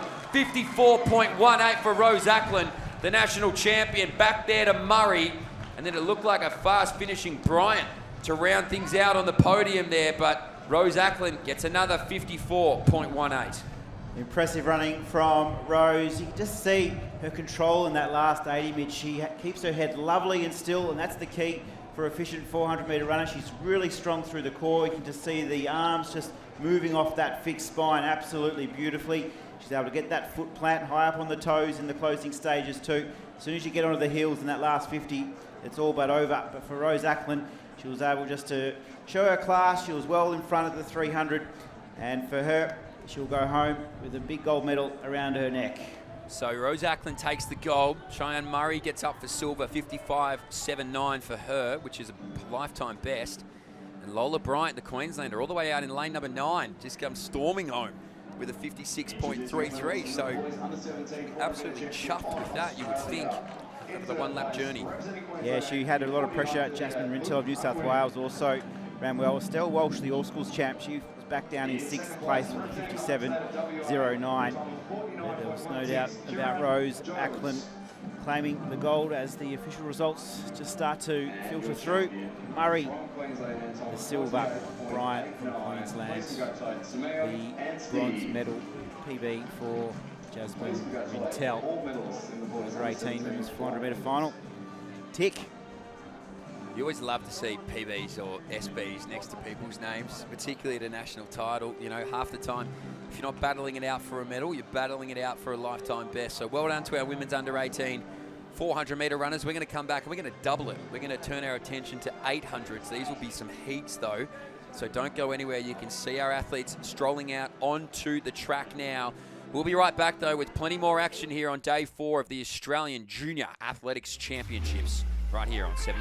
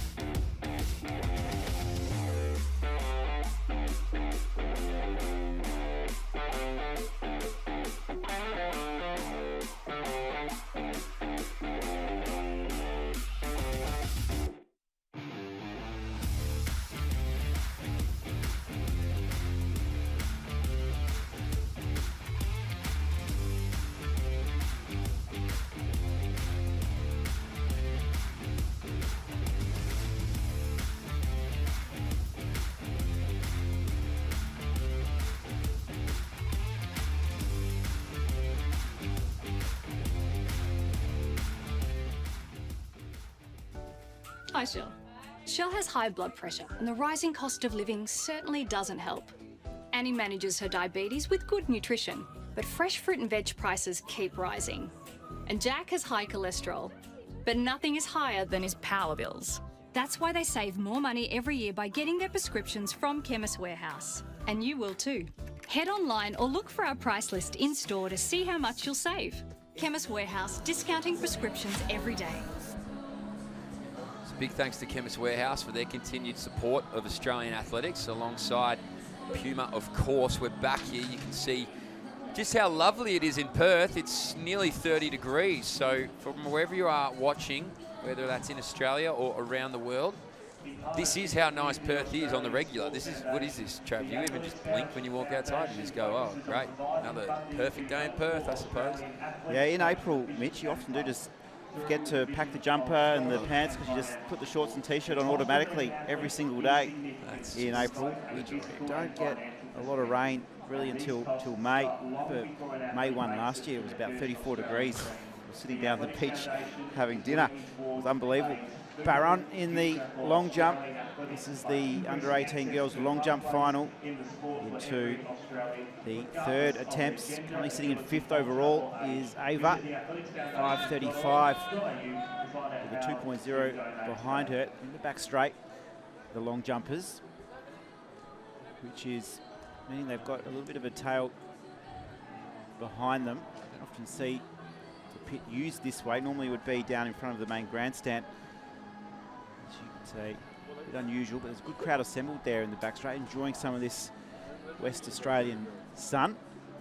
Well, it looks like they're trying to get away from this beautiful Western Australia. If it was me, I would just be, my shoes would be off. The shirt would be off. I would be baking over there. So our pole vaulters continue. A good clearance there for one of our athletes. I think it might be from the ACT, but competing in a different kit. So anyway, that'll be a watch. Next up on the track, though, for us is the women's under 15 800. Now, there's 3 of these heats, so that would mean only 2 athletes from every heat are going to get through automatically, which can make it a little bit of a dogfight in these regards, because also, on top of that, only 3 times across 3 heats will get through. So these automatic spots become incredibly valuable. Drew Cooney, Ariel Stevens, Matilda DeYoung, Zoe Renton, Hannah Witchkes, yes, correct, Octavia Faliga, Grace Richer, Sienna Wade, and Lucy Sherwood. Well, Octavia Farfaglia, I should say. Here we go.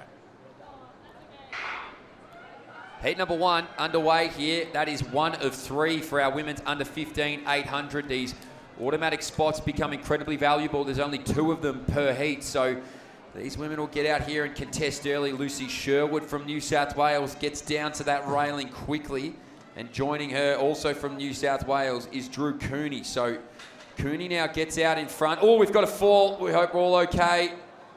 At the back of this pack, we'll refocus our attention to the front. Drew Cooney leads out this group. They may be able to reattach here. Our 2 fallen athletes, they're moving along strongly given what's happened, but Sienna Wade as well leads out this, we'll call it a peloton, chasing after the leader. Yeah, it's always hard to come back from a fall like that, but we have seen it done in Australian and international athletics before, so good luck to those young ladies as they trace down Drew Cooney, who's set herself up really nicely, making a big move is Zoe Renton, the Queenslander, and from the back of the pack, Lucy Sherwood from New South Wales. And Grace Richter from Western Australia also trying to move up if she can now. So with the bell to go, it's going to be pretty tough to get through to that top 2 automatic qualification.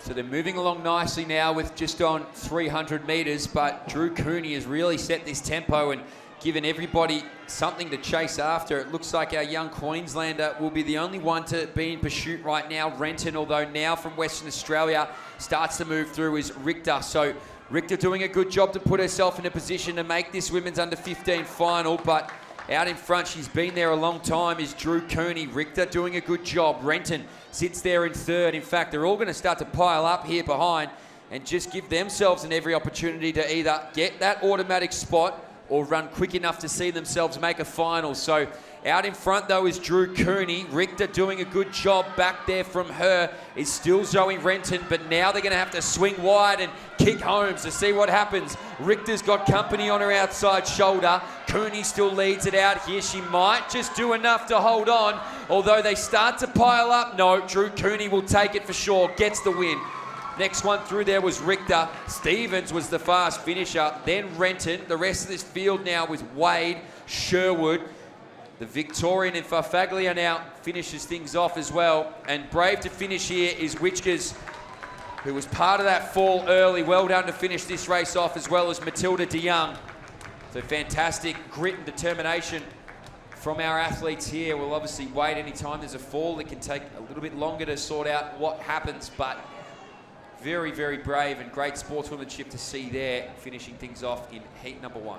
Yeah, well done from Hannah and Matilda to complete the 800 metre circuit. It's tough in these conditions, and to see them finish off, that's fantastic. For Drew Cooney, it was the gun to tape win.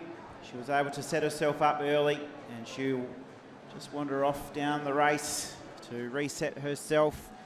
I was impressed with Grace Richter, the West Australian. She was able just to fight off, very fast finishing, and she was able to really secure that second spot with good confidence too for Grace Richter. So we'll go through to the final, and 2 heats to come. It's tough running for our under 15 women's 800 metres. Yeah, it is, and it's warm conditions, isn't it, Trav? We talked about the weather and how nice it is, although we're sitting inside and being able to enjoy the biggest air conditioner in human history. So these women out there battling. You've got to imagine that conditions like this really do favour, obviously, the Western Australians, but even the likes of Bronte Bellett from the top end up there in the NT, this would probably be a cool wet season day for her, minus the weather. And then also some of these Queenslanders, depending on where they are, whether they're north or south, has a little bit of a difference. But Lelia Beaver, Alexandra Borva, Olivia Tompkins, Luca Templeman, Charlotte Haywood, Isla Geddes, Amelia Schultz, Bronte Bellett, and Liliana O'Bearden. Now they're all sort of live around that. There's 215s, 216s, and then either just inside 220 or right on it. So you would imagine the tempo, well, I don't think it'll be set by Lelia Beaver, because she'll probably back the kick. It would be someone like Charlotte Haywood, or you might even expect a Luca Templeton to get out here with O'Bearden and just see whether or not they can get rid of some of this field, because as we've said, Trav, there's only 2 automatic spots, so you've got to move quick to make sure that you get in that final. Mitch, you loved the 800 metres in your day. Yes. Do you often have the time that you like to hit at the 400, or were you more thinking about position? I was always taught as a kid, if you race to win, the time comes with you. So just get out there and put yourself in a spot to win, and you'll be amazed how fast you can run when you do that. So, mind you, I was never the most technical athlete. I always just thought left foot, right foot. Just pray that I do it faster than everybody else in the race. So, big shout out to big guy. My dad taught me that life lesson. Let's see whether any of these parents have taught their kids the same. Well, he was a walking superstar, so he did plenty of left foot, right foot, Mitch. He did. So a good start. It's heat number 2 here. The women's under 15, 800 metres. So they'll be looking for some quick times. A couple of them have run around that 2:15, 2:16. We saw 2:13 in heat number 1. So they'll have an understanding of where they need to be, even in terms of not getting that automatic spot. It typically pans out this way, although out of the middle of the track, it looks like Charlotte Haywood of WA will lead things out. Lelia Beaver, a 2:15 athlete herself, will just hold her out on that railing, so wants to make sure she's got a prime spot. Bova as well from New South Wales in a good one, and O'Bearden as well. So this leading group of 4, some of the fastest in the field. Luca Templeman from Queensland doing a good job just to maintain this pack from fracturing as they now rebunch, and Geddes, the Victorian, wants a part of it. So 2:19, Mitch, at the moment is the qualification for the non-automatics. So hopefully the athletes will just work around knowing that. The West Australian there with hit number 5, Charlotte Haywood. She's been in good form over here in the West, but she's starting to feel the pressure now from Bova with hit number 2. And Liliana O'Burden as well is just starting to make a move. Yeah, so 70 seconds through the opening 400 metres, so it'll have to be a bit of a negative split in order to drag through more than 2 athletes in this field. They're going to run wide to try and put themselves in a position to strike. Lelia Beaver, though, has maintained this rail position out in front of this entire pack, so she's doing a good job to leave them trailing. The Western Australian in Haywood as well now makes her move, so she's going to see what they can do here behind her. It's going to be Alexandra Bova that tries to go with this leading trio. Lelia Beaver really doesn't want to give up this rail at all. She's done a good job actually to fight back on that inside shoulder and just about take the lead. So Beaver it is who just leads out there from Haywood. Back one step further is Bova, and they've managed to get a healthy margin to the rest of this field. They won't give up pursuit, but it'll take a lot to get after it. So Lelia Beaver it is, the Queenslander, who leads out from WA's very own Haywood, who sits in that second spot with company from Bova. Only 2 get in here automatically. Bova now starts to show her hand and move away into the second spot. But Lelia Beaver maintained the rail position for a reason. That's 2:17. Also, this will be very close for Charlotte Haywood. This is why you stick in there and run a quick time, because she may now be living in that second or third qualifying spot. Yeah, we'll watch the results as they start to filter through. But for Beaver of Queensland, she was able just to, at the 200, hold that rail but coming into the turn. And that was the key for her, because Haywood was really pressing. 2:18.16 for Haywood, so she has the little Q next to her name. That's a bit of a relief. She'll watch pretty intently this third and final heat.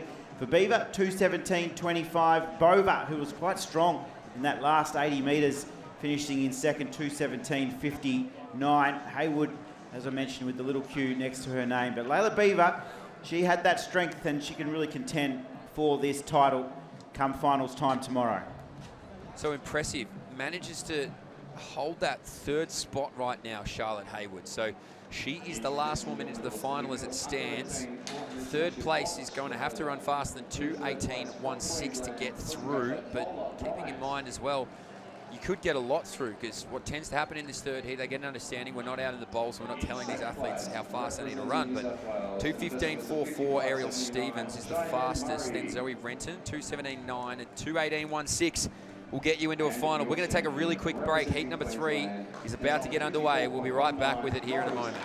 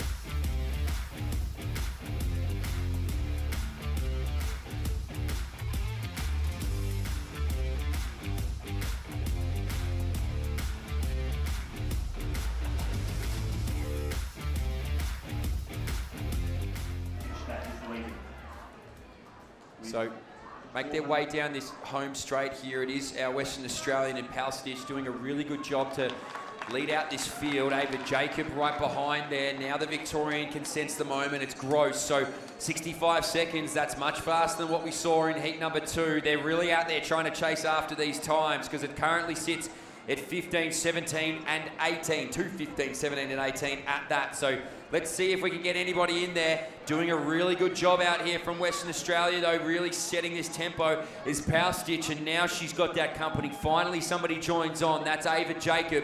That's the 1-2 automatic spot at the moment. So the watch as well is that young Victorian a little bit further back who's really trying to just get up on them there and Fallen. There's a bit of a margin. That group behind as well sits even further than that, but Fallen doing a really good job just to try and put herself in an automatic spot. So they'll round around into this home straight shortly. 150 to go. Fallen actually now makes her way up to second.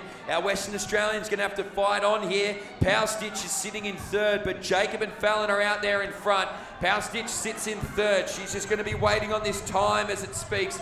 But with 50 metres to go, this is a strong performance from this duo out in front. They've really moved away. They've really picked their moment smartly, and they've managed to put themselves in that final automatically. So 2:15 it is. So they went 65 to 70. They'll come storming home. That's Power Stitch. Then it went back there to our athlete from New South Wales in May Gross. So we're going to have to wait on time here, Trav, but those two out in front were strong and they picked their moment well.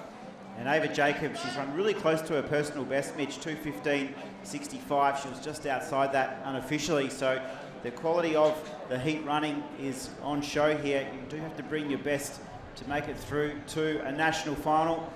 The results are just starting to filter through. Ava Jacob absolutely confirmed as the winner. The not automatic qualifications, we'll have to wait and see. The West Australian Polovic is up amongst it. She'll be looking to just hopefully sneak in. And also Ella Fallen, she was impressive, wasn't she? Made a good move down the back straight. Ella from Victoria was able just to keep that momentum going down the home straight behind Ava Jacob, and they'll no doubt battle it out again in the final. It's all happiness for Ava Jacob, just getting a bit of congratulations as she walks off to recover. Absolutely, she was so strong. It was, like I said, a really, really great move, and obviously it was heartbreaking in the end because it really did break off our Western Australian, who unfortunately is going to miss by half a second. 2:18.68 for her. A lifetime best though, so she left no stone unturned to try and make that final. Ava Jacob equals the lifetime best, 2:15.65, and then Ella Fallen, 2:16.16. You're about to see it up on your screen in a moment. That is our field. You can see the small cues, 2:17.9, 2:18.16. And from heat number 1, 2:15.44 for Ariel Stevens. So that always felt like it would be safe. But there's your final. Cooney, Richer, Stevens, Jacob, Fallen, Beaver, Bova, Renton, and Haywood. So that'll be quick come tomorrow. Yeah, I thought it'd be an open final, Mitch, so rest easy, go and recover, come back tomorrow. Stay out of the heat. Got a little bundle of the 16 heats coming your way. Next, Bennett from New South Wales. She's been really impressive at these championships so far. She'll be in lane 4. So we've got 3 more heats here. This is women's under 16 now though, so those top 2 automatic qualifiers exist again. And out there quickly doing a great job to set the tempo is Aaliyah Bennett. So she's had a very good championships thus far. She'll make sure that she makes her way into this final by leading out this field. Bunch of Queenslanders stack up behind her now. They do a good job to get back on that lead. That's Zoe St. John, a 2:15 athlete at her best. So is Amara Clemens. So these two will have done a lot of running with one another. St. John with that long stride, just clearly happy to sit in that second spot, not getting checked whatsoever. But at the moment, they're all in pursuit there of Aaliyah Bennett. So these three are a little bit of a margin then back to the rest of this field, who are putting up a good fight. But the tempo is pretty quick. It's 47 odd seconds, Trav, to that opening 300 metres. Yeah, we've seen the quality of Bennett throughout these championships, Mitch. She was able to win the bronze medal in the 1500. Zoe St. John, you can see her there with number 6. She finished 6th overall in the 1500. So both these leaders here have plenty of endurance. Who's got the speed? We're about to find out, aren't we, with 350 metres to go. It looks like Zoe St. John is pretty keen to try and get to the front of this field. She's right on that shoulder of Bennett's.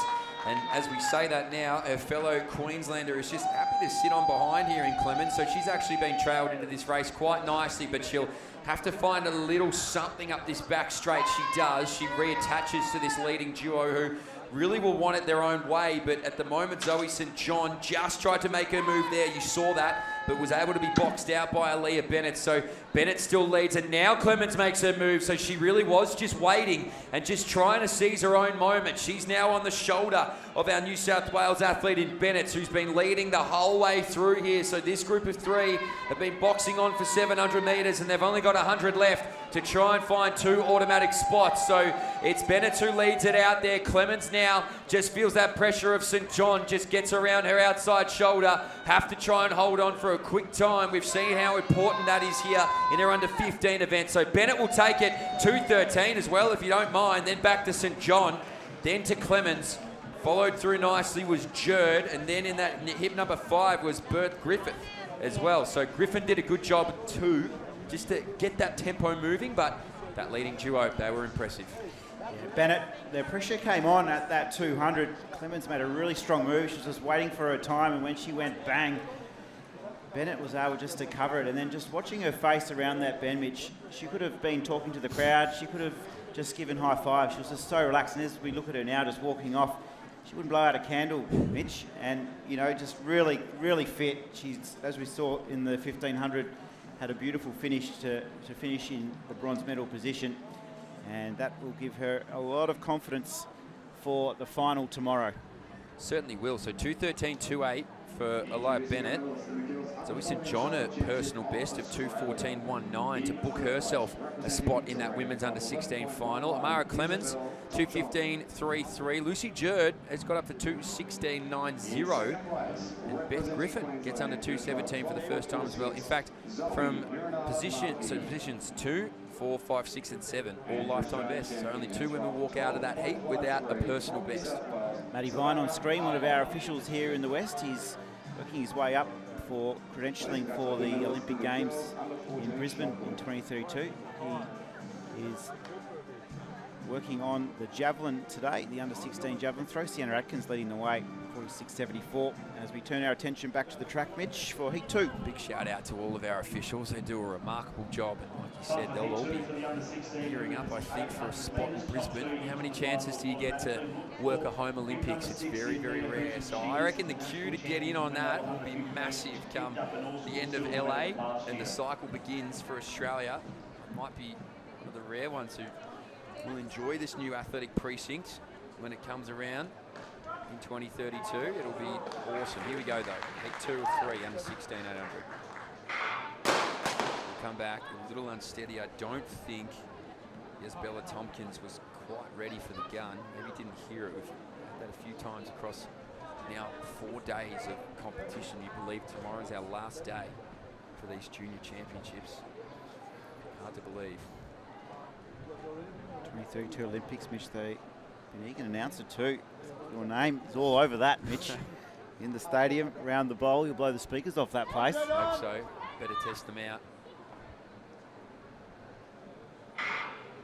So now a good start here. So it's a good, strong field. Mia Hooton, certainly the one to watch. She's got hip number 6 on, so let's let them make their way through this opening bend, because at the moment it really is sort of a blanket. They're all just trying to jostle and try and find their spot down on the railing. So now they can cross over. It's always hard to be in lane number 1, but Lauren Tay really just trying to get to the front of it, just gets checked and now finds herself in the middle of this pack. It's still a little bit of a fight to get there, but now they've sorted themselves out. So Matilda Johnson, the Victorian, it will be tasked with the job to lead out Mia Hooton. And now, as I said, Lauren Tay, who just got boxed back ever so slightly, puts herself in that 3rd spot ahead of Dent, as the rest of this field makes their way around. Tompkins, too, from Queensland is strong. So they're actually all pretty well bunched up through the opening 3.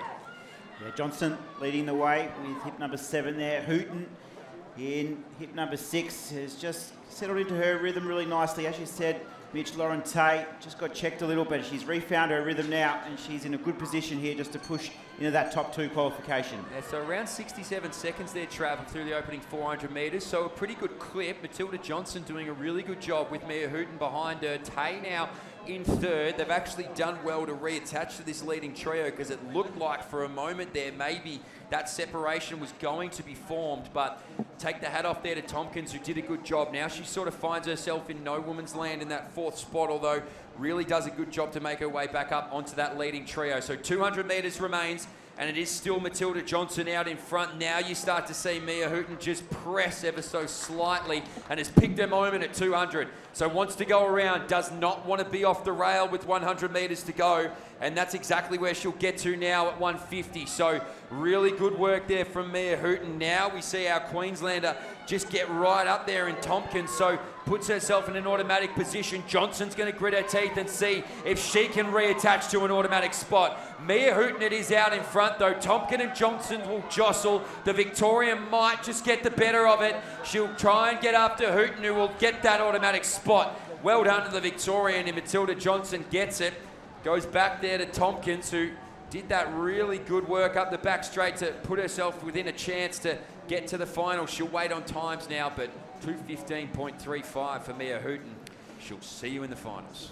We saw her, Mitch, in the 400 metres make the final, a national final for Mia Hooton, already in the 400 metres at these championships, and her speed was needed there in that last couple of hundred, but she looks better suited to the 8, I feel, Mitch. She just has a really nice rhythm. There's a little bit of Tamsin Manu about it, just the way that she's able just to keep that rhythm going. I did one training session with Tamsin Manu in my day. She probably doesn't remember it, but I do, because she gave me an absolute whipping over about 15 300s.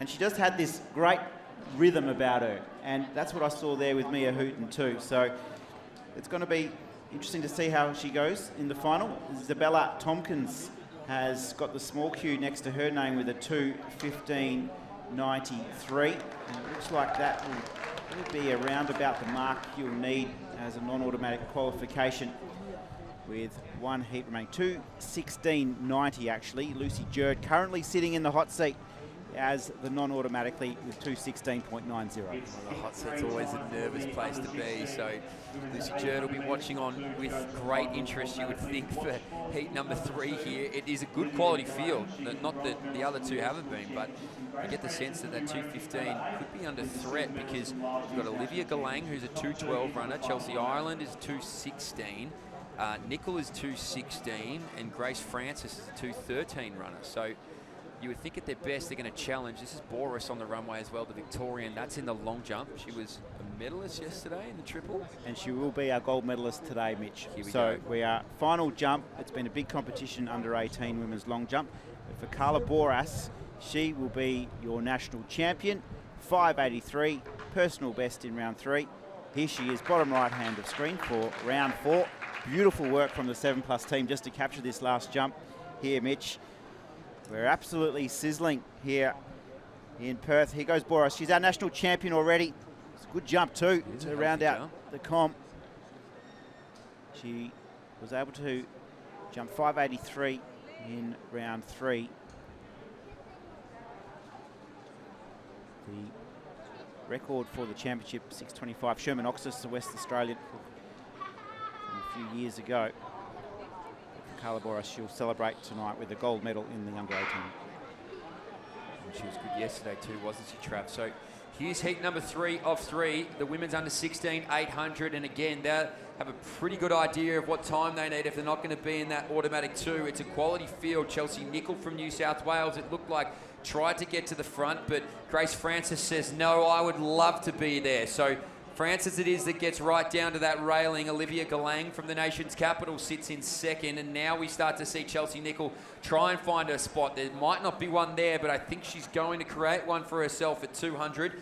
Just sits on that outside shoulder of Chudley, or I should say Francis, leading things out. She's a 2:13 runner at her best, the Queenslander, and this group of 3 doing a good job to maintain pace.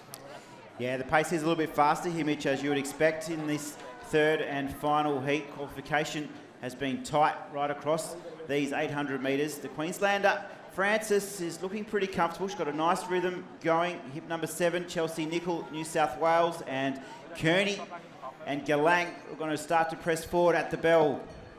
So around 66 it was for that opening 400, and you can see now Chelsea Nicol has done a lot of the work on outside of lane number 1, but they are queuing up behind her here, so you would think that the moves will be made over the closing 300 metres. The Queenslander in Grace Francis is just maintaining pace. She really must believe in that final 250 metres, because there's no sense of urgency at the moment to try and drop off the rest of this field.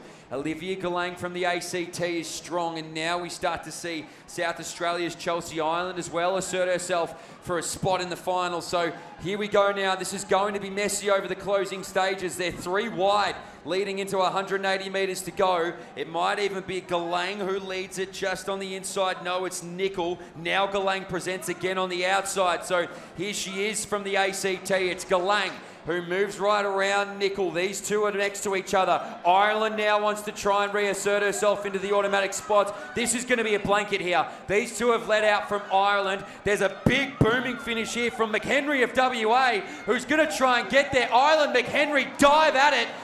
I think still Galang is going to hold on to it, and I reckon that'll be close in terms of times, because 2:15 for the win. I reckon Nicol's held on for second, but this is a big watch now, because it was around 2:60. I think they're going to come from this field, but how many of those women who are pushing hard late will get there? Yeah, we can see here Olivia Galang. She was 7th in the 1500 metres, and she needed every bit of that strength here. You can see Ireland was just checked at the top of the straight. She wasn't able just to keep her momentum going, and she did recover though to fight on strongly, the young South Australian, and the results will come through very shortly. We'll wait and see how it folds, but it was very intense racing here in that third and final heat, Mitch. I'm just fascinated to see what these times come up as, to be honest, because we can't actually get them right now, because there'll be some sort of check on that last 100, because to your point, at the top of the straight, there was a little bit of argy-bargy. Some athletes got checked. Obviously, there might be some form of review that goes into that, but once we get that, we'll let you know. We'll continue with some field event action. This is a big opening heat for the men's under 15. This is 3 heats strong as well, so only 2 of these guys are going to get through. It feels like half of the under 15-year-old athletes that exist in Australia are in this field, and they'll go around. Would you believe Archie Sideridis is back? I think he was your national champion earlier this morning over the 3K, so that is one great double in a day. Wouldn't be surprised if there's a couple of them bouncing back. A lot of them just live in the 15.3 world, but clearly Archie Sideridis in his fastest time of 2:01 is confident enough to roll back in and get a spot in the final. Yeah, he was very impressive this morning, Mitch. What a day. They love it though, these middle distance runners. The more Ks, the better. Yeah, they're sick. These youngsters would be doing that in my time. Probably would. Here we go, heat number 1 of 3. Really good here. This is a strong field. It's just about Victoria versus New South Wales, and we've got Creighton, the lone Queenslander, in and amongst it all. So somewhat of a cat amongst the pigeons.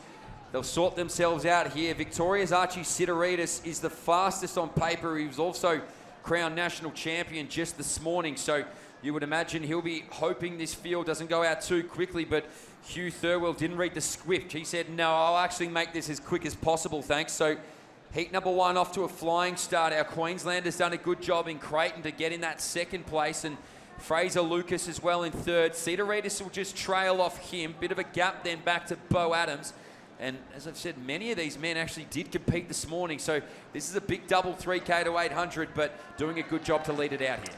Yeah, Sideridis, you can see him there. He's got hip number 1, the Victorian champ. He'll be looking for his 3rd gold medal at these championships. The 3,000 to his name, the 15, and he currently sits in 3rd in the 800 metre heats. So Thirlwell it is that's out in front. Then it goes to Aisha Creighton. Then Sidorides, who we've mentioned, is chasing that trifecta of golds. He now moves around Thirlwell, so the Queenslander and Sidorides are going to be the ones to try and clear out from this field. Creighton done a good job. Sidorides there, fellow statesman of Victoria, now just gets right up on both of them. So Fraser Lucas now just puts himself in front of Archie Sidorides. You've got to wonder what that 3K does this morning. They're all going to try and get on the back of Sidorides if they can, but this gap is just extending. So out there is Creighton, and then next to Lucas, Sidorides with some work to do over the closing stages. Maybe even Samuel Reeve can contest, but it's Lucas out from Creighton. Here's Sidorides now on his shoulder. Reeve too now goes into fourth. They make their way down here. Sidorides and Creighton will duke it out. In fact, they're going to go and get after the Victorian out in front, so he's going to have to try and hold on, but they're queuing up. Lucas now slips to third. Sidorides and Reeve take out that automatic spot. 2:02.91. Well, Samuel Reeve really found gaps where they didn't exist, and he put himself in that automatic place to run in this 800-metre final. Archie Sidorides, the 3,000 metres this morning, no problem for the heat. He was the silver medalist at the national champs in the 800 last year. It was the one race that eluded him last year, Mitch.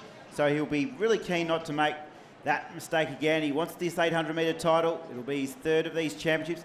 And Mitch, you obviously have the pleasure of watching young Sidorides as a Victorian, just week in, week out over there, and young Reeve as well. That'll get the Victorian team up and about. Yeah, they certainly will be happy, the Big V.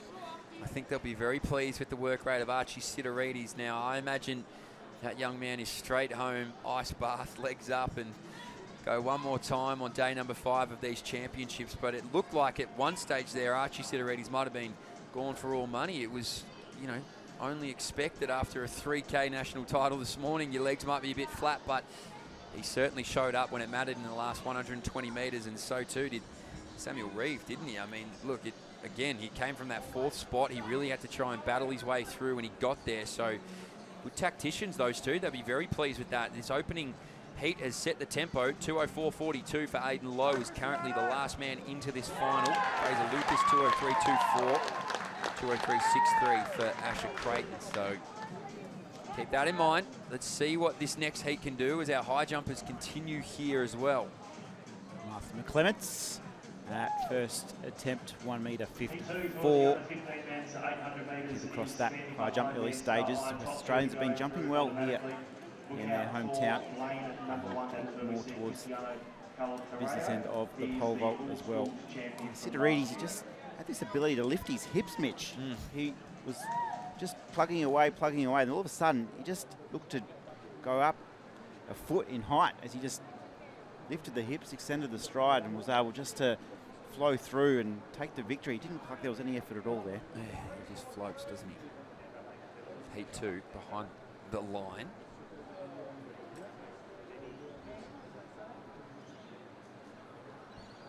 Green card out there. Good news. Good big field. Second best kit in Australia's out there. Tasmania. Good to see.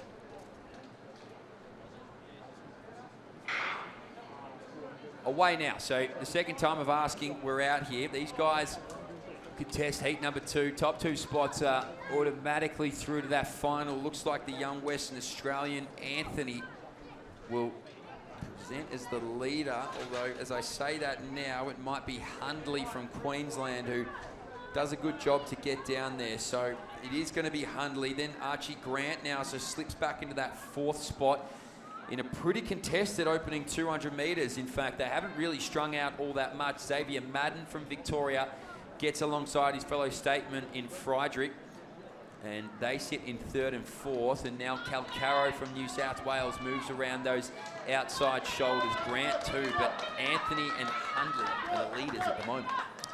Jaden Anthony of Western Australia, he has been winning all his age races over here in the West, as we see a nice move from Cristiano Calcaro. He wants to be in front at the bell and leave nothing to chance, Mitch. So Calcaro it is that leads it out. You're right, Trav. He really just had a distinct move there, didn't he? I think that was his game plan. Just get to the front at 400 metres to go and just keep the field at bay. He's doing a good job of it through his final 100 metres of that game plan, although now we start to see the Tasmanian move up. That's Bodner who doesn't want to be out of that kick. You want to be there when the move is made. Calcaro really did go early, but he backs himself in here with a 2:03 lifetime best. Here comes young Archie Grant from Victoria now. Just sits on his shoulder. So is Hundley, who's really just lived on that railing. He was in front, he was second, he was third. It doesn't matter. He's lived right on the rail. And now he'll back himself in to go and get after it. Anthony as well. But here's Grant. Over the top of Calcaro, though, who's showing a little bit of strength here just to hold out young Archie Grant. But Grant now just gets the best of him. So the Victorian opens up into 5th gear. He's got another one if he wants it, but he's out in front now. Calcaro's going to have some company because here comes Chemyatov. Doesn't quite get there, but well done to Grant. He got it, 2:05.00. He threw to that final, a bit of a moment of relief, I think, at that finish line. And so too Calcaro. He does get through, but Chemyatov gave him a scare right at the end. The state of Victorian 800-metre running for the under 15 men is in very healthy shape, Mitch. It is Victoria once again taking out this second heat after a trifecta in heat number 1. So that's impressive running from the young fella. He was able just to push forward when it got a little bit heated at the top of the straight. And as you mentioned, Chemyatov from South Australia just was able to finish with a dash to secure that second automatic qualifier. Things are heating up though in this under 15 800 metres. One heat to come as we return back to the high jump. Velikov's from Western Australia has had a miss. We saw Clements also with a miss from WA. This is the under 18 girls pole vault final. We are currently at a height of 3 metres 42. We've had a few clearances at this height. And unfortunately a miss there for the West Australian. Back to high jump. Brighton. Next up on the track, we have got heat number 3. Second miss at 1:54 in the under 15 girls high jump final. For heat number 1, Philip Matinus, who is the national bronze medalist Progressing through that quite quickly as we now turn our attention to heat number 3 of the 800 metres. Philip Botonis from New South Wales has been in good form.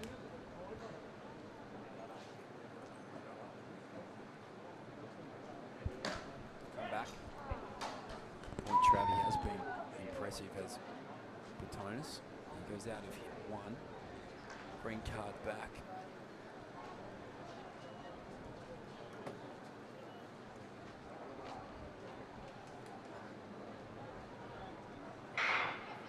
Good start. This is now heat number 3 of 3 for the men's under 15 800 metres. So they're going to want to move around here quickly, you would think, because it has been quick over the opening 2 heats. So rounding their way around this opening 100, the 2 from New South Wales on the inside of the track doing a good job. That's Botonis and Shepherdson Woodhead. Now just slipping in behind them is a man from WA. He's out there strongly. That's Fallon, I believe. So as they make their way through here, Thomas Fallon sits in 3rd from WA. His fellow statesman is behind him. That's Domini. And as they continue to push along here, they will move on the outside. So Botonis it is who leads it out from Shepherdson Woodhead. The rest of this field followed closely behind here. It's our man from Ireland, in fact, who's just going to sit there in the 3rd position. But out here in front, they're moving along with a pretty reasonable clip. And they're really wanting to test this tempo. 58 seconds through the opening 400, Trav. Yeah, they're absolutely flying. These couple of New South Welshmen. The West Australian, Dominic, is just moved up into the heels of the Irish visitor. He'll now just try and just take sight of the couple of New South Wales runners there who are striding out nicely. The Irish young fella, he's got the red hair, he's from Ireland, and he now just makes his move down the back straight. He'll move onto the shoulder and split the 2 New South Wales athletes. I got the sense Philip Botanist looked around his shoulder and said, hold on, here we go, we got some company. So Botonis will lead it out. Now from Queensland is Hooper. who gets around our Irish visitor, and now he wants to sit with Batonis. So he does just that. Batonis leads it out there from Hooper, starting to slip backwards a little bit as our visitor, as the team from New South Wales just queues on up for a big finish. So these two out in front seem to be in control. They'll take those 2 automatic spots. It now just comes down to a series of times. 2:01, 2:02, it'll be quick. Botness looks around and says, that'll do me. Hooper then next. That'll be close watch there for Shepherdson Woodhead, just depending on what we saw in heats 1 and 2, which were quick. That 2:05 point seemed to be around the cutoff, but 2:05 high, 2:05 low. Unsure as of yet, but great racing. Those two make their way through to the final. Well done to Phil Botness. He was third in the 1,500 metres a couple of days ago, and we saw his lightning kick in that race. So he's got speed to burn, does Philip Botness, and he'll be going down to the cool-down track over there at McGillivray Oval. It's about 300 or 400 metres away. It's a lovely grass track, one of the best grass tracks in the Southern Hemisphere, I'm told. And Philip Botness will reset for that final tomorrow and try and add to his bronze medal from the 1,500 metres. So that is a completion of the under 15 boys 800 metre heats. So time's up, 2:04.89, 2:05.08. So it looks like Milo Shepherdson Woodhead will miss at 2:06.04, but we'll get that to you officially due to the review. It actually goes off screen on roster for a moment, so sometimes makes it a little hard to call, but I think we managed to make our way through it. So he will miss. So Fraser Lucas gets through with 2:03.24, 2:03.63 to Creighton, and Aidan Lowe gets through. So all of those that didn't get through automatically in Heat 1 get through to that final. You don't see that all that often. But here we go, Heat 1 of the men's under 16s. So we're rolling through these 800s quickly. This is heat number 1 of the men's under 16. There's only 2 of these heats though, so the top 3 will get through automatically.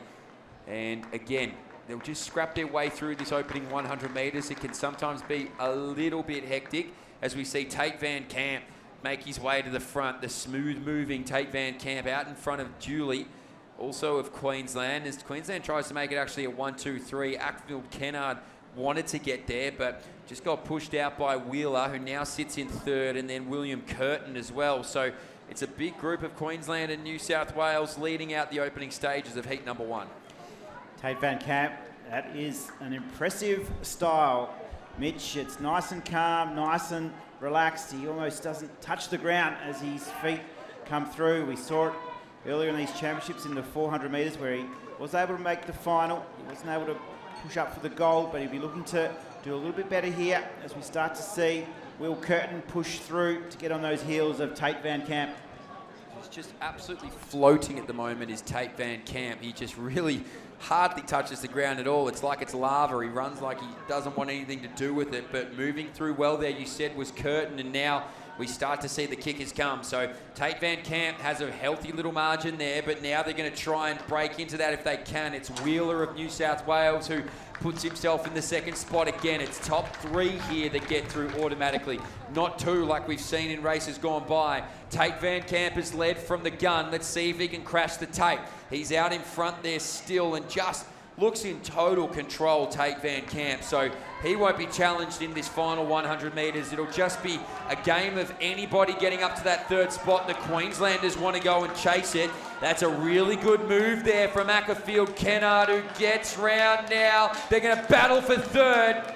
He gets there, the Queenslander. I think he just got over the top there of Curtin, who will have to settle for 4th. Lachlan Wheeler is in 2nd, and Tate Van Camp looks like he's about to actually run the 2nd race. He's that comfortable here. He gets through to the final. Mitch, when I run along the beach on Saturday mornings once a week, that is how I think I look when I see Van Camp run. I think I run like that.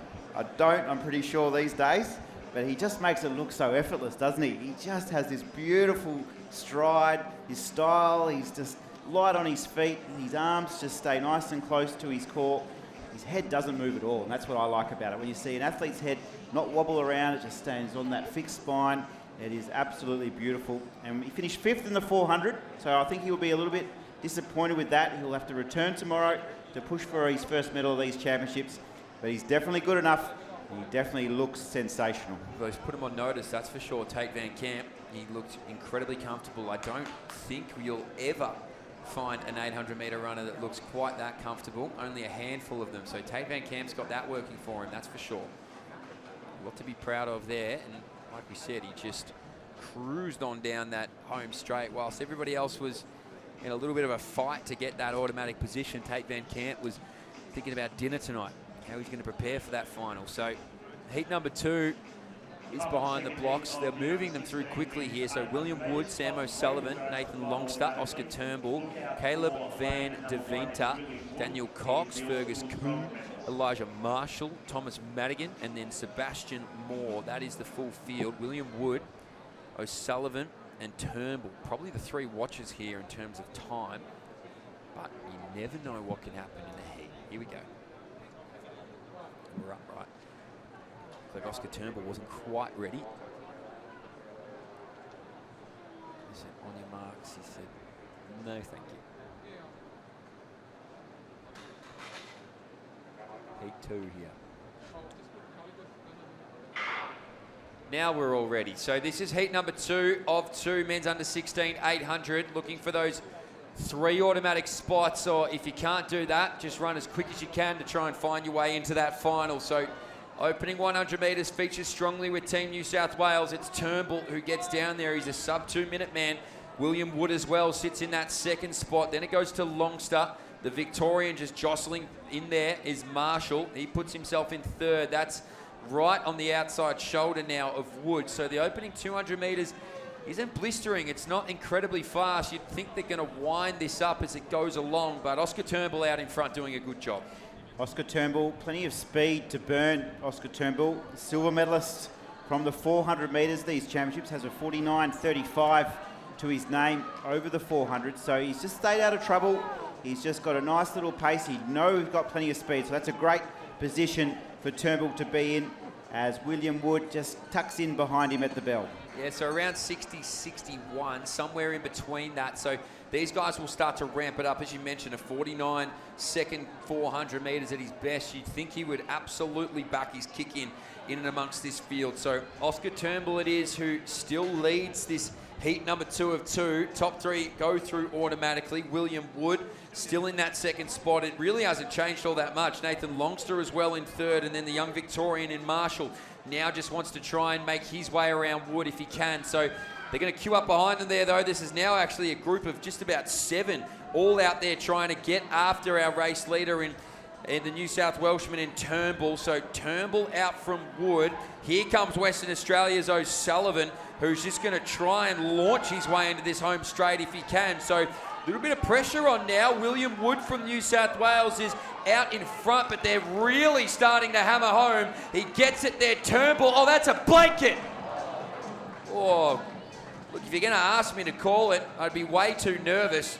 Everybody's on the line to try and get there. We're going to have to watch this replay, really, to give you any indication of who got through. But Oscar Turnbull was fortunate to stay out of the carnage behind. Here we go. Here's the replay in front of us here. So it looked like Turnbull was under pressure from Wood, who just started seizing up. So Turnbull easily home. Wood is the one who throws himself at the finish line. Oh, geez, this is very close. Look, I think they're all going to get through on time regardless, but I actually think it was O'Sullivan that got there on the outside, maybe for that 2nd spot, and then it actually might be William Wood who ends up 4th in all of that. Yeah, it was a dive bigger than my stock portfolio today, Mitch. It was huge. But you're right, Turnbull, he stayed out of trouble. He was able to use his pace. West Australian Sam O'Sullivan, I think, may have just got over the line for 2nd. He was able just to put himself in a good position at the top of the straight. He had the sunnies on. He's just talking to his team there. Looks like he's one of the Dean boys that he's chatting to in Sullivan. And he's just going to have to wait for these results. They might be a while to come through, Mitch, just to how tight it was. Yeah, so we'll wait for those to come through because, as you said, it was incredibly tight. We're going to let our officials take care of that. We've still got women's high jump continuing. Up next, we've got some hurdle finals as well. You can see them being set up, so don't go anywhere. We will be right back with more action here on day 4 of the Australian Junior National Championships.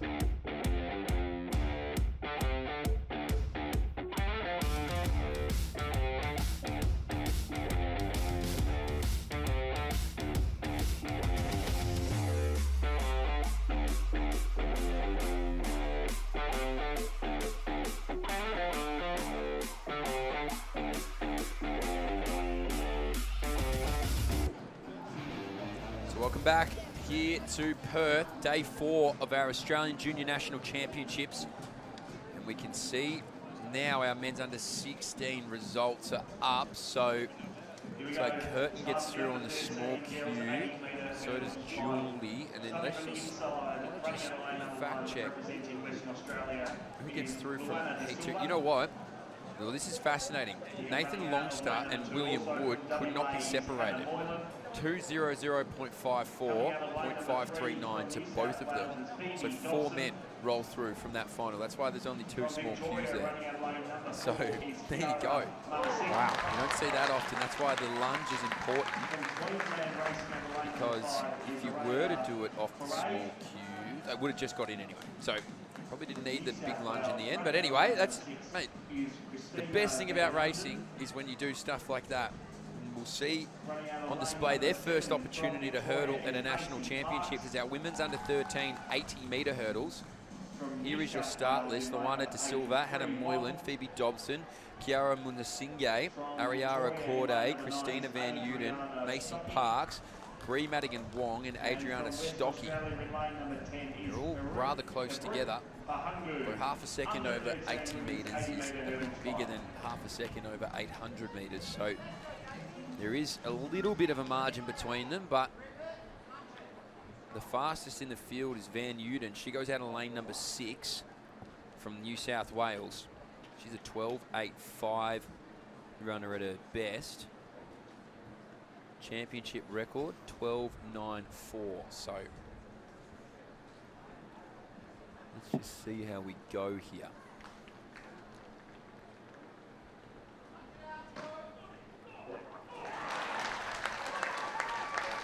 We'll come back, get unsteady in the blocks. We can see the little jump to try and get out there. Green cards in the under 13s, which we love, although if you do it again, won't be as lovely from our officials. De Silva, Moylan, Dobson, Munasinghe, Corday, Van Uden, Parks, Madigan Wong, Stocky and Bangyu. This is your women's under 13 80-metre hurdle final from wherever you are watching around the world, around the country. First foray into hurdling at a national title.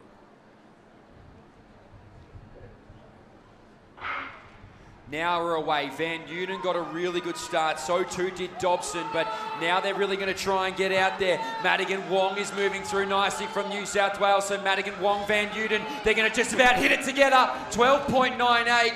It's going to go to Madigan Wong of New South Wales. That looked like she'd done enough to be the national champion for mine. And that was great hurdling over the 80 metres in this under 13 event. It absolutely was, Mitch. 1.6 the tail, the time unofficially 12.98. The record, as you mentioned, was 12.94. But it was just a great example of clean hurdling. And her snap over that hurdle is just so quick, Mitch. She gets that leg down really quick. Even by the second or third hurdle, she was out in front. And she was really able just to keep that momentum going. The last hurdle was a little bit dubious. There was a little bit of contact. It didn't slow her down. But all these girls here, first taste, they've all performed really well. They've all managed to get through the race. They've all got a really good, valuable finals experience, and that'll just set them up for their upcoming year back home. Absolutely. So Bree Madigan Wong is your national champion, 12.96. Phoebe Dobson gets up for second from New South Wales, 13.10. And Christina Van Uden of New South Wales, 13.17 to just hold out Victoria's Adriana Stocky in that 4th place. So to your point, Madigan Wong was the most technically proficient over all flights of hurdles. Looked like Van Uden just might have got her footsteps wrong at the start and then was playing catch up from there. So good hurdling from our under 13s. We can see now one of the Harding sisters on the runway in this women's pole vault. Oh, over easily as well. Could have driven a bus between the two. So great pole vaulting. The pole vaulting in this country continuously goes from strength to strength, but that was really good. That's her first jump in the competition, Mitch. So she's just arrived on the runway, and it's 362, the height of the bar. So she'll join Hayley Norcott and Daisy Brayshaw as the last 3 remaining competitors. So there's your results for the women's under 13 80-metre hurdles. Bree Madigan Wong, Dobson, then Van Uden, Bangyu out in lane number 9. Got up for 4th. Parks, Minasinghe, De Silva, Corday and Stocky. And I think there'll be a lot of happy people, and Hannah Moylan there too, because everybody in the field bar one has run a lifetime best. So well done to our under 13s. Up next though, this is our under 14s. This will not be a final. This is heat 1 of 2. Top 3 go through here, and this should be an interesting one. Foster, Anthony, Tarbet, Whitfield, Harper Harding. Said the Harding twins are busy, or the Harding sisters, I should say. Schofield, Good, Heinrich, and Miller. Top 3 go through here to the 80-metre hurdle final for the under 14s. Long-standing championship record here, Mitch, 2005, 11:89. It'll be big to get that, won't it? Heat 1 of 2. Good starts across the board. Harper Harding gets to hurdle 1 first, then Anthony in that 2nd spot. But Harper Harding is out here and she's moving. Miller from Victoria in 2nd. Harper Harding puts the head down, 12.17. Then it goes back to Miller. Anthony was strong. Top 3 get through to that final automatically, so they'll be back. And now we'll wait on times from there. We've seen her speed already in these championships, that is for sure, Mitch. And if you put a few hurdles in her way, it doesn't seem to bother her at all, because that was impressive running. A nice little tail breeze again. Conditions are an ideal. And the Harding family, it's been a good week here in Perth. Hope they've enjoyed the surroundings and no doubt enjoying the athletic stadium, that is for sure.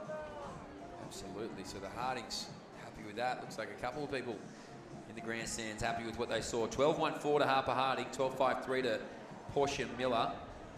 And Madison Tabret, it was in 3rd. So apologies there to those following along. Madison at home, she is 3rd, 12.90 for her. Mab in the high jump, 2nd attempt, 158. Not to beat. She will reset. Talk to the team. See the coaching team along the fence there, able to watch along. This is Daisy Brayshaw with her first look at 3.62 m. We've had 2 athletes clear. Jamison Harding, who we saw. Hayley Norcott has also gone over. So Daisy Brayshaw, she's already secured the bronze medal at the National Championships. Congratulations to her. She wants to upgrade though. She needs to clear it here. Slee in the high jump for under 15s. Having her second look at 158. Picture of concentration. Away we go, needs the pop.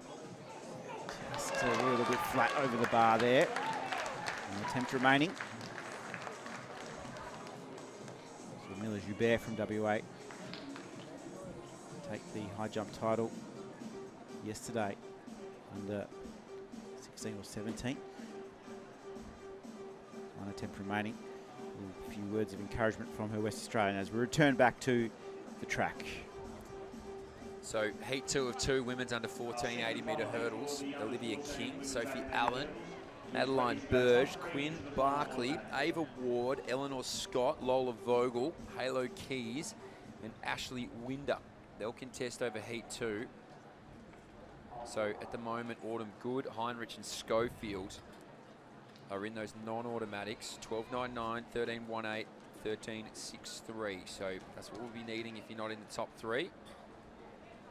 But this will be good. There's a lot of them. In fact, watch out for Burge. 12.67 and Keys second closest to you at home. 12.5 for her.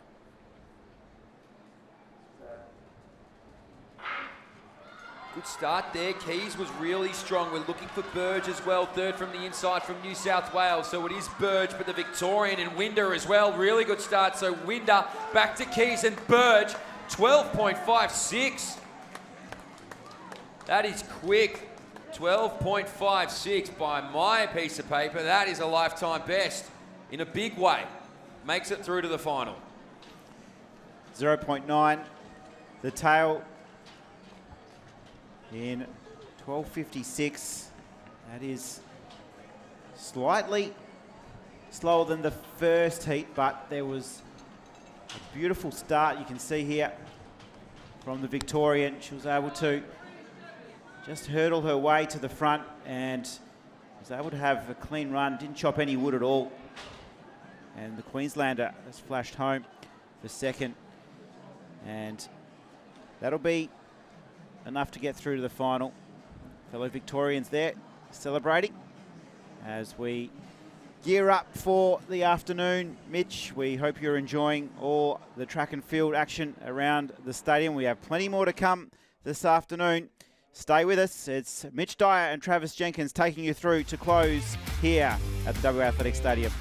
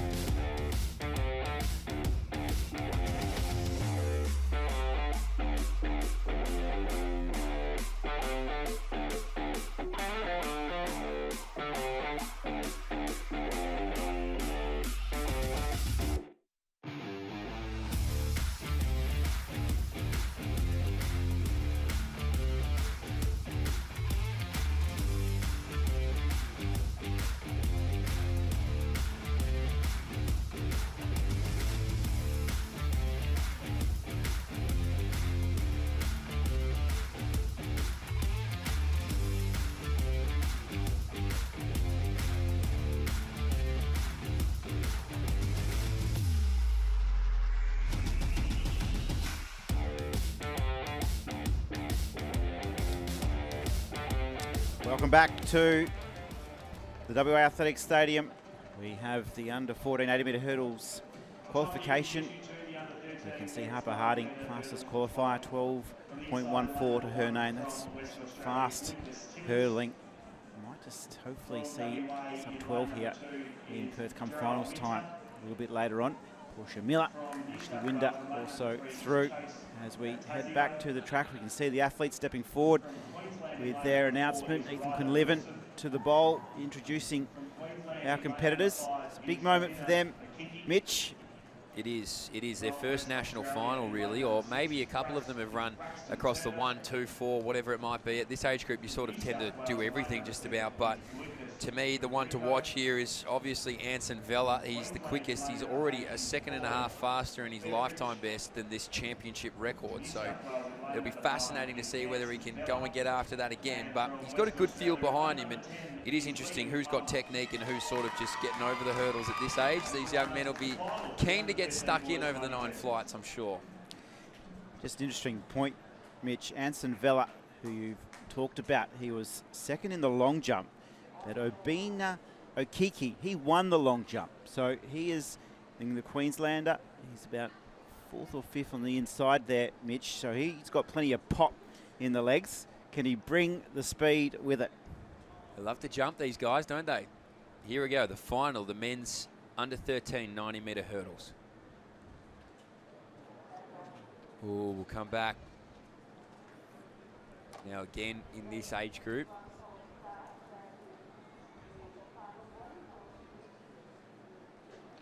things are a little different. You get the yellow card if you false start, but you only get that once. There's no infinite yellow cards. That would be incredible. He knew he did wrong there, didn't he, Braxton Turner, the West Australian? Well, he came straight back, didn't he? He did. He went, oh, no one else has started. He's like, thinking about it, I actually didn't hear that gun. So we're up again. So sometimes as well, I remember what it used to be back in the day that, not that anyone would ever intentionally false start, but it would just set the nerves of the field where someone would break and then you're all on warning and it's going, oh, God, we don't even have a little safety net anymore. It's been taken away. That's what these young men are experiencing right now. No safety net. Race time. Men's under 13, 90-metre hurdles. Watch second from the left, Anson Vella. Like a bullet out of a gun. We're up again. Back in my day, Mitch, you had 2 chances. Everyone had 2 chances. The old double chance. The old double chance in my day. Now that is a real throwback to people's days, isn't it? When you get the double chance. Little flag used to go into your number behind you. I can't think of a time of the double chance. So there you go. Listen to that, kids. Used to get a double chance. Anyway, men's under 13 final. Now we're away now. We'll watch for Anson Vella. He's second closest to you out here on the track. He's got company with his New South Welshman, but Vella it is who leads it out. He's jumping well. Matazio in second. Can Vella get that record? It'll be outside of it, but he gets the national championship. Well done to him. Very, very quick indeed. A lot to be happy with there. He's now your national champion. In fact, he's inside of it. That is a new championship record there for the youngster. Well done, Anson Vella. He is up-and-coming hurdler, silver medalist in the long jump, so he's got plenty of spring and pop in his heels. And today he has combined that with some pace.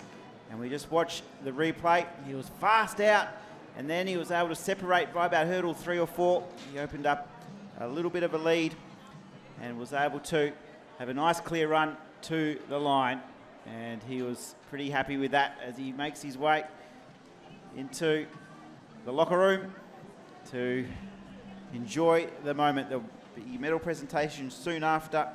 All of these young men get to enjoy the privilege of competing at a national championships. Chase Matiazzo, the silver. Lucas Giurchio has taken bronze in 14.30. So we're back to some pole vaulting here as well. Trav, I feel like you're right across these field events at the moment. So as we see a Jemby, the Queenslander, go one more attempt here. Oi, and we're up and over. That's a big clearance, Mitch, in the context. It's a big, we're just having an issue with some results coming through here, but I think she will be our national champ. That's a big clearance at a big time. Bring those results too as they come through. The under 15 girls high jump final. Yeah, in fact, we are getting some results through. That is a 162 clearance. So first athlete to go over puts herself into the gold medal, Diva Ijembi. So well done to Diva. Good strong jumping. These field events have been strong, really, all competition long. Now we see the attempt at the pole vault for the Western Australian up, and we'll bail out of that one. Didn't like it. So not to be that time around for the young Western Australian. We'll go back and regroup, and I'm sure look at the analytics. Here we go. Back to the high jump. Clip with the arm on the way through. I mean, the state of women's high jumping in this country is at a quite literal all-time high. To have the 2 best high jumpers in the world this year right here in Australia. Eleanor Patterson, we've mentioned 5 straight championships she's medalled at. Nicola Olaslagers becomes the first Aussie to repeat world indoor titles, joins the pantheon of great high jumpers to do it across history. So women's high jumping at an all-time high. Here's heat number 1 of 3, men's under 14 90-metre hurdles. Only 2 of these guys will go through automatically. Nielsen Sutton, Baird Petroni, Horsey, Fanin Guillard, Lamprey, and Lowe. Inside to outside of the track. Let's watch.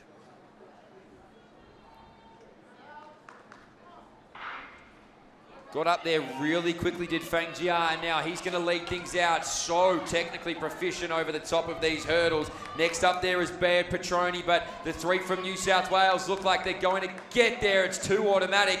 Got over the top, 13.20. Lamprey was definitely in front and finished off strongly. And Fang Jia got there for second. He had some work cut out for him from his fellow statesmen on the inside, but they're the 2 automatics. New South Wales trifecta, 1.9 the breeze for the first heat. And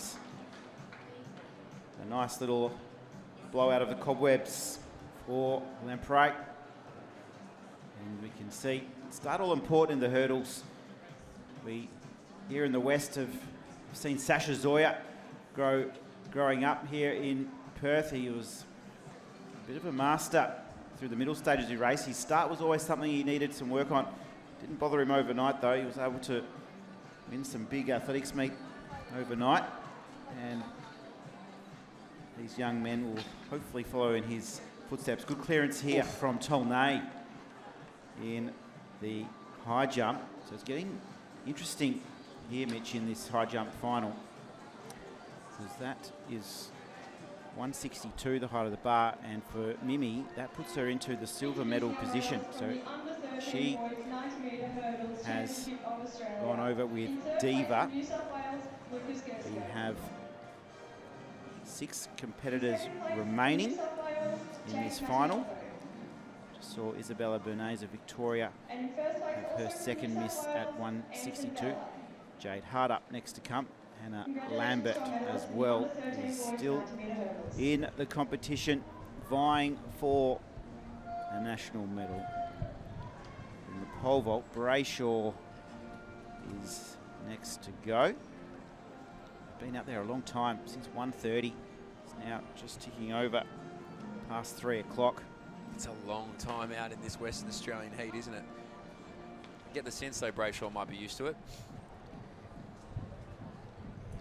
In that strong stock of pole vaulting here in the West, she has Nina Kennedy to look up to, and she's clear.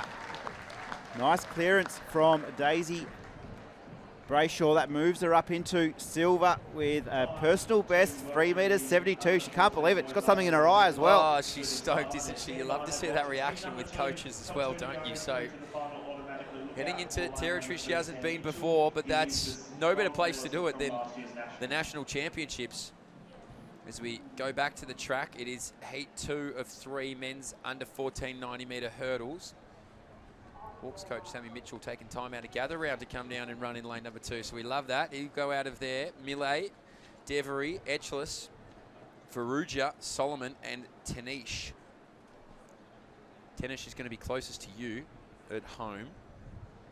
Watching out for Byron Farugia, who's the second fastest behind Jackson Solomon. Second from the left.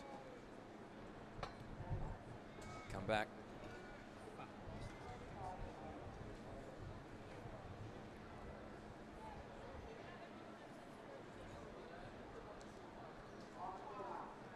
Green card out from the officials, so that means they've still got a chance should they need it. Mitchell, Millie, Devery, Etchless, Farugia, Solomon, and Tanesh.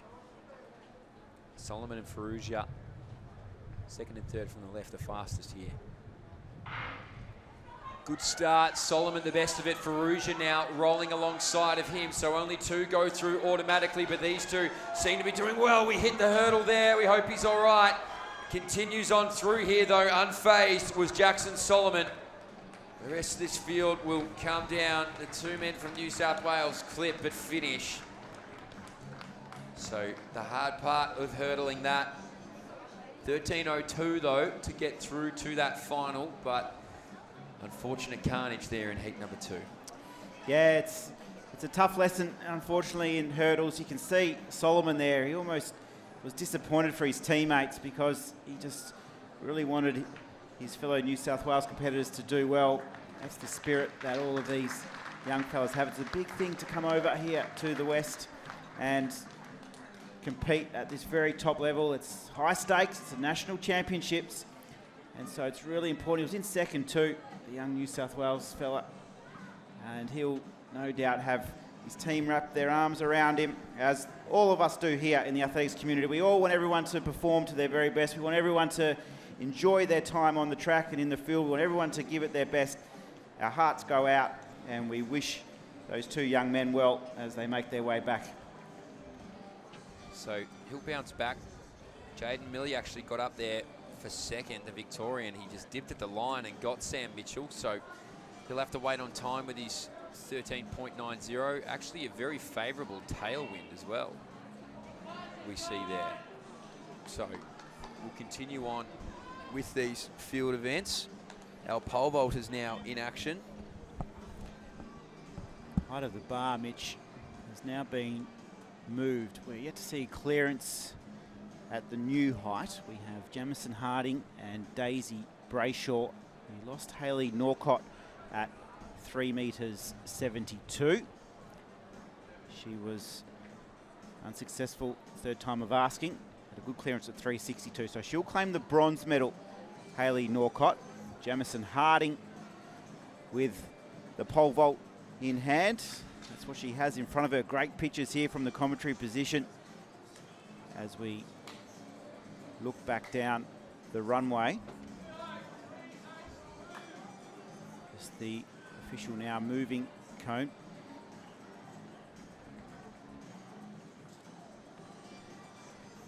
Here we go.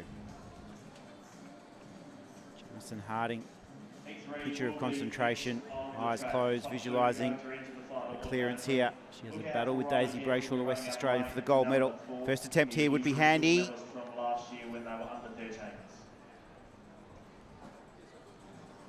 We'll have time just to reset. There is a counter clock that allows our pole vaulters just to get back. She's going to try again. So we're not too far away from getting back to our action on the track. There's action plenty around here on day 4. Hope you're enjoying the coverage wherever you may be watching. Heat 3 of the under 14 men's 90-metre hurdles. We can see the start list up on screen as we return to our commentator Mitch Dyer to call the action. So McCarthy, Brown, Death, Hicks, Ogbonna, Owusu Free, and Carano. In that order, they'll be hunting times. Top 2 automatic. Here we go. Owusu Free got a good start, but Ogbonna inside of him now goes through that. So it's McCarthy from Western Australia out there from Owusu Free. Ogbonna under pressure. Owusu Free now moves away from the rest of this field. Technically sound. 13.12. Deshaun McCarthy was up next there. Those two go through automatically. Ogbonna was in that 3rd spot. Good arms and arms for each other there. Opposite states, but one shared vision of hurdling quickly. So well done. We'll wait on those times though. See if they make it through. Love that smile from young Ogbonna out there. Had a good race. Hopefully we find him in a final. Let's see.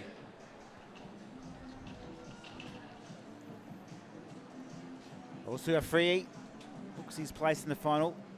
As we see Harding looking to go clear. Oh, good attempt from Jamison Harding. We saw her in the hurdles yesterday, Mitch. Just so impressive with the championship record in the 100-metre hurdles. And she's now into her pole vault, looking for her 2nd gold medal. The height of the bar is 3 metres 82. So it looks like Ogbonna is going to get through on the small Q with 13.41, it appears. So Gabrielle Owusu Free was very impressive, but it looks like they'll get through here. Hey, we're going to pack these hurdles up. We go back to some flat track action here in a moment, but don't go anywhere. We'll throw to a break. All the action from day number 4 will be here, right on 7+. See you shortly.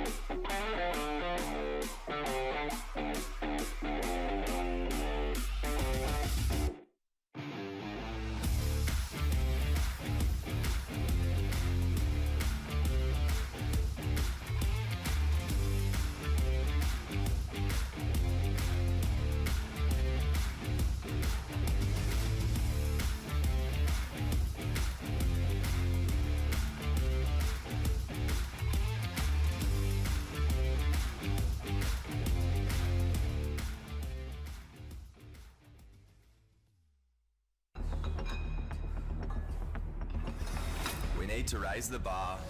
Then drop it. We need to push forward. Then push against that. We need to carry the weight of expectation. Then throw it all away. We need to know the hunger. So we can fuel the fire. INC Sports Nutrition. Powering tomorrow, today. A big thank you to our sponsors, Chemist Warehouse, proud supporter of Australian athletics and the West Australian government. Nate in the high jump competition. It's almost at the concluding stages now. We have Diva Ejembi with one jump remaining at 165. She's in the gold medal position. That's Mimi Tolnay. She will take home the silver because she was able to clear 1.62 m. That was her bowing out at 165. And here is our Australian champion, Diva Ejembi. Let's go, Diva. From Queensland, looking for a 165 clearance. The gold medal is secure. There's her record. It's been a good afternoon here in Perth. Let's see if we can get her up and over. Go, Diva. Oh, just clipped, which was pretty marginal though, Trav. So she'll be happy. Well, look, she'll be stoked. She's a national champion. But well done to Diva Ejembi from Queensland. Good competition, to your point. They were just jostling for a while there. So fantastic to see. They all get around each other as well. That's what we love about these field eventers. They're all everybody's friends until they step out on the runway. And then from then on out, they just become competitors. So it's a bit like us announcers, Mitch. Yes. Yeah, we actually box on outside of the booth. Yeah, none of us get along. No, it's a big, lovely community in here. So up next on the track, you can see them going through. There's 18 men going to contest this men's under 17 1,500 metre final, and there's some very, very deep talent in here, but this will be a good race, without a doubt. The one to watch, the fastest in the field by a fair margin, it must be said, is Kieran Shepherd out of the ACT, and this young man has really just been a stalwart of winning national gold medals from the past previous years. The three medal winners from last year's national championships are all here, Mitch. As you mentioned, Kieran Shepherd, the defending champion. Oscar Wright, he won the silver medal from Victoria. He'll be going around with hip number 9. And Finn Kane as well, who won the bronze, is also making his way around the West Australian track. Ben O'Sullivan will fly the West Australian flag with Sebastian Little. But to have all three medalists from last year here to take part, it's going to be fast, it's going to be furious, and it's going to be really interesting if they take up a competition frame of mind, Mitch, or they go to run a quick time. Yeah, well, it'll be interesting. I'm sorry, I'm just fascinated. I'm looking through, and I was actually there at this race, but the national records for this age group, and Cam Myers is 3:33 over in Poland in a diamond league, mind you. It's just mesmerising. And unless he's changed his name, Peyton Craig has the championship record. They've put him down as Craig Peyton. But anyway, let's see if they can get after that. So men's under 17, 1,500 metre final is underway. A big, strong field of 18. So it'll be fascinating to see how they do get out. You can see the Western Australian is going to waste no time in just seeing what this field has. So you ask the question, will it be quick?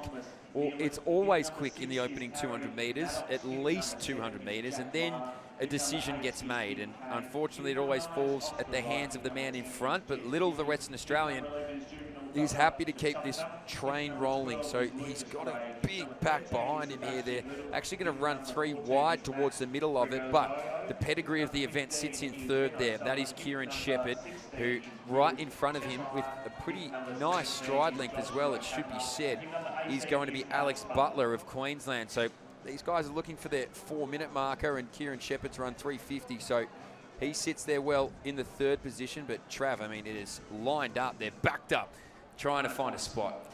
I've just been searching for Oscar Wright too. He wears hip number 9. He's settled towards the back of the pack, the Victorian, the silver medalist from this event last year. He's just now starting to press about 3 wide around the path of Zane Vellaboy of Western Australia. But the pace, as we expected. He's pretty fast early, Mitch. Yeah, it certainly is. It's pretty well strung out, but the only time it gets bunched up is really in the middle section of this race, which would indicate that these guys really want to be there when a move is made, if not be the one to make that move. So they're probably all watching on what Kieran Shepherd will do. He's in that third spot from the ACT, but now it bunches up again. So kind of just slows it down ever so slightly, just little, probably not intentionally. It's just the result of the pace as Queensland's Butler still sits in second. He's got Shepherd bearing down on him.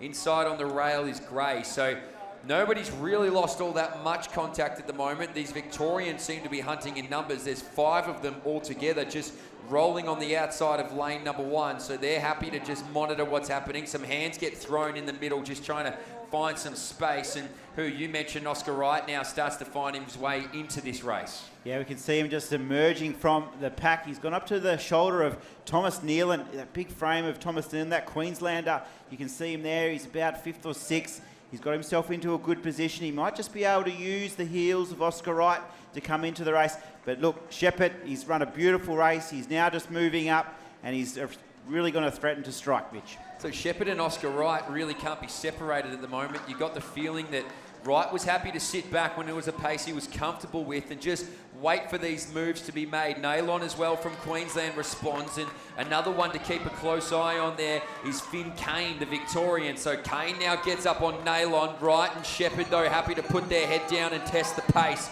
Up there next is going to be Kane. Inside of him is Maddox. So now the Victorians, I told you they were hunting in numbers. They're all going to fly and see what they can do against the might of Kieran Shepherd. So Shepherd from the nation's capital leads it out there. It's Wright who sits in second. In hot pursuit behind him is Finn Kane in third. He won't have it all his own way, though. That group behind there is closing him down. But out in front there is Shepherd, the long loping stride of the previous national champion. He knows how to win these things. He's won plenty of them. So Kieran Shepherd, it is out in front. The Victorian in Wright in second. Kane in third now. They might duke it out for that silver and bronze into this home straight. But checks the inside shoulder. There's no need, Kieran. You are flying down this home straight. So he's already put the finger up. The salute's already happened. He knows he's won it. He's going to be the national champion again. He takes it. Kieran Shepherd it is. The big booming finish.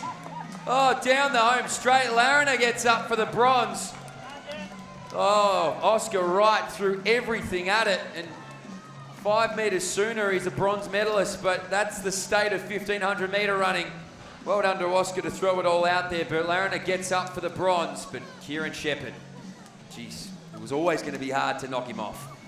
Really impressive. He just timed his run to perfection. He let the West Australian Little take the lead, and then when it was time to get into the race, he was able to make the move with 500 to go. Well done to the 2 Victorians as well, who have absolutely stormed home in Finn Kane and Jack Lana as well, both running huge PBs. I was really impressed with Finn Kane. He's just gritty, isn't he? Just absolutely gritted his teeth and was able to fight on for that silver medal. Jack Lana, the bronze, but Kieran Shepherd, he, as you have mentioned, just right through his junior underage, he's been able to claim these big titles, and he obviously does a lot of work in ACT to get himself into perfect condition when it comes to the business end of the season at the National Championships. Yeah, he was just so strong, and he's managed to win this by about 1.9 seconds in the end. So what was pretty close at 400 got blown out, and then Finn Kane and Jack Lana really just, I think he just sensed that in front of him he was just starting to struggle a little bit. Oscar Wright, he'd been the man to go with Kieran Shepherd, and we can see here just a clip. So, and it was a very vertical jump at that, so landed back inside of the launching pad. But as I said, Lana, I think, sensed the momentum shifting ahead of him and just put in a big booming finish for 3:58.27 lifetime best. And Finn Kane, the Victorian, looked pretty tired when he walked off the track just then. So he's given everything to get 3:57 and a national silver medal. How good's that? So Jamison Harding, we can see on screen, is in a tight battle with Daisy Brayshaw for this gold medal of Western Australia. And the big man invented the long jump competition is underway in the back straight. Good crowd have assembled there. What a beautiful Monday afternoon here in Perth. Oh, just stunning. to watch some of the best long jumpers in Australia. And that competition is in the early stages. We'll just get a little bit of an update for you in the under-18 boys long jump final. And we are in the second round. And Mason Magroda, no surprises there, leading the way. Mitch, you love his work. You followed him at the Under-20 World Championships where he won the bronze medal, dropped that huge bomb of a jump there to secure the bronze, and he's opened up here with a 7:35.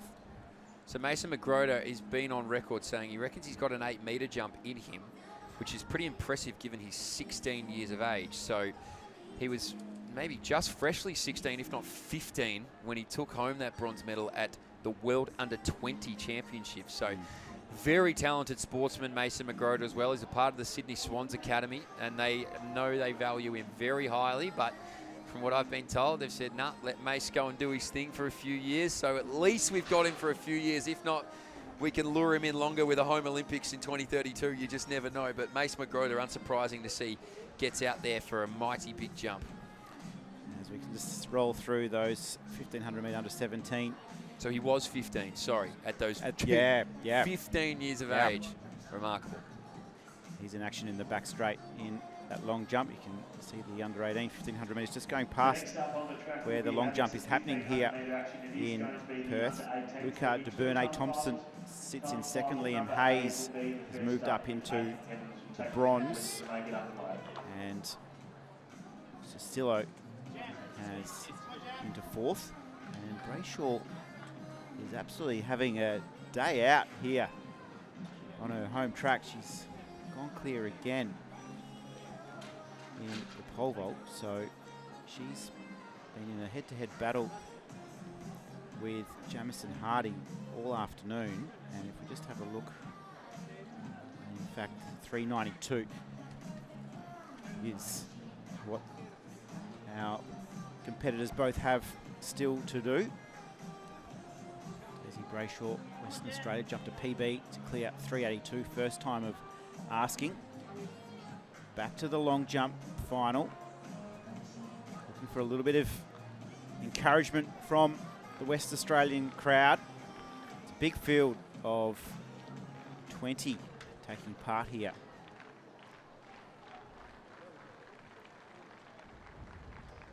It's the New South Welshman, being Tizard, I think.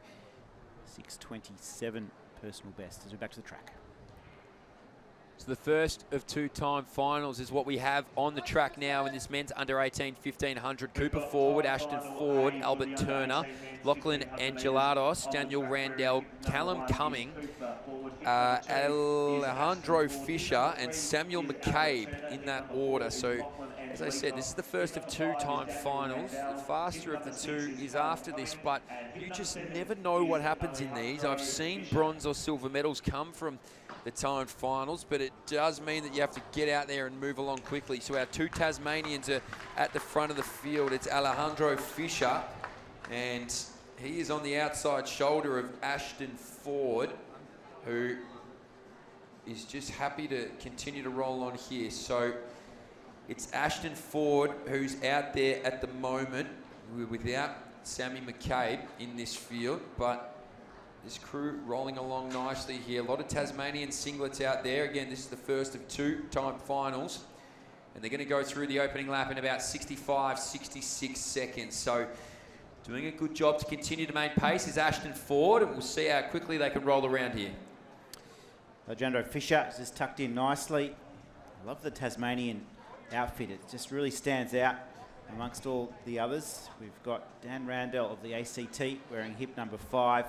Settling back into about 6th position. Albert Turner, the West Australian, has been in good form over here in WA. He's lowered his personal best a couple of times this year over the 1500, and he's just going to settle in about 3rd or 4th with Callum Cumming, who's wearing hip number 6. And our leader, the Tasmanian, Ashton Ford, as we come down with just over 2 laps remaining in the first of the two-time finals. Yeah, so Ford out from arguably the best name in this field, Alejandro Fisher. Incredible. The Tasmanians just going to go 1-2 as they make their way around this bend. So again, they're just chasing times here. That's the most important thing they can go and get after, and they're doing a good job to set the tempo. So the two Tasmanians lead this one out. Behind them is Callum Cumming from Western Australia, and he's followed by his fellow statesman in Albert Turner. So nobody's really lost. From top to tail, it's about 8 metres. So everybody within striking range once this kick does come. But as I say that now, it's bookended by the Tasmanians. Cooper forward just at the back of this pack. You can now see that the injection of pace has come there. It's Fisher who gets to the front. So Alejandro Fisher leads this out there from Lachlan Angelados in second, Turner in third. It then goes to Ford. The rest of this field continues to press. Callum Cumming in and amongst that, as well as Daniel Randell from the ACT. So they'll hear the sound of the bell and they're all going to start to fly from here. But Alejandro Fisher is currently the race leader.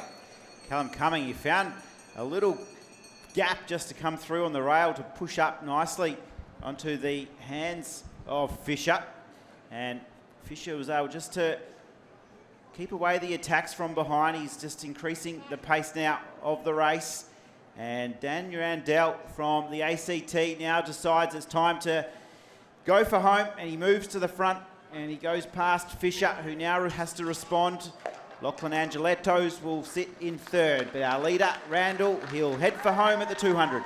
So Randell has made his move up this back straight. He's going to see what Alejandro Fisher has in store. He'd left him to lead for a while and he picked his moment at 2:50 to go. So now he comes back in here, Randell. Alejandro Fisher is going to throw everything he has at him here, but Randell from the ACT doing a good job. So if Fisher puts his head down, Randell continues to press. They've got a good healthy margin back to the rest of the field, but from the nation's capital, Randell will take out time final one.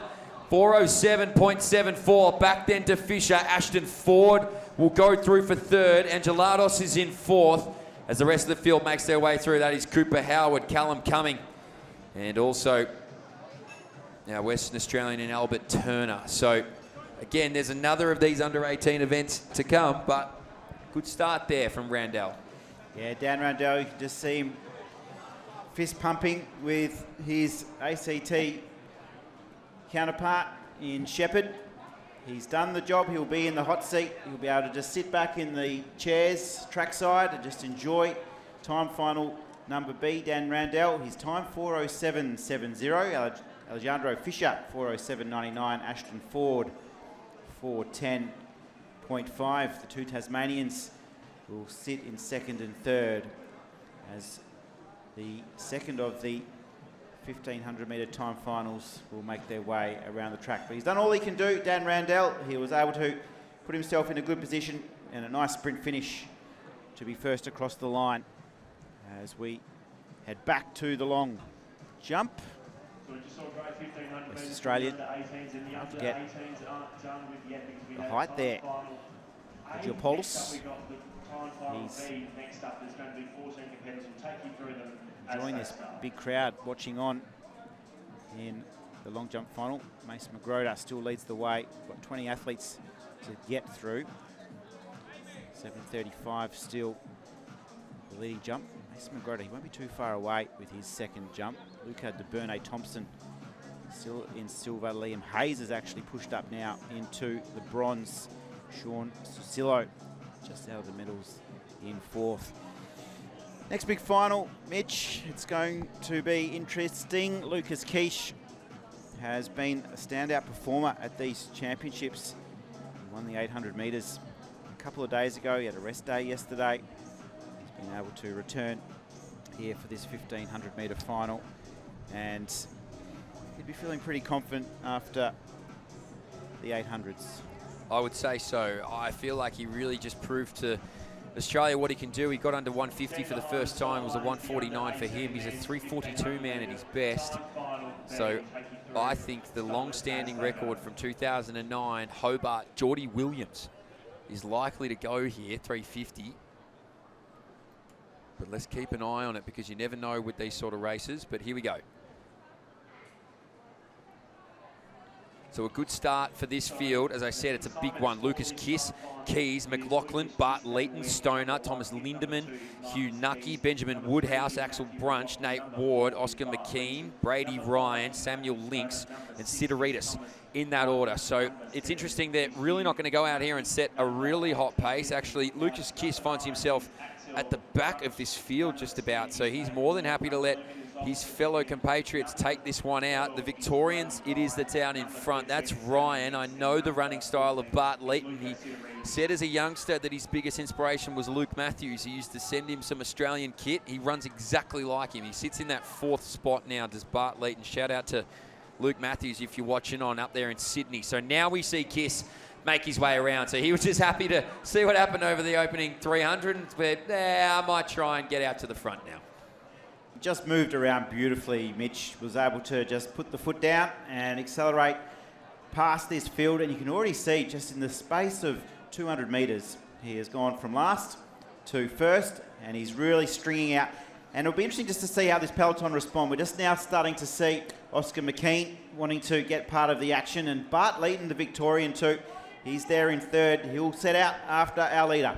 Well, obviously it's about national medals, but when you've got someone like Lucas Kiss in the field that's run 3:42, you may as well try and hold on and see if you can get yourself a lifetime best as well. So that may be exactly what Oscar McKean's doing, find enough room to the rest of this field to be dragged along for a medal and a fast time. So Lucas Kiss is gravitating out in front. He is just floating along the athletics track at the moment. Then it goes to McKean. Bart Leighton currently holds on to the bronze medal, but behind him is Brady Ryan, as now New South Welshman McLaughlin puts himself in that 5th spot. But let's see this split, because he went through in 1:02. He's going to go through in 2 minutes. So he's gone around in a 58-minute-odd lap there as Lucas Kiss, but this is the most comfortable looking front running I've seen in a long time from the young Victorian. And he's just, again, accelerated down the back straight, Mitch.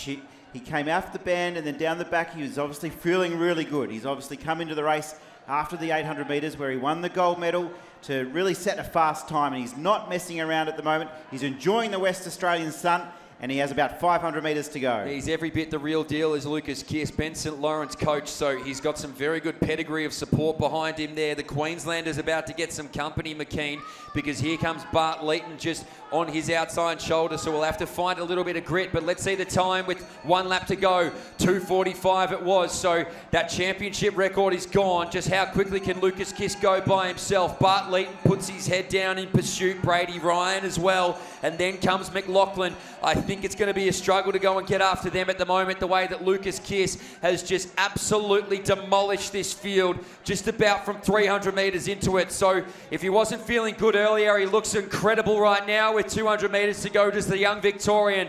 How quick can Lucas Kiss go? The battle for the minors is on as well. Bart Leighton now still sits there, but the New South Welshman and McLaughlin is putting him under all types of pressure. 150 metres to go here now for Lucas Kiss. He's had the race sewn up since the gun went, but how quickly can he roll? So 100 metres remaining now. 2009, Geordie Williams stormed in and ran 350. That is absolutely demolished here by Lucas Kiss. The young Victorian, he's going to come down and stop the clock. 3:42 a lifetime best. 3:46 a new championship record for him. Well done to Lucas Kiss. Next one through McLaughlin. Bart Leighton as well, right on 350. Will settle for the bronze. A great race from him. Brady Ryan goes through for 4th. But Lucas Kiss, if you weren't a believer, you certainly are now. This kid can run. He can absolutely run, Mitch, and he went through the old tapes of Hisham El Garouge during the week. He was able to just reflect on some of the past champions. He's a real statesman already, and he's starting to announce himself to some of the senior athletes as well. He's got a beautiful style. I really feel the 1500 metres matches his style nicely, Mitch. He was able just to relax into the race, but when it came time to accelerate, he absolutely had a turn of speed, which will be really important as he moves through the year groups as a 1500 metre runner. He looks so relaxed now too, doesn't he, Mitch? He's calm, he's just really collected, and I feel the 1500 will really be able to see his talents on show. Yeah, he's a super talent. He's only been running for a few years as well, Lucas Kiss. I mean, Ben St. Lawrence spotted him, I think, a year ago and said, I would not mind coaching this kid, I think. And fair enough to you, Benny. I know you'll be watching, so big shout out to you and your crew. But I mean, Lucas Kiss, he has what you can't teach, and that is form. I mean, the way that he runs and the way that he attacks these races, confidence is something you can build over time, but being able to withstand a 1500 like that is not easy. Look at the Victorians. They're happy to take a photo here, arm in arm. Bart Leeton got up for that bronze medal, but Lucas Kiss, every bit the real deal. Hey, we are going to go to a break. We'll be right back. Oh, no, we're not. We're going to go to Mason McGroder. Here he is, the kid. So 15 years of age, he took down a world junior bronze medal. He reckons he's got an 8 metres in him. So what does Mace have here? That looked clean. Ooh, and that looked big. Oh, that looks like a monster jump from the young fella. 7:54, his best so far today, Mitch. And that's exactly what that jump there was. It was a bit of a recording. He's jumped 7:35, 7:54. He keeps getting better. You keep getting better, Mitch. We're going to take a quick break. You do, Trav. We're going to a break, aren't we? We need to rest the voices. We got 200 metres coming up. Some of my favourites. Don't go anywhere. Right here on 7+.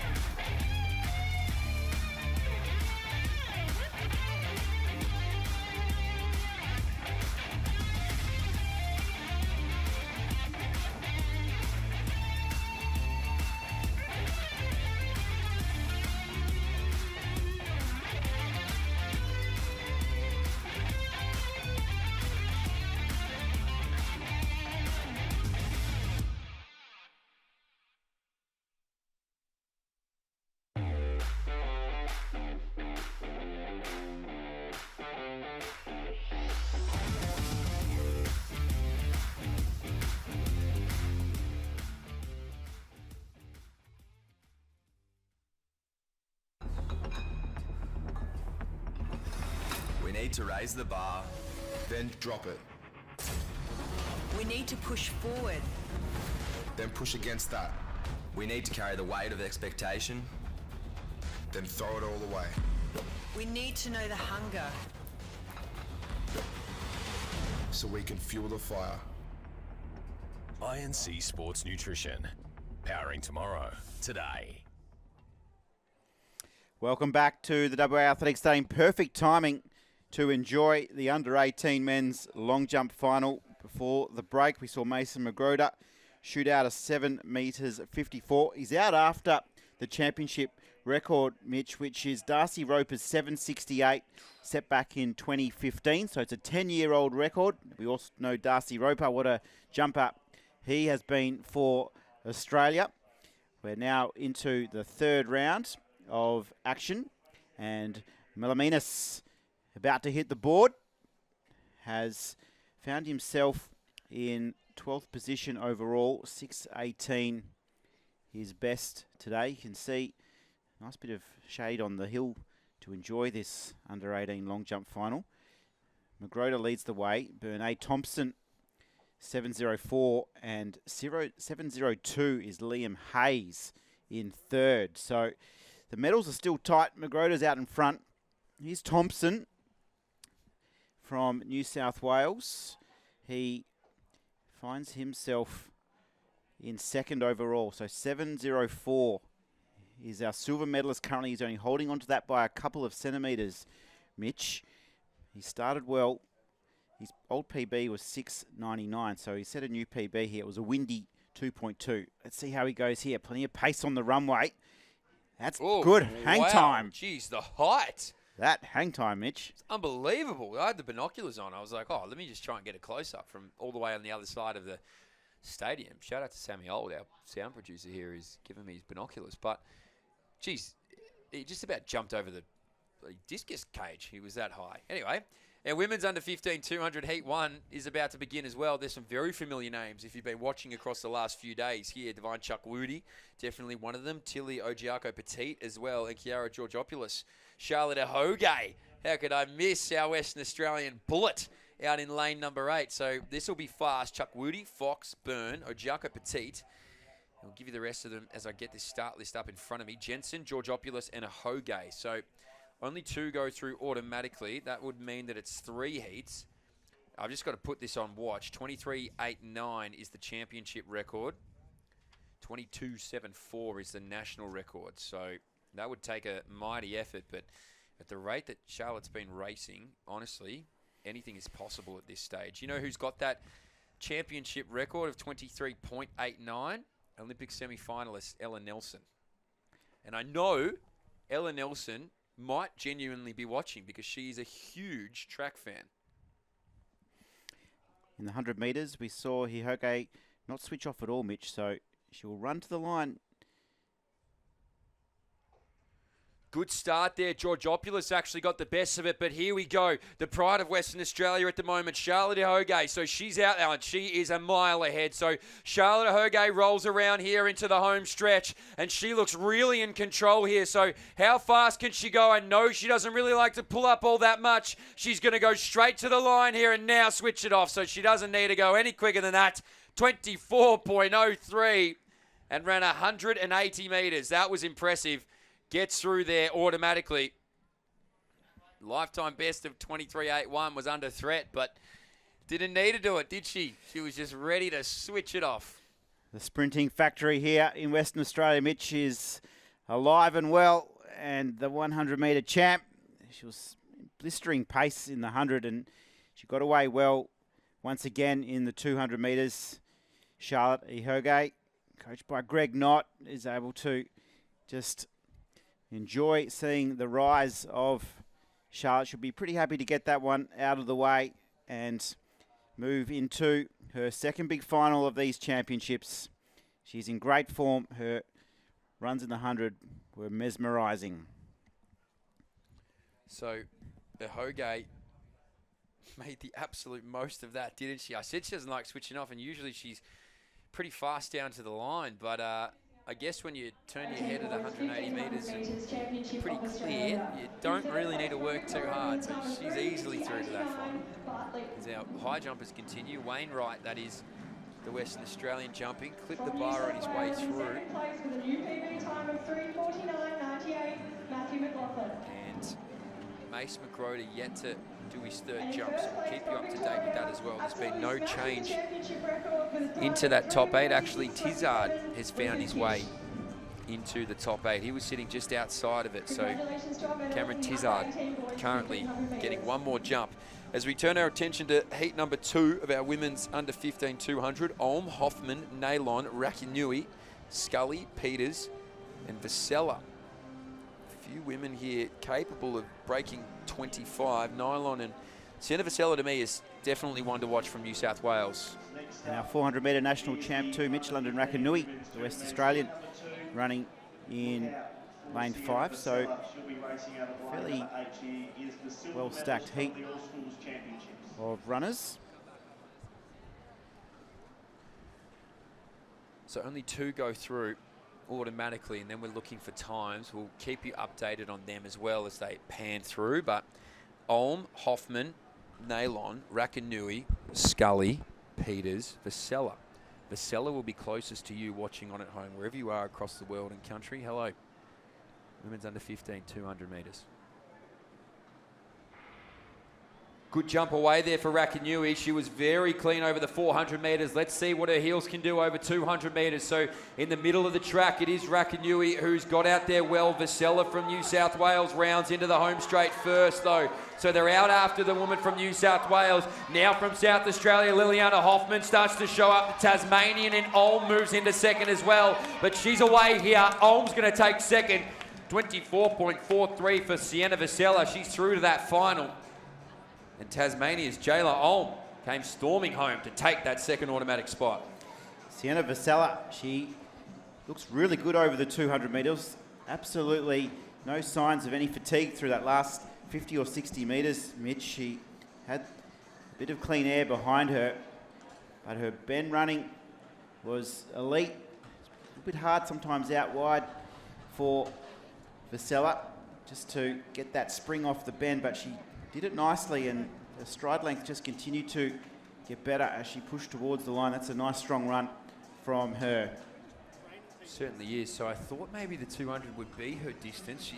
It's been her distance over previous years, so just seemed to me to have that strength. Just needed a little bit more than 100, I think, to find it. So she'll make her way through to that final, and Olm as well was impressive, the Tasmanian. So they're through automatically. Keep our eyes closely fixated on the times. Kogiopoulos now from Western Australia on the runway. Sitting in 12th overall. Mitch needs a 6:56 or better to push into that top 8 to get one more jump. Foul. So he won't be featuring for one more jump. Kogiopoulos, he finishes his day, he said 12.620, and then it was a 5.16 in his second attempt. So he gave it everything there, didn't he? But he's going WA to WA now. Marshall just about done a backflip before he started. I like it. Here he goes. That's, oh, geez, I was about to say that's why, but he's only just clipped that with the underside of his shoe. On his first attempt, he looks pretty confident though, didn't he? Yeah, I like it. He's like, don't worry, Dad, Yeah. got this. He said, everyone, just leave me to it. I've just got a bit of back stiffness. I wish my back would bend like that. It'd solve a lot of problems. And ankle mobility too there, but she was always pointing in the opposite direction. So I think he'll get over that at some point. Now we turn to heat number 3 of 3 women's under 15 200 to Bone, Vanellas, Miller, Benson,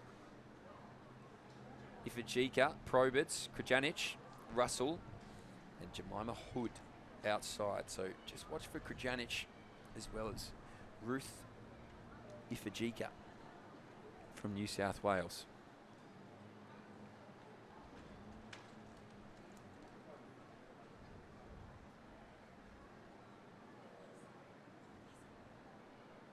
Come back up here into the starter's hands.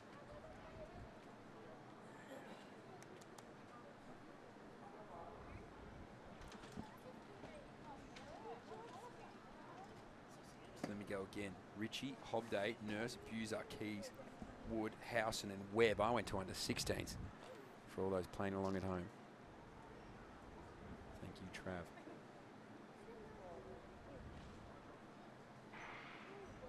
So we're away. It's a good start there. Second from the outside. Sophie Howson's had a really good jump around this opening 100, so she'll get in here first. You'd think she's got a big pile of them lined up behind her, though, but Howson out in front. Ritchie, the Victorian, as well, starting to move away from this field. Ran at a really impressive bend, did the Victorian, so Ritchie it is out in front. Howson's got company with Wood. She'll get second, but the Victorian took it out.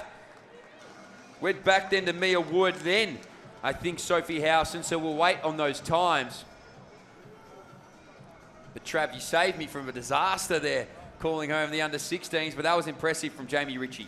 The bronze medalist from the 100, Mitch, and she just snuck under our guard, didn't she? She just was quietly doing her work in the inside lane, and when it came into the straight, you could see the bend just doing its work, and she sprinted away nicely. She ran 11.86 in the 100-metre final, so we know she's got plenty of pace.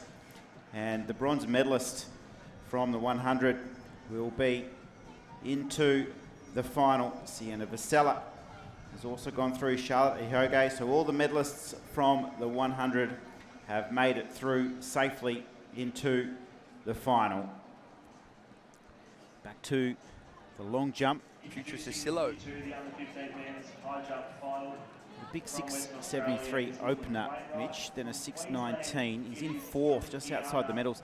To get into bronze, he needs 7.02 at the moment. So here's your list of women's under 15 200-metre finalists. Ihoge, Vasella, Ritchie, Olm, then to Wood, Byrne. And here's your fastest, Sophie Howson, Liliana Hoffman, and the Victorian Isabella Fox sneaks in there as well to book herself a spot in that women's under 15 200-metre final. Next up on the runway, Big Mace, the 16-year-old. What can he jump? He's gone 7.35, then 7.54 into a headwind. He'll be hoping for a big tailwind. He's slapped the noggin. He said, get me over 7.80. That is his lifetime best.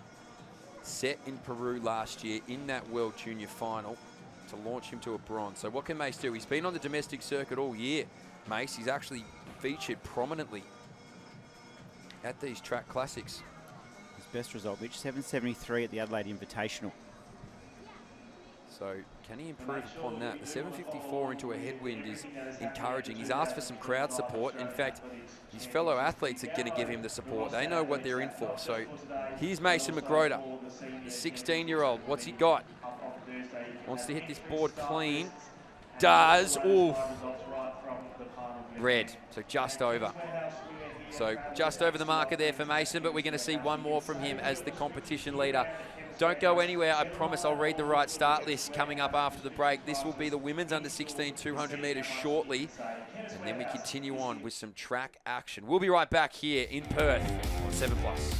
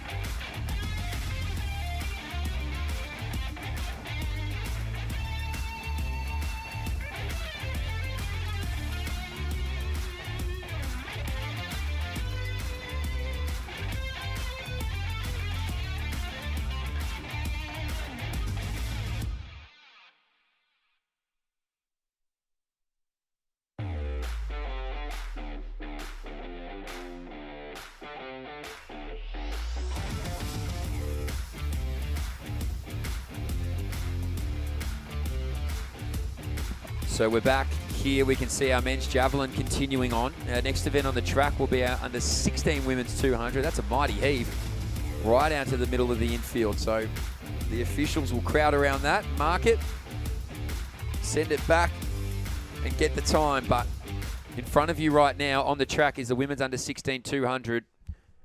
Great to have you here wherever you're watching from. Trav Jenkins, Mitch Dyer calling you home for the final part of day number 4 action. Talia Blight, Clara Fetri, Charlie Cox, Willow Marshall, Annabella Denton, Rima Adelaja, Eden Pike, Matilda Buchanan and Erin Grimshaw here, Heat 1.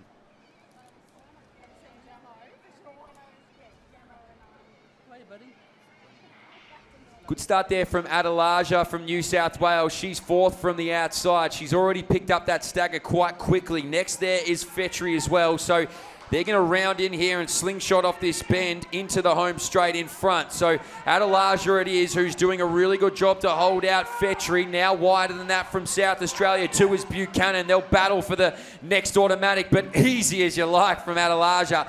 24.13. Buchanan came through for that next automatic spot.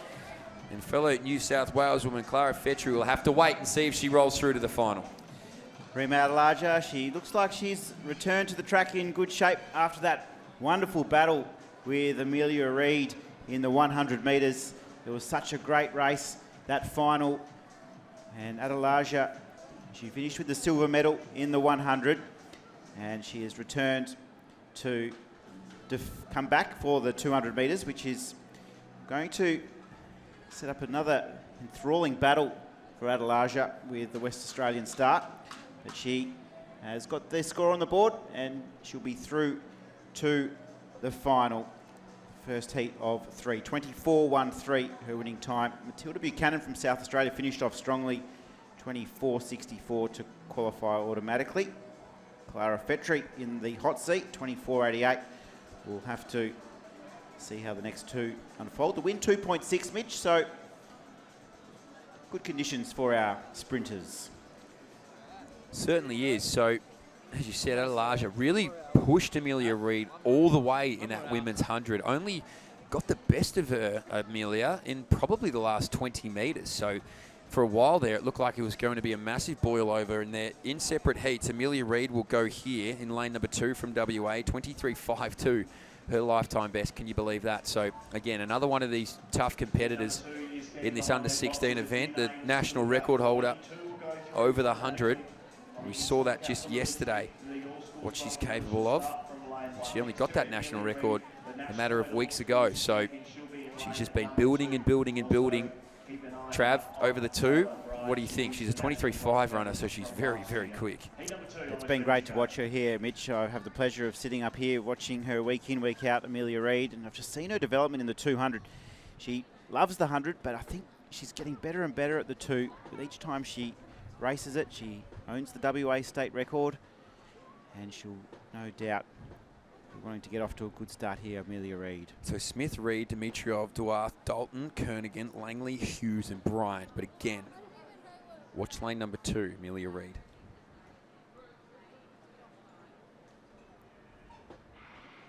Got up really quickly, did Amelia Reid. Outside of her shoulder was Dimitriov as well of New South Wales, but Amelia Reid's already picked them up, so she broke that national record yesterday in the 100 metres, and she'll round into familiar territory here with 80 metres to go. So Amelia Reid is out there in front. Dimitriov sits in second, but the Western Australian will now just get down to the line at 23.82 as well, if you don't mind. Dimitrov is in second, and then wide on the track, Bryant will be third. She'll wait on time, but an easy as you like, 23.82 for Amelia Reid. I asked your opinion here, Trav. How quick can we see over the 200? I think tomorrow is going to be special. Well, the championship record stands at 23.54, set back in 2007 by Lauren O'Sullivan. Amelia Reid, she doesn't think too much about records. I've chatted to her after some of these big races. She just purely focuses on her technique, her form. She listens to her coach really nicely, of course. Times will come, as you always say, Mitch. She just wants to run her race plan. And for Amelia Reid, it's been a big 24 hours for her. She's been on the circuit doing a bit of media and just enjoying being the 100 metre under 16 champion. She's through the final. Well, technically she's phenomenal, I think. I mean, obviously there's always things you can work on as a junior, but I would say for the most part she's just so smooth in the way, even the way that she was managing to get off that bend, it looked like she really tackled it well and found some really good form leading into the straight. So it's going to be a really, really good final tomorrow between the two gold and silver medalists in the 100 metres.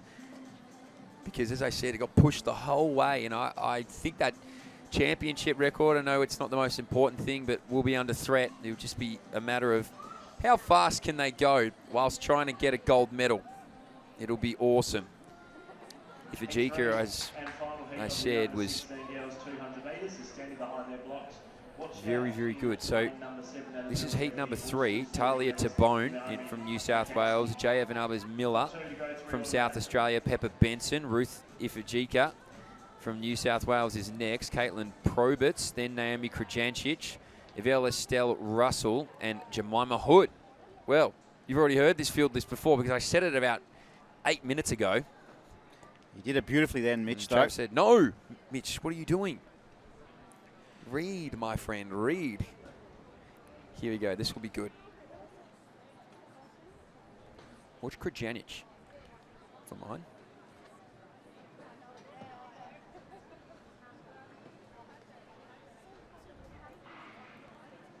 Good start out here in the middle of the track. Ifejika did really well. She'll be out there after Krajancic if she can catch after her. So 2 from New South Wales will come in here. This is heat number 3. Only the top 2 go through automatically. Ifejika is out really strong.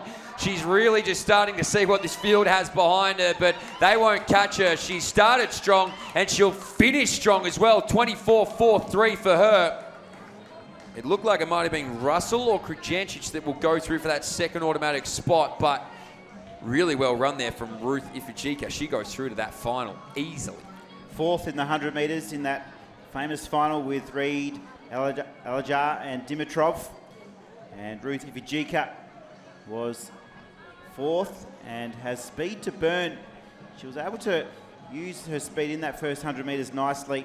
Opened up a nice lead into the home straight. 24.38 is her winning time. Avi Estelle Russell, 24.99, has been confirmed the second automatic qualifier. And just waiting now to see who the non-automatic queues go to. Naomi Krajancic looks like she may have that third non-automatic spot. The wind 1.4 the tail. Beautiful afternoon here in WA.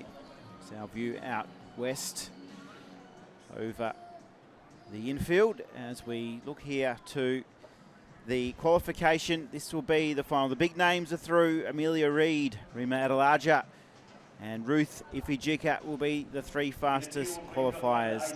Taylor Bryant, Clara Fetri, and Naomi Krajancic are the 3 little Qs who will put their feet up and come back tomorrow to contest this big final. It's going to be another great battle, isn't it? This head-to-head, Ethan, between Reid, Adelaja. Throw in Ifejika as well, and Buchanan. She was strong in the finish, so I think it's going to be a great race tomorrow. Yeah, it's going to be an awesome race tomorrow. I can't wait for that one. Set the clocks, because that will be blistering. And again, we'll be on just, well, I'm not even going to call it championship watch. We're just going to be on gold medal watch, and then I'm going to assume that that pursuit of the gold medal will trend in the right direction of a quick time. So down here is our shot put. And I'm trying to get the time of these 200s tomorrow, because I think you'll want to tune in. That's at 5:30 Australian Eastern Time, which is 3:30 our time here tomorrow afternoon. So for those wanting to watch those 200s, come back at about 5 p.m. Eastern Time and you'll be there. We're going to throw to a break, okay? We've still got shot put. We've got Mason McGroder and co still jumping along the back straight the last round. More 200s to come as well. Don't go anywhere from sunny Perth. We'll bring all the action back to you in a moment.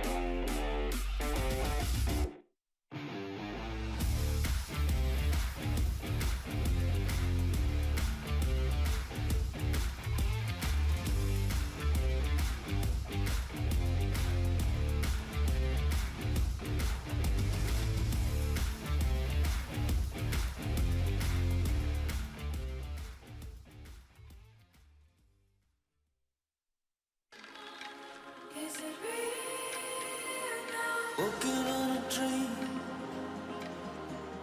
How can I explain? Talking to myself. Will I see again?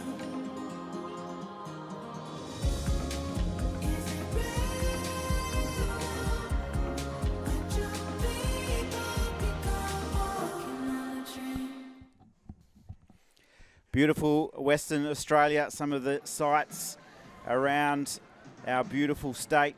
Hope you're enjoying the coverage. It's a beautiful afternoon here in the West.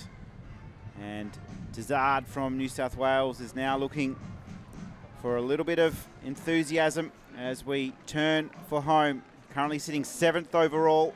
A best today of 6 metres 60 is about to hit the West Australian sand. Looks to be good on the board. He's out of the pit. White flag's gone up. And for Cam Tizard to push up into bronze, he needs 7.02 or better. So this is the final round of jumping in the long jump final. Nice clearance from the West Australian. We called him earlier, Mitch, didn't we? He knew he had that height in him. He's just gone back with a bit of swagger. Yeah, Gone, he is dripping with aura, this young man. Look at him. He's just dropped the shoulders back. He's in there. High fives. Well done, mate. He said, yeah, I knew I was getting that. Don't worry, guys. Don't stress about me. More clear over, in fact. He might have inspired the field. Look at him. You can hear the music in the background. He is living it up. If this is your mate, I don't know, or whether it's your cousin or your son or your nephew or whoever, we're pretty fascinated with him. So I feel like he's going to do some good things in this competition. Yeah. Look at the coach. He loves it. Fist pump. Get around him. He's even fist pumping his parents. Okay, this kid's cool. Yeah, this kid is. He's got some aura about him, this young man. Just saying I've got 195 in me. Yeah. Panakal. 2 meters maybe. Here we go. 663. His best so far. He's had a couple of fouls. Yeah, white flag. That looked pretty good. I reckon that might be an improvement. Now, we're also playing a guessing game from all the way across the grandstand, but I think that looked all right. Got your eye in, Mitch. Yeah. Oh, jeez. Don't say that. Don't say that. Now it'll go out. Big men have also started in the shot put final as well for the under 18 men. I'm going to say Panakal's jumped 6. Oh, well, I was about to say. Hold on. He's jumped 637. I was about to say he's jumped about 660, so I wouldn't have been far off. Big Coop Rafferty's up next as our shot putters continue. Coop wants the crowd, maybe. No. He wants to rev himself up. Yep, doesn't need the crowd. Here's Coop Rafferty. Can he improve? I don't think so.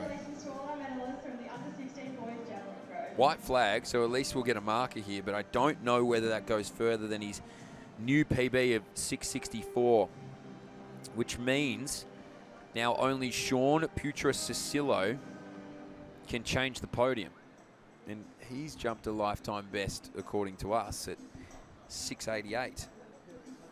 So he's going to have to extend that if he wants to contest the medals.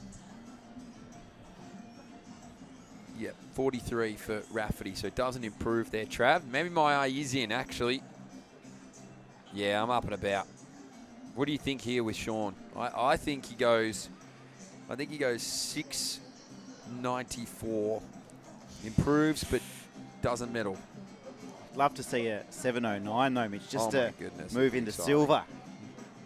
He's had a good championship. Go on, Sean. He's quick. We know he'll have speed on the runway. Look at that. It's like he started a race. Ooh, is that? Doesn't look happy. Yeah, white flag, but I don't think it'll improve. So the medals are decided. Maybe we can see a change in bronze and silver. Be the next watch. Foul throw here in the long jump, in the shot put as well. A long jump with a shot put in hand would be interesting. That would be. You have to have very strong leg muscles to get through that, wouldn't you? 634 for Sean Putrisacillo. What do you think for Liam Haynes? Liam Hayes, currently in bronze, 7.02, needs 7.08. Short run up, Liam Hayes. Not super short, but Boomer-like. yeah. So he's improved with every jump, Mitch. 6.70, 6.88, 7.02. Good moment coming up for him. He's already secured the bronze. He'll be looking to go 7 or 9. He's just feeling, he's just asking for the energy. He just wants a little bit of the crowd just to give him that little bit of a vibe. Big moment here for you, Liam Hayes. Old PB 6.88, new PB 7.02. Plenty of pace. Looks to be clean jump, Mitch. White flag. I don't know that gets past the 7, to be honest. So he's going to be a bronze medalist at a national championship. Absolutely. That's a massive achievement. Absolutely. You're right though, Mitch, with those 7-metre jumps, there's always that little bit of something about them, isn't there? There's a bit of a pop, or there's a bit of a height, or there's just something about it that you can sometimes see. There's like a distinguishing feature of it. Even sometimes just the... Oh, what do I know? What do I know? Oh, geez, he's put himself... No, he stays third. So 7.08, he's equaled the silver, but he hasn't gone up into the silver medal position. As we see, Thompson hit the sand. Now, hold on. Now, that looked big. But I also did not think Liam Hayes had jumped further. So if Dave Colbert, you're watching somewhere, apologies. I'll brush up on my long jump. Hard to tell from here, but I don't know. He's looking back pretty favourably, isn't he? Yep. To Brune Thompson. He might have gone a little further. 6.91. Okay, I'm just a big idiot. Dave Colbert, he'll be I'm an idiot. Frothing to get over here to the west to call the long jump, DC. No, fair enough, guys. It's hard to tell from here, but what I can tell you is Mr. Aura is at the top of the runway, but back to the long jump. If we get there, Mason McGroda, the competition leader, is about to have his last jump, the big fella. Look at him. Mr. Aura, ooh, just clips. Here's Mace, 7.35, 7.54. Actually had a good tailwind behind him on jump 3, but hit the board. Believes he's got something monstrous to give in terms of distance. What are we going to see from him? Here we go, Mace. World Junior bronze medalist at age of 15 last year over in Peru. What's he got? Mason McGroda on the runway. Oof. Red. Unlucky there. It was very close on the board, I would say. And I reckon he's looked back at that going, take a measurement. Big, yeah. But 7.54 for Mason. He gets out there and he takes home another national title. We'll no doubt see him as the week unfolds too at the Under-20 and Open Championships. He'll hopefully stick around to compete once again here in the West. He'll be our national champion. It's all handshakes for Mason McGroda. 7.54, his best jump today. He will be our national champion for 2025. Luca de Bernay Thompson will take home silver. Liam Hayes will take the bronze. Going to return back to the track after some field. We have a few heats to roll through in the under-15 men's 200 metres. Back to Salem at 200 metres time. And our commentator, Mitch Dyer, will bring us all the action. Yes, I was making some behind-the-scenes deals to try and get to Cottesloe after this.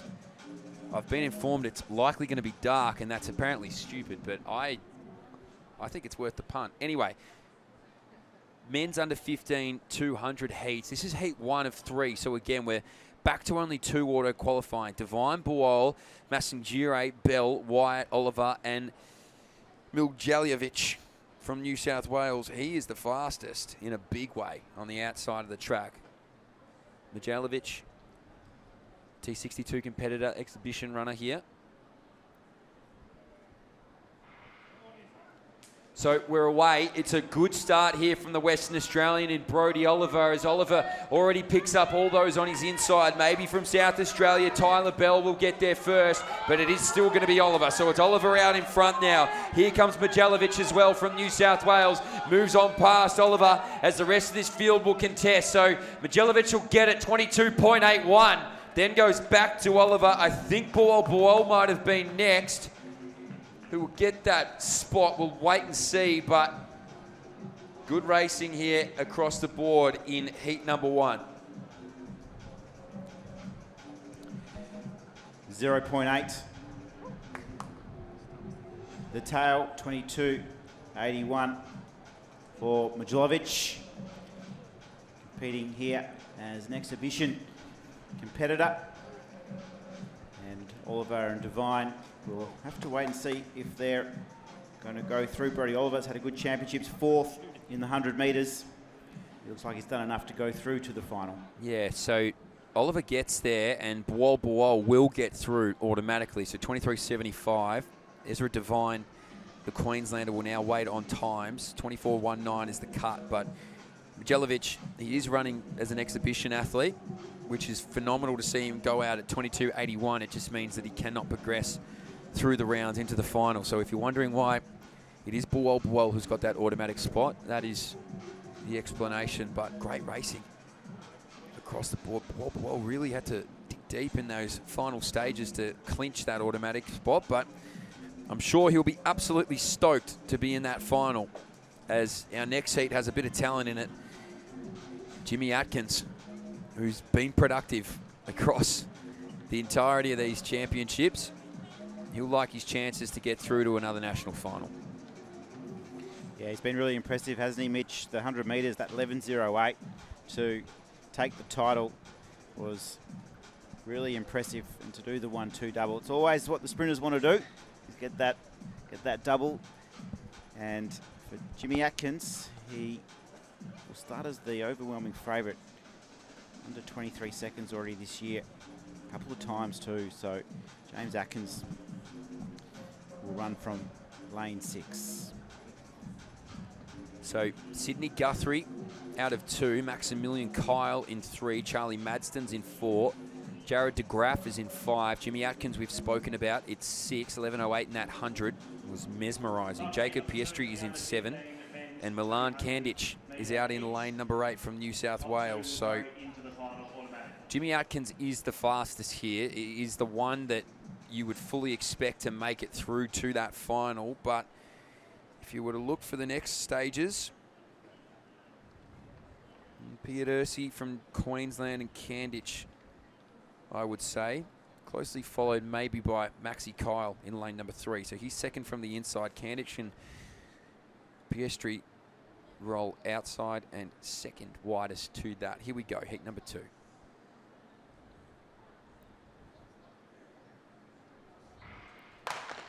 We'll come back, and I think I could see it.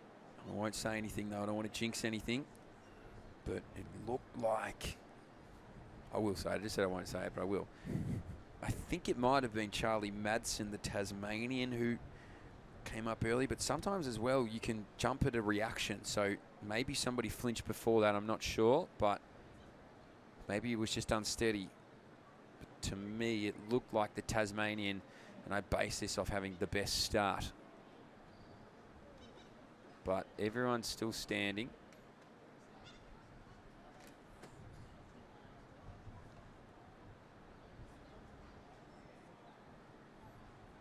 It doesn't look like anybody's made their way out onto the track, so I'm unsure really of what the protocol here is right now. Nobody's walked out just yet.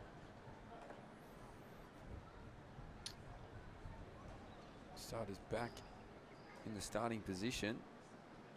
Green card, good news. So just a very good start from the Tasmanian, which we love. You know what? I hope he gets another blinder. Guthrie, Kyle, Madsen, DeGraff, Atkins, Pieterse, and Kandic. Watch for Jimmy Atkins. Really watch for these wider lanes with Kyle, the one to contest. We're without Sid Guthrie from South Australia, so smaller field than anticipated. Here we go. Heat 2. Away cleaner this time. Kyle inside has got a good start. So did Madsen, but the best of them was Jimmy Atkins. So the big man from New South Wales will roll into the home stretch, really in control. He's got a good, healthy margin back to the rest of this field. So Jimmy Atkins has already taken a look around. He can switch it off. The switch has been flicked, and coming through next is Piercy. He's going to be second, but Atkins takes it 23.27, as cool as you like. Jacob Piercy gets that next spot.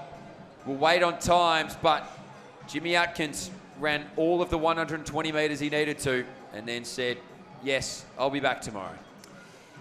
The 100-metre champ looking for the double at the National Championships in 2025. Jimmy Atkins just was able to have a look around left and right with about 80 metres to go. He felt pretty comfortable here in Perth. He was lightning in the 100. You can see how he just was able to switch off in the last 30. It allowed Peterstus to charge home the big Queenslander. Maximilian Kyle with the small little Q next to his name at the moment. He'll watch on. Jimmy Atkins, a lovely knee drive. When he just came off that bend, you talk about the slingshot off the bend. He actually really does have it, Jimmy Atkins, already. He's obviously worked hard on that. He was able just to put 5 or 6 metres on the field as he came off there, Mitch. Yeah, he's just totally in control, isn't he, the whole way through? I mean, obviously, he was really just monitoring Piercy coming towards him just to try and figure out how fast he needed to run to hold on. So when you watch the final 20 metres of that race, it looks like he slowed down in some form of slow-mo warp, and Piercy's flying. So 23.23, 23.37, 24.15. Kyle holds a little Q at the moment, but I'll tell you, there's a fair bit of speed in heat number 3. Augustus Moore, 23.93. Jacob Kopp, 23.35. Bless Joe, 23.6. And Zach Bailey, 23.9, all at their best. So that's a fair bit to deal with, I would think. Rory Byers into the circle in the shot. He needs to throw 14.22 or better to sneak into that top 8 for a 4th throw. He's fouled in his 3rd attempt. He's the best, 12.68. He'll finish 9th overall. Joseph Clough leads the way, 17.02. Harry Hume, 16.93, sitting in silver. Xavier Leoma in 3rd, 16.15. Currently the bronze, as we continue to roll through the 3rd attempts of our competitors in the under-18 men's shot put final. So next up is heat number 3. We're actually without Jacob Kopp from New South Wales. So the fastest time in this field will not contest. Leaves us with Tonga, Moore, Joe, Bailey and Wood. Heat 3 of 3.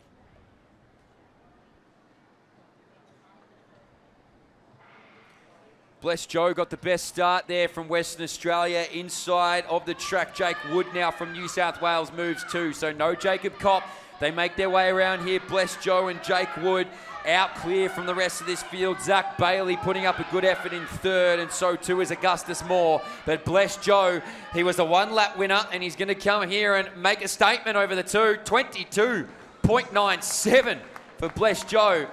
Impressive for the youngster. He's just going strength to strength over these junior championships. I'm so happy for Bless Joe. He's come out here at these national championships. He surprises himself even, Mitch, when he won that 400.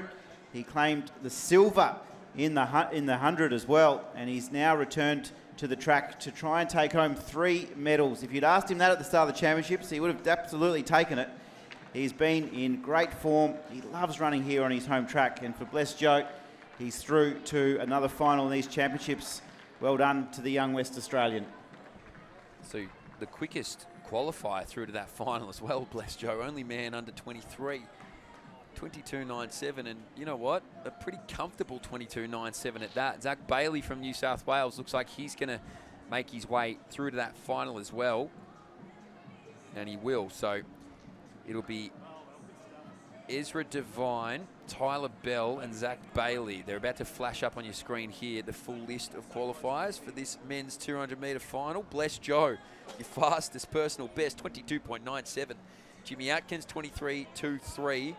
Piestri gets there for third. Then Wood, Oliver, Buol.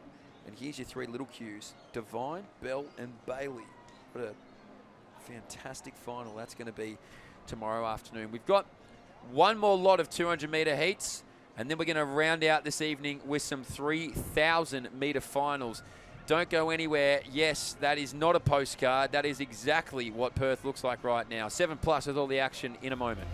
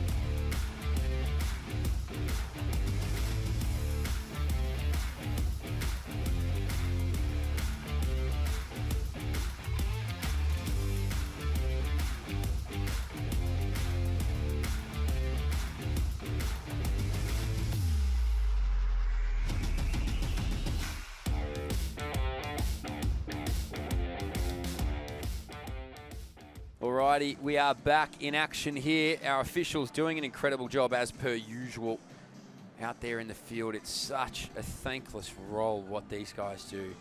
In and out. Our men and women out there in our officials' uniforms are just some of the most beautiful, hardworking people you'll ever meet. So big shout out to our officials as our shot put event comes towards a conclusion.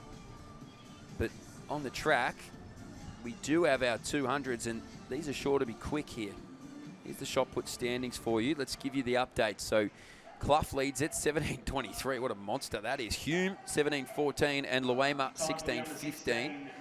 It goes down to Pools at 15.04. Ryan Southward in 14.95. Fumoadu in 14.28, and Skeggers in 14.26. There's a bit of a gap back there from the medals to fourth, and there's not a lot between the gold and the silver as it stands. Yeah, it's been tight all afternoon here, Mitch.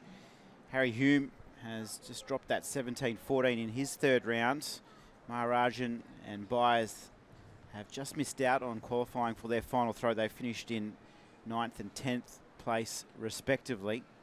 So Will Amiatu has done enough to get through into a final throw. That last round coming up shortly as we head back to the track. Yeah, this will be a good race, this one. I'll be watching out for Pemba from WA.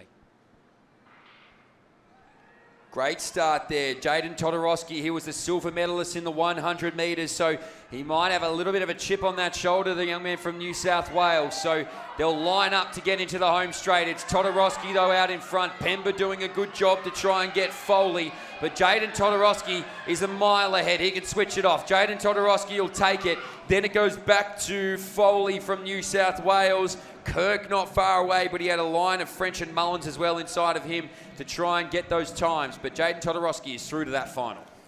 Yeah, as you said, Mitch, the silver medalist from the 100 metres was able just to open up those strides and show his class down this home straight.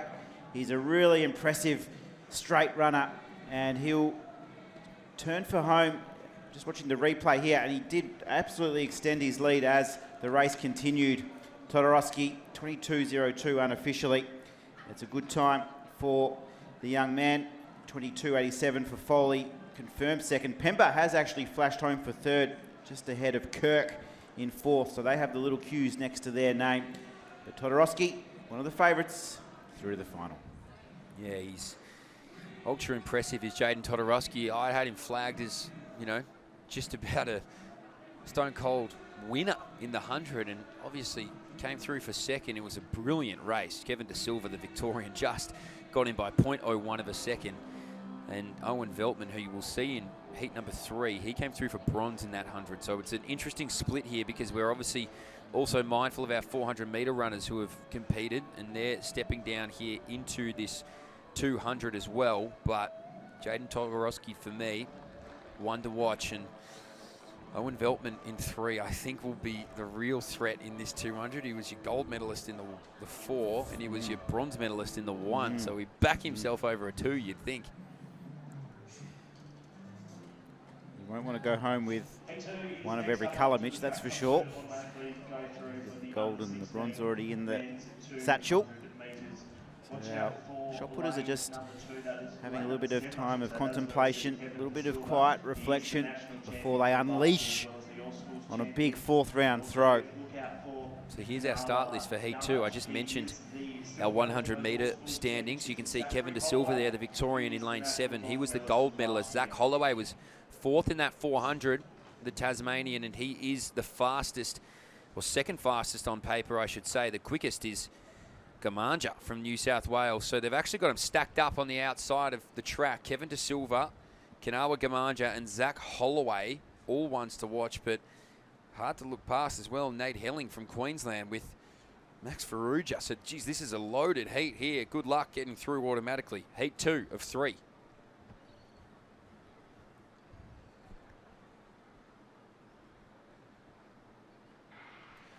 Oh, beat it so well there, did De Silva, the 100-metre champion. So Kevin De Silva is out there and away. They're going to go and try and chase after him. Now Gamanja starts to get into his running. Zach Holloway, the Tasmanian, won't be far away from it either. Henderson from the ACT too. Kevin De Silva out in front, though, only marginally. No, now he starts to move away. That's class, and he'll stop it there. Next automatic through was Holloway. Gamanja too. Unfortunate for Henderson, looked like lost his footing there in lane number 1. That's okay, he'll bounce back. But Kevin De Silva, when it looked like they were starting to press, he just moved away for a cool 22.55. So relaxed in that home straight. Mitch, the 100-metre champ, he's wears the Victorian colours really proudly. You obviously have seen a lot of him over there in the Big V. And De Silva books his place into this stacked final. It was a very competitive heat, as you mentioned, but De Silva, he made it look easy with that time of 22.55. Holloway, 22.69, has finished in second. As we look at the replay, man from the ACT, he was going really well, just the rail jumped out and slowed his run. But De Silva, just that lovely spring in his step, too strong. So looks like Gamanja will get through on the times as it stands, 22.82, but 22.9, 23.08 are the other times we need to be mindful of. Heat 3 is quick as well. Owen Veltman, who I've mentioned a few times, to me is a guy that is a force to be reckoned with in this event. Ruben Fox as well. He was a bronze medalist in that 400-metre final previously, as now we see some of the big dogs step into the shot put ring. For Matu, fourth and final throw, sits in 6. With the left knee bandaged up. Some good music playing too for shot putting in the background. That's a nice throw. As a best of 14.28 today. Matu, 6th overall, 14.28 personal best in round 1. So start list here, we're without Oscar Turnbull. He will not be competing. Tom Gartland, Ruben Fox, who I said was a medalist in that 400, Finn Schmidt, Brooklyn Bennett, Luke Sandy, Ethan Hill, Owen Veltman, the Victorian, and then Reece Clark as well. So Veltman was the winner of the 400. I think he'll back himself in here. Heat 3 of 3. He's the last to get into his blocks. He's second closest to you on your screens at home. Let's see how this pans out.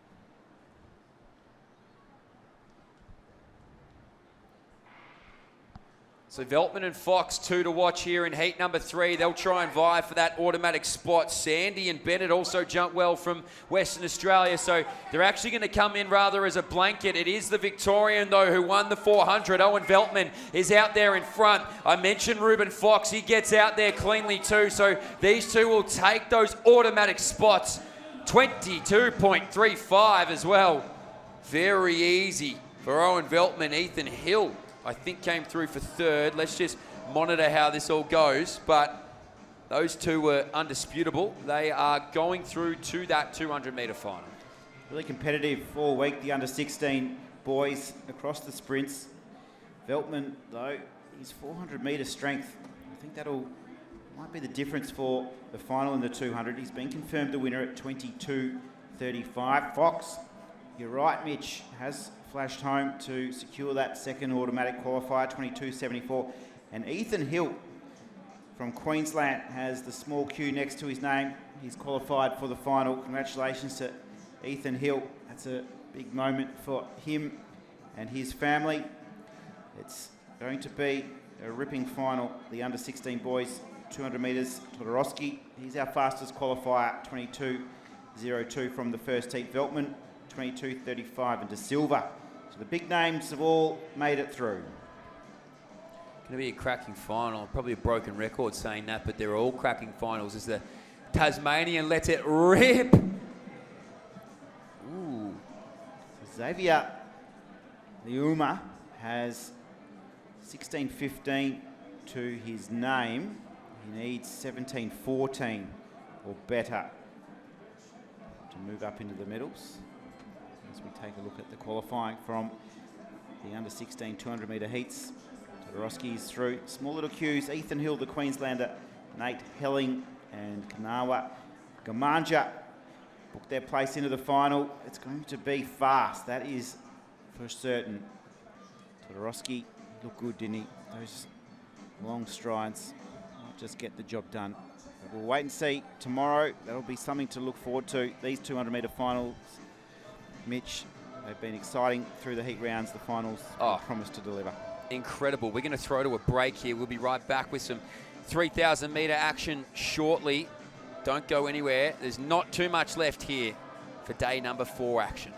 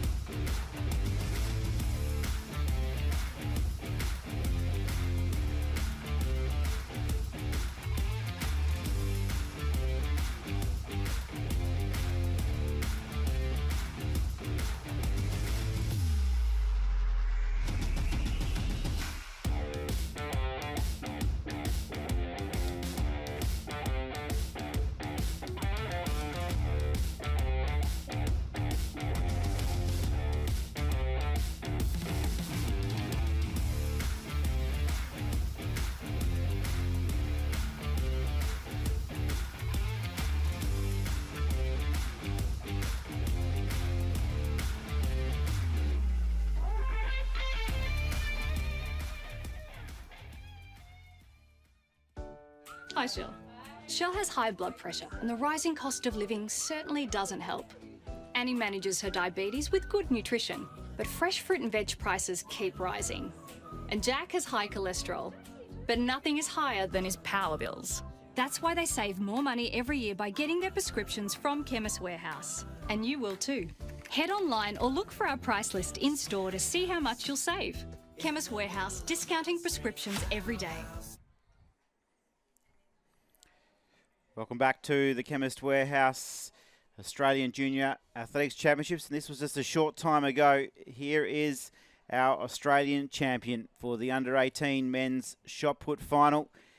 This was his final throw. His best today was 17.23. It was a celebratory throw. He had the gold medal won, Mitch, and it was a great day out for him, wasn't it? Yeah, absolutely it was. Anytime you can become the national champion is pretty exciting. I mean, he stepped over it there. He said, no, I don't want that on my record. But I suppose when you've already got the gold medal in hand, you probably are just throwing for distance at that point. So if you're not happy with it, I guess get rid of it. But it was a great series from him, wasn't it? It was the most consistent series we saw across the board and eventually ended up with a gold medal in his hand. So well done to him.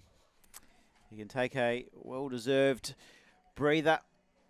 Joseph Clough, New South Wales, the Australian champion for 2025. We've actually got a little bit of time now before our women's under 15 3000. They're just being walked out onto the track here now. These are some tough conditions for a 3000, I'll say that. At least it's not in the peak of the day. The anticipation probably was that the weather would have cooled down completely by now, but Perth is still shining. It's still hot, and it's a big, big field. There's 19 women here in this 3,000 metres, and the one to watch, without a doubt, is Sophie Hall, 9:22, her lifetime best. Amelia Sheridan as well from South Australia. These two are going to duke it out, 9:30, her best. So she won't have it her own way, Sophie Hall, but it's going to be a good one. Yeah, it will be. Absolutely, Mitch. It's the 3,000 metres have been high quality throughout the week, and it's a nice way just to finish off the afternoon as they just get paraded past the marquees. It's where all the teams gather. So it's a nice way just to enter the stadium. They would have completed their warm-up over at McGilvray Oval. It's about a 400-metre walk from the main stadium. It's a grass track, but cinders base, so it's lightning quick for a grass track. It's really impressive. Gout apparently was training over there a couple of days ago and couldn't believe how good it felt underneath the feet. Felt nice and firm for him. It's a good facility here over in the west. And the track's only a few years old. It's only actually about 18 months. It was relayed at the beginning of last year. So it's a lovely bouncy new track as well. The Italians who came over to lay the track said it was the best lay they've ever had in terms of track laying. And were able to give it the green light for some fast times. So this is a strong field. Let's revisit just a few days ago. We had the women's 1500 metre final, and again, the two names that we'll speak a lot about, Amelia Sheridan and Sophie Hall. It was the youngster from South Australia who just went out there so quickly, and Sophie Hall jumped on the back and tried to see whether she could follow along, but young Amelia Sheridan really did just go from strength to strength in that race. It ended up being a 4:25 for a 14-year-old. Put that in perspective. Sophie Hall also wound down with a 4:29, and then Alexis Tague was the bronze medalist in 4:35. So just putting that all in perspective, they all return here for this 3,000 metres. In fact, pretty well the whole field from that 1,500 returns here for this 3,000 metres. We see that quite often, but it is remarkable what these two are getting out of each other in terms of Sophie Hall and also Amelia Sheridan, because, again, this is under 15s we're talking about here. These women are 14 years old. And if you go and look at the all-time rankings list for under 18s, Sophie Hall's inside the top 20. So not that rankings are everything, and I know that a lot of people don't tend to care too much about them with the new development of shoes and technology and all of that side of things, but it's impressive nonetheless. So it's going to be a good race here, I think. Hey, Mitch, you're much more qualified to talk about this than I am. But the 3,000 compared to the 1,500, it's an entirely different race in many parts, isn't it? Because you've got to really just be able to maintain that endurance for a longer period. But you still got to have that kick at the end to win these big championships, don't you? You certainly do, yeah. You've got to have some good pop in your legs. You don't want to use all of your energy before you have to start spending it. Obviously, there's always a point where you are going to have to increase that pace, and it is a bit of an event of a war of attrition in the sense that the first K you always know is going to feel reasonably good. It's that second K where you've really got to make some decisions. You know, moves get made.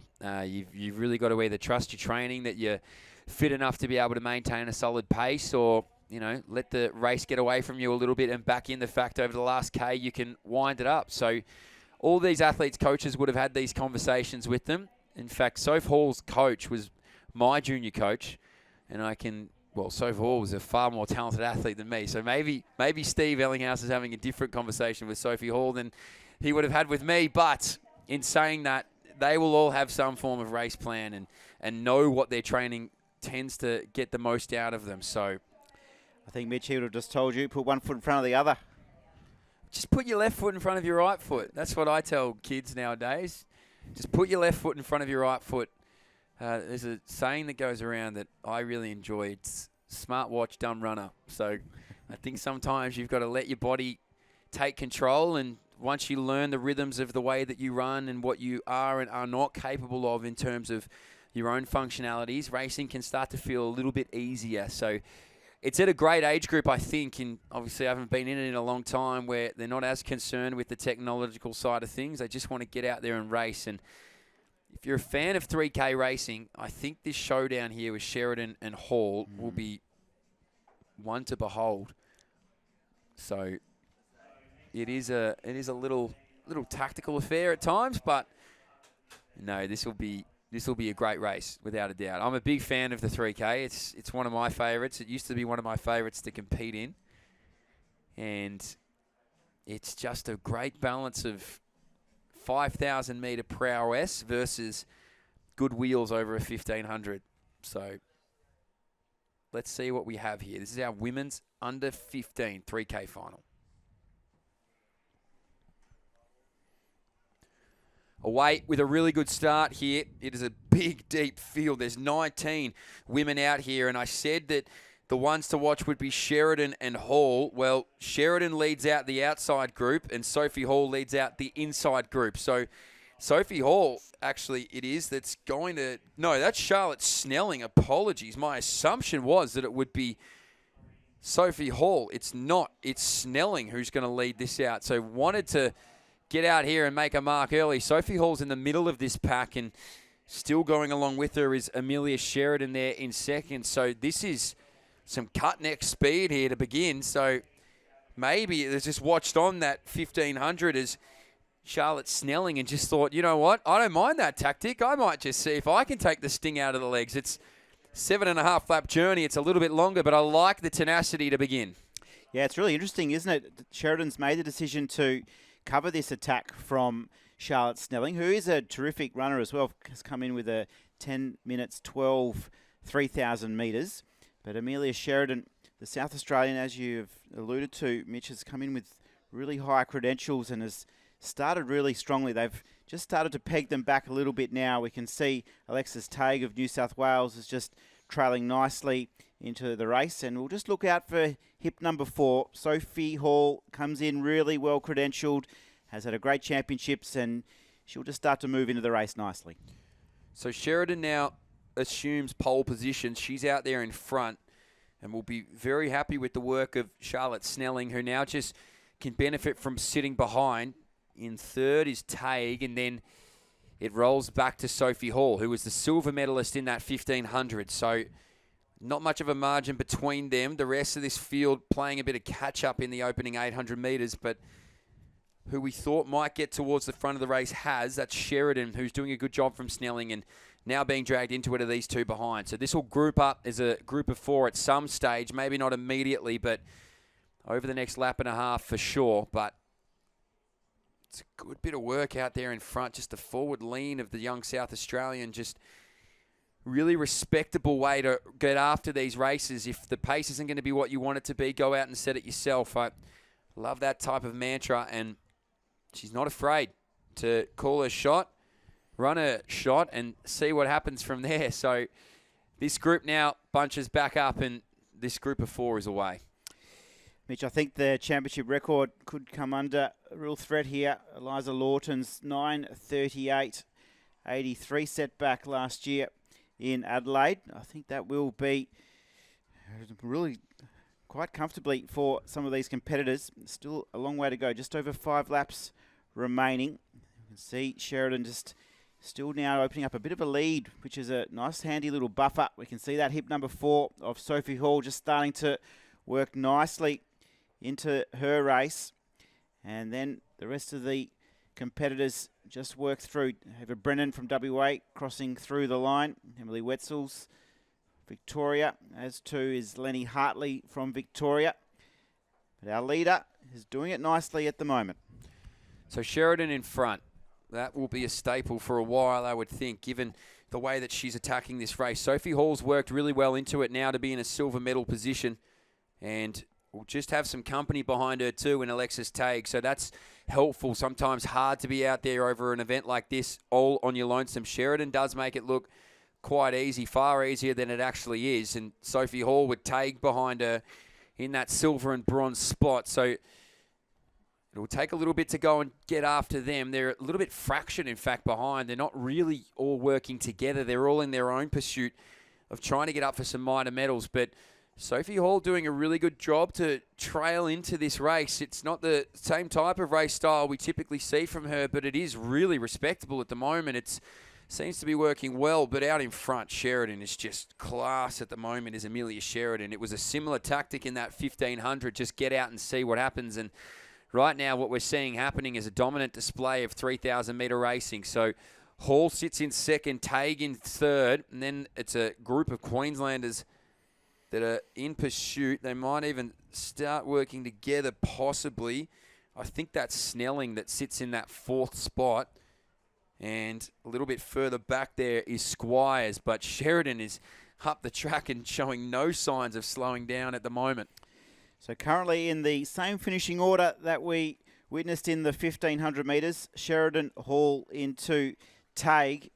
And Sheridan has looking increased her lead just slightly, I feel, Mitch, even though Sophie Hall has now separated away from Alexis Tague. But this is the kilometre of the race where you talked about early, where it's the decision has to be made. Do you keep attacking, or do you just turn the foot off the gas a little just to conserve a little bit of energy for the run home? We've got just over 3 laps remaining.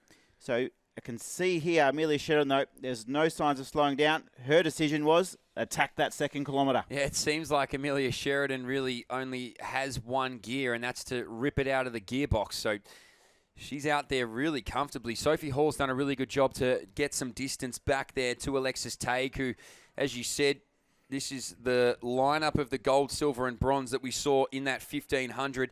Stinton doing a good job just to chip away at that gap, although she'll have to make up a little bit, but she's doing a really good job just to maintain some pace. So that's a watch for me back there in 4th. Sophie Hall in 2nd, though, trying to bridge back any distance she can on Amelia Sheridan, who right now is on just a blistering pace out there on her own. So she would love to be crowned the 2-time national champion. 1,500 and 3K has a good ring to it. And she's got a very, very strong margin here. The rest of this field as well really starts to get separated. There's only probably 2 other packs that are working together at the moment. The rest are all on their lonesome, either trying to catch up or get away from them. But Sheridan of South Australia is out here in front in emphatic style. And she just goes from strength to strength. It really isn't much of a race anymore. It's just a quest to see how fast she can stop the clock. Sophie Hall in 2nd, doing a good job as well. Healthy margin then back to Tague. So 9 minutes 30 is her lifetime best. She was able to complete that at the South Australian 3-kilometre championships. She finished 2nd overall in an open race. So she has been over the 3,000 metres quite recently. The championship record standing at 9:38. So her personal best is under that. And she's definitely on target to come close and well and truly under it. She's running beautifully at the moment, Mitch, with about 600 metres to go. Certainly is. So she'll round around into the home straight for the second last time. Will the South Australian, and it's been a dominant display. Sophie Hall in second. Very talented young sports star Sophie Hall, good over the triathlon, swimming as well. I know applies her trade at a lot of different sports. Important at this age, I believe. So Sheridan doing a really good job just to keep on fighting. That's really the mantra. I think the conversation that will be going on inside their head is just keep fighting, keep pushing, just keep working your way down to that clock. This is very quick. This is 8:08, 8:09 right now. So we're on sub 9:20 watch at this stage, solo for Sheridan. So that is a huge performance. Sophie Hall still in second, Tague in third, and Stinson doing a good job as well, just to keep on chipping away at it. So Sophie Hall will get the bell as we see Sheridan roll into the back straight. So Sheridan is on a quest. How quick can she go here? This is, mind you, ladies and gentlemen, an under 15 event. So there are only 14-year-olds out here storming around the track with this type of speed. Scary to think about. Here's Sheridan now, though. 200 metres to go. 8:47 on the clock. Again, we're mindful of maybe that sub 9:20. She'll have to lift and find a little bit here in order to get underneath it. But Sheridan, it looks like she's more than happy to try and just empty the tank and see how fast she can go. So Sheridan leads. Hall up the back straight there. She's got that silver medal all but sewn up at the moment. Tague as well in the bronze. Stinton doing a good job to try and chase. But into this home straight, here is your national champion. Give a big round of applause for this type of effort, because this is amazing. All on her lonesome. Will be over 9:20, but this is a solo effort to be a double national champion. She'll take it out. 9:26, a new lifetime best for her. And Amelia Sheridan, well, what a championship she's had. Into the straight now for Sophie Hall. That's 2 silvers. A great weekend for her as Sophie Hall rolls on in here, the Victorian. And she'll stop the clock under 10 minutes. It'll be around 9:51. So well done to Sophie Hall.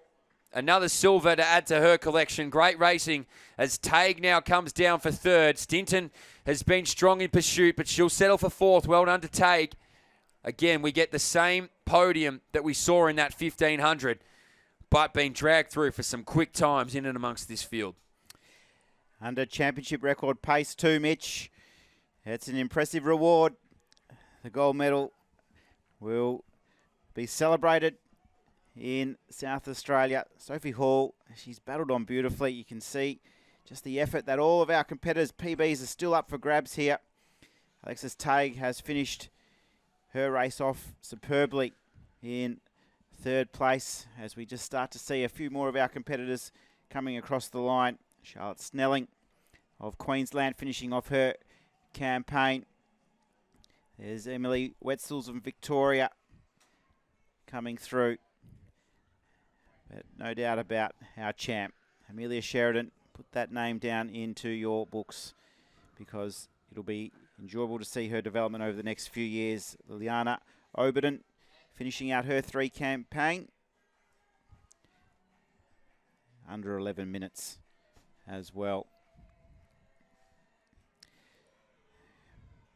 Carnage, isn't it, Mitch? Sometimes after the 3K, you can see all of our competitors move to the lawn just to take in the big breaths and recover from a pretty grueling 3,000 metres in warm conditions here in Perth. We have one event on the track still to come. It will be the under 16 3,000 metres final. Travis Jenkins and Mitch Dyer, we're enjoying our Monday afternoon here at the track. You had to check yourself there, didn't you, Travis? It's a Monday. It's hard to remember the days. No Monday-itis here. We are ready to rock and roll for the next event. It's day 4 action still to come.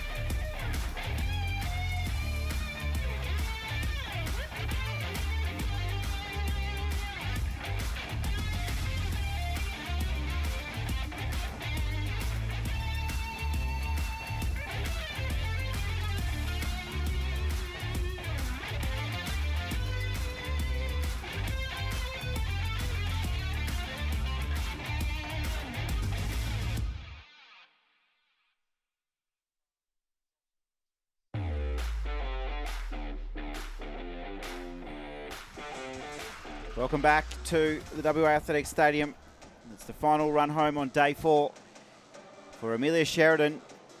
A nice championship record to take back to South Australia, 9:26.27. Terrific running from her, real front-running effort. Sophie Hall, the Victorian, will take home silver. Alexis Tague, the bronze. As we turn over the page, a couple of nice PBs. One for the West Australian, Saoirse Fowler, Lenny Hartley and Ruby Dunlavy. 10 minutes 30. The whole field, though, under 11 minutes. And we're just about ready now for our next event. So we're away. The final event of the day here.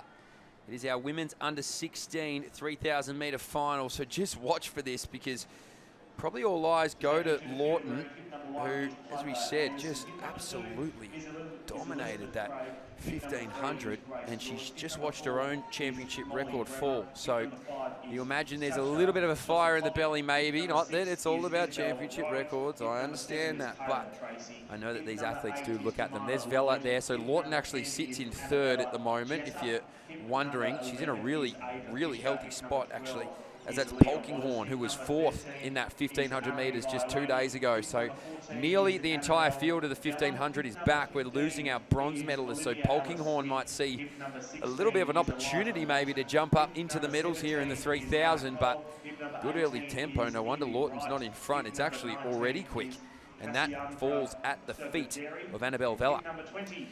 The West Australian Leah Waters, silver medalist from the 1,500 metres, is flying the flag for the West Australian team. She's just settled her running in about 5th position. She'll be looking just to stay in contact with the leaders. She's got a nice kick of speed, Leah Waters. She's been improving her mileage over the last few months and has had a good winter behind her, and she'll be looking just to keep in contact with our leaders. Vella doing it nicely at the front of the pack at the moment.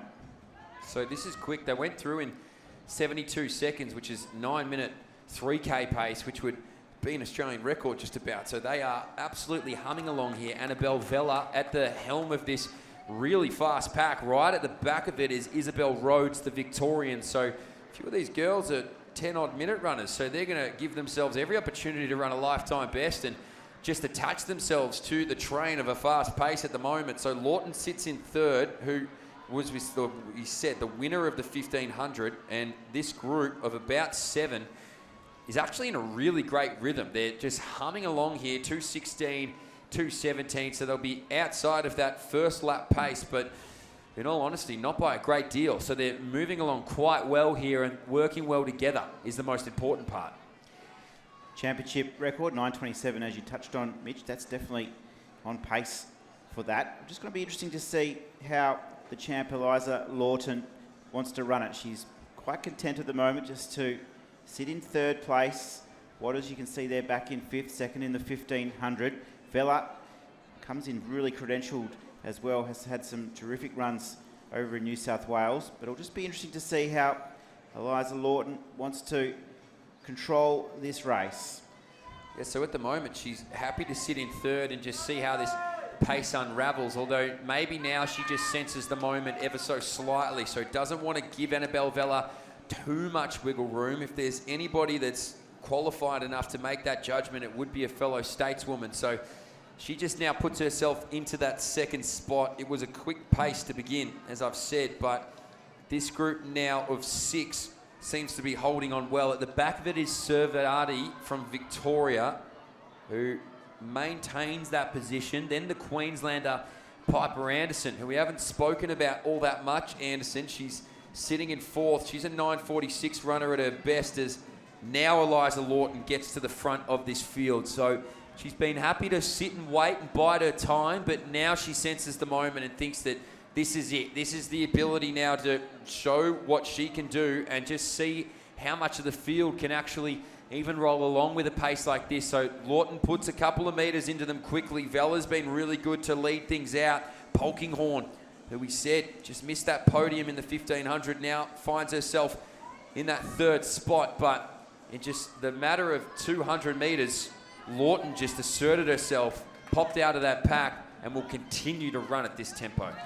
And you're spot on once again, Mitch, with your analysis of 3K running. It's the second 1 kilometre where our athletes like to make that decision to either take off or hold back. For Eliza Lawton, she was just getting into her rhythm those first few laps, and once she started to feel pretty good and take control of her rhythm, she's now just started to lead away. As we can see now, the field is quite spread out. Leah Waters, the West Australian, still holding on in that chase group. She's sitting in about 5th position at the moment.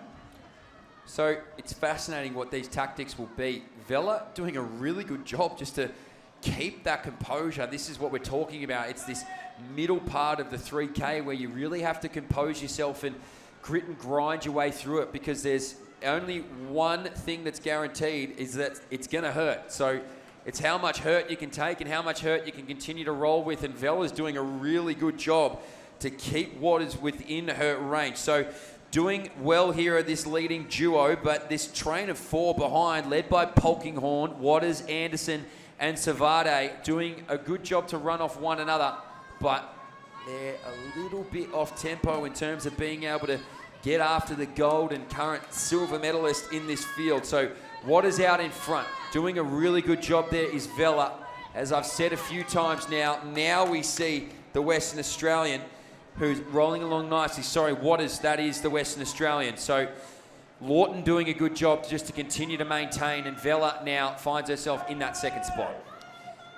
Beautiful afternoon here in Perth. It's around about 27, 28 degrees, so quite warm out on track. Eliza Lawton, she is controlling the race so far. Vela, though, has just had a little bit of a kick down the back straight. Waters leads the chase group. She's moved up into the bronze medal position. She's got a nice turn of speed, Leah Waters, so she'll need to rely on that just to try and rein in Vela, who's sitting in second. But Eliza Lawton, she saw her championship record fall in the previous race. It might have just added a bit of fuel to the fire for Eliza Lawton just to come back and try and run under the 9:27. Her best around about that 9:25. So she's on pace and she's running nicely, and that's a beautiful shot as we look down the home straight here in Perth. Lawton from Vela from Waters. And in a few ways here, Eliza Lawton sort of got towed into this 3K. You might have expected that she would have to lead from the start, but that wasn't the case at all, because Vela got out there and really just continued to set a tempo. So well done. Now it's Waters who moves into that outright bronze, but the company still lives on behind her there, although she is looking strong, the Western Australian. So Vela still sits in second, but Lawton out in front. She is maybe in pursuit. She's certainly wants that gold medal. It's right in the grips of her hands, but that 9:27 championship record set by Laura Powell back in 2014 may be a look. The sister of Sophie Hall, who we just saw take the silver in the under-15 event. So Lawton now just continues to move away, doesn't she? She's just finding another gear where you thought she might have been tired. She actually just seems to be getting stronger. Vela in second and Waters in third. That group behind, though, still trying to press on for a medal. We call this the golden hour in WA, Mitch, because it's a beautiful time. The sun's setting, the wind has dropped right off, and it's a nice time just to go out for a nice afternoon Monday stroll, and that is exactly what Eliza Lawton is doing from New South Wales. There's the pictures of the bell. It's going to be a welcome noise for her, and she'll charge for home, and she has one hand on that gold medal, Mitch. Yeah, she certainly does, Eliza Lawton, but it's a real watch here for times as well behind, because Vela's been so strong. This has been an incredible performance from Annabelle Vela. It's one to be incredibly proud of, as Waters, the Western Australian, sits in third. Now next up in fourth is Anderson, and then moving on through behind her there are the Victorian and New South Wales women. So I don't think that's over yet at all back there in the minors, but up here in front, it has been all Eliza Lawton really at that 1,500 metre marker. She made that decision to continue on with the tempo, and geez, it was a good decision. With 200 metres remaining, it's 8:49 on the clock, so it's actually going to be similar to what we saw in the previous race, but we know that the wheels are there, and we know that the speed continues to increase there for Eliza Lawton. So 9:25.91, her lifetime best as she makes her way into this home straight. The gold medal is sewn up here. Let's see how quickly she can get down to the line. 9:11, 12, 13. This is fast here, ladies and gentlemen. Here is your national champion. Eliza Lawton will be just over the 9:20. She's so impressive. 9:21.96. Gone is that championship record. And it's a battle down here now to try and get that bronze. So he's going to hold it. Vella. Waters has company, though. Here comes Piper Anderson. Got to hold on for the bronze. Does. 9:38.88. What a run there from Anderson as well to pursue for third. We'll go for fourth. 9:44. These are quick now rolling through. 9:49. All of these women under 10 minutes. What a performance. But rewrite those championship records again. You thought her name was off them. They're back. Just a different age group for Eliza Lawton. Yeah, congratulations to Eliza Lawton and all of her team. For Vella as well, Annabelle Vella, well done on your championship. And for the young West Australian, she'll add a bronze medal to her silver from the 1500. Leah Waters has the rest of our competitors gallantly stride out over the line. Here's Grace Lewis from WA, finishing off really well. And she'll be joined by her fellow teammate, Ava Fisher, at the finish line. And also Annabelle Jessup and Sasha Josipovic crossing the line to round out their campaign over the 3,000 metres in what has been a wonderful afternoon of track and field. Well, just the beautiful sun setting down here in WA now, isn't it? I mean, it's just glorious. I can see why you're calling it the golden hour, because it's absolutely perfect conditions here at the moment. Maybe not for 3K racing. I'm sure they'd like it, you know, in the low 20s, but for all of us playing along here at the stadium, mid to high 20s is right in the sweet spot. It's beautiful, but what a performance from Eliza Lawton. Comes away with 2 championship records, 2 gold medals. A pretty good couple of days in WA, I would say. And Mitchie might be joining you down at Cottesloe Beach for a swim. There's still plenty of sun, don't worry about them. Those people who tell you it's too dark there don't know what they're talking about, Mitch. There's plenty of daylight still out there here in WA. No, that's what I want to hear. I want to hear that we still got time to go and enjoy all that WA has to offer, because as it stands at the moment, we haven't really been able to get out there and do much. I was running home in the dark last night. I was a bit scared, to be honest, but it was absolutely incredible temperature and beautiful sunset last night. So let's hope we can get a little bit more of it here. So now doing the media rounds. Tarby. He's getting the scoop. Jeez, he is quick on those interviews, isn't he, Tarby? He's an incredible man. As we'll flash up the results of that women's under 16 3000. So Eliza Lawton gets the championship record. Moves past Laura Powell's 2014 marker. Annabelle Vella, second. What a race it was for her as well at 9:33. And then Leah Waters had to hold off a fast finishing Piper Anderson to claim the bronze. 9:38.86 back to 9:39.62. So just over half a second between a podium and not being on a podium. Just an awesome race to watch and a great way to finish off day number 4 here with those 2 3,000 metre finals. They were spectacular as the rest of the field flashes up here. Lots of PBs. I can see 5 of them on this second page. So the result of a hot pace and being able to maintain your composure means that you can get a lifetime best. We're going to leave Tarby to do the rest of the talking here this evening, because we are done here for day number 4. Tomorrow, the final day of our Australian Junior Championships before everybody takes a break and then comes back for the Senior Championships starting Thursday. From wherever you've watched on at home, around the world, in Australia, thank you so much for joining us. Trav Jenkins, Mitch Dyer, Ethan Quinlivan on here this morning. We're going to go enjoy everything that Perth has to offer. Big shout out to Chemist Warehouse, Puma, 7plus, and the full crew. We will see you tomorrow. We'll be here early. We cannot wait. Big thank you to everybody watching on. See you later. We'll see you for day 5. Good night. Might be Trav when they do race it. We are still enough at temperatures, but probably starting 200 to 300 metres.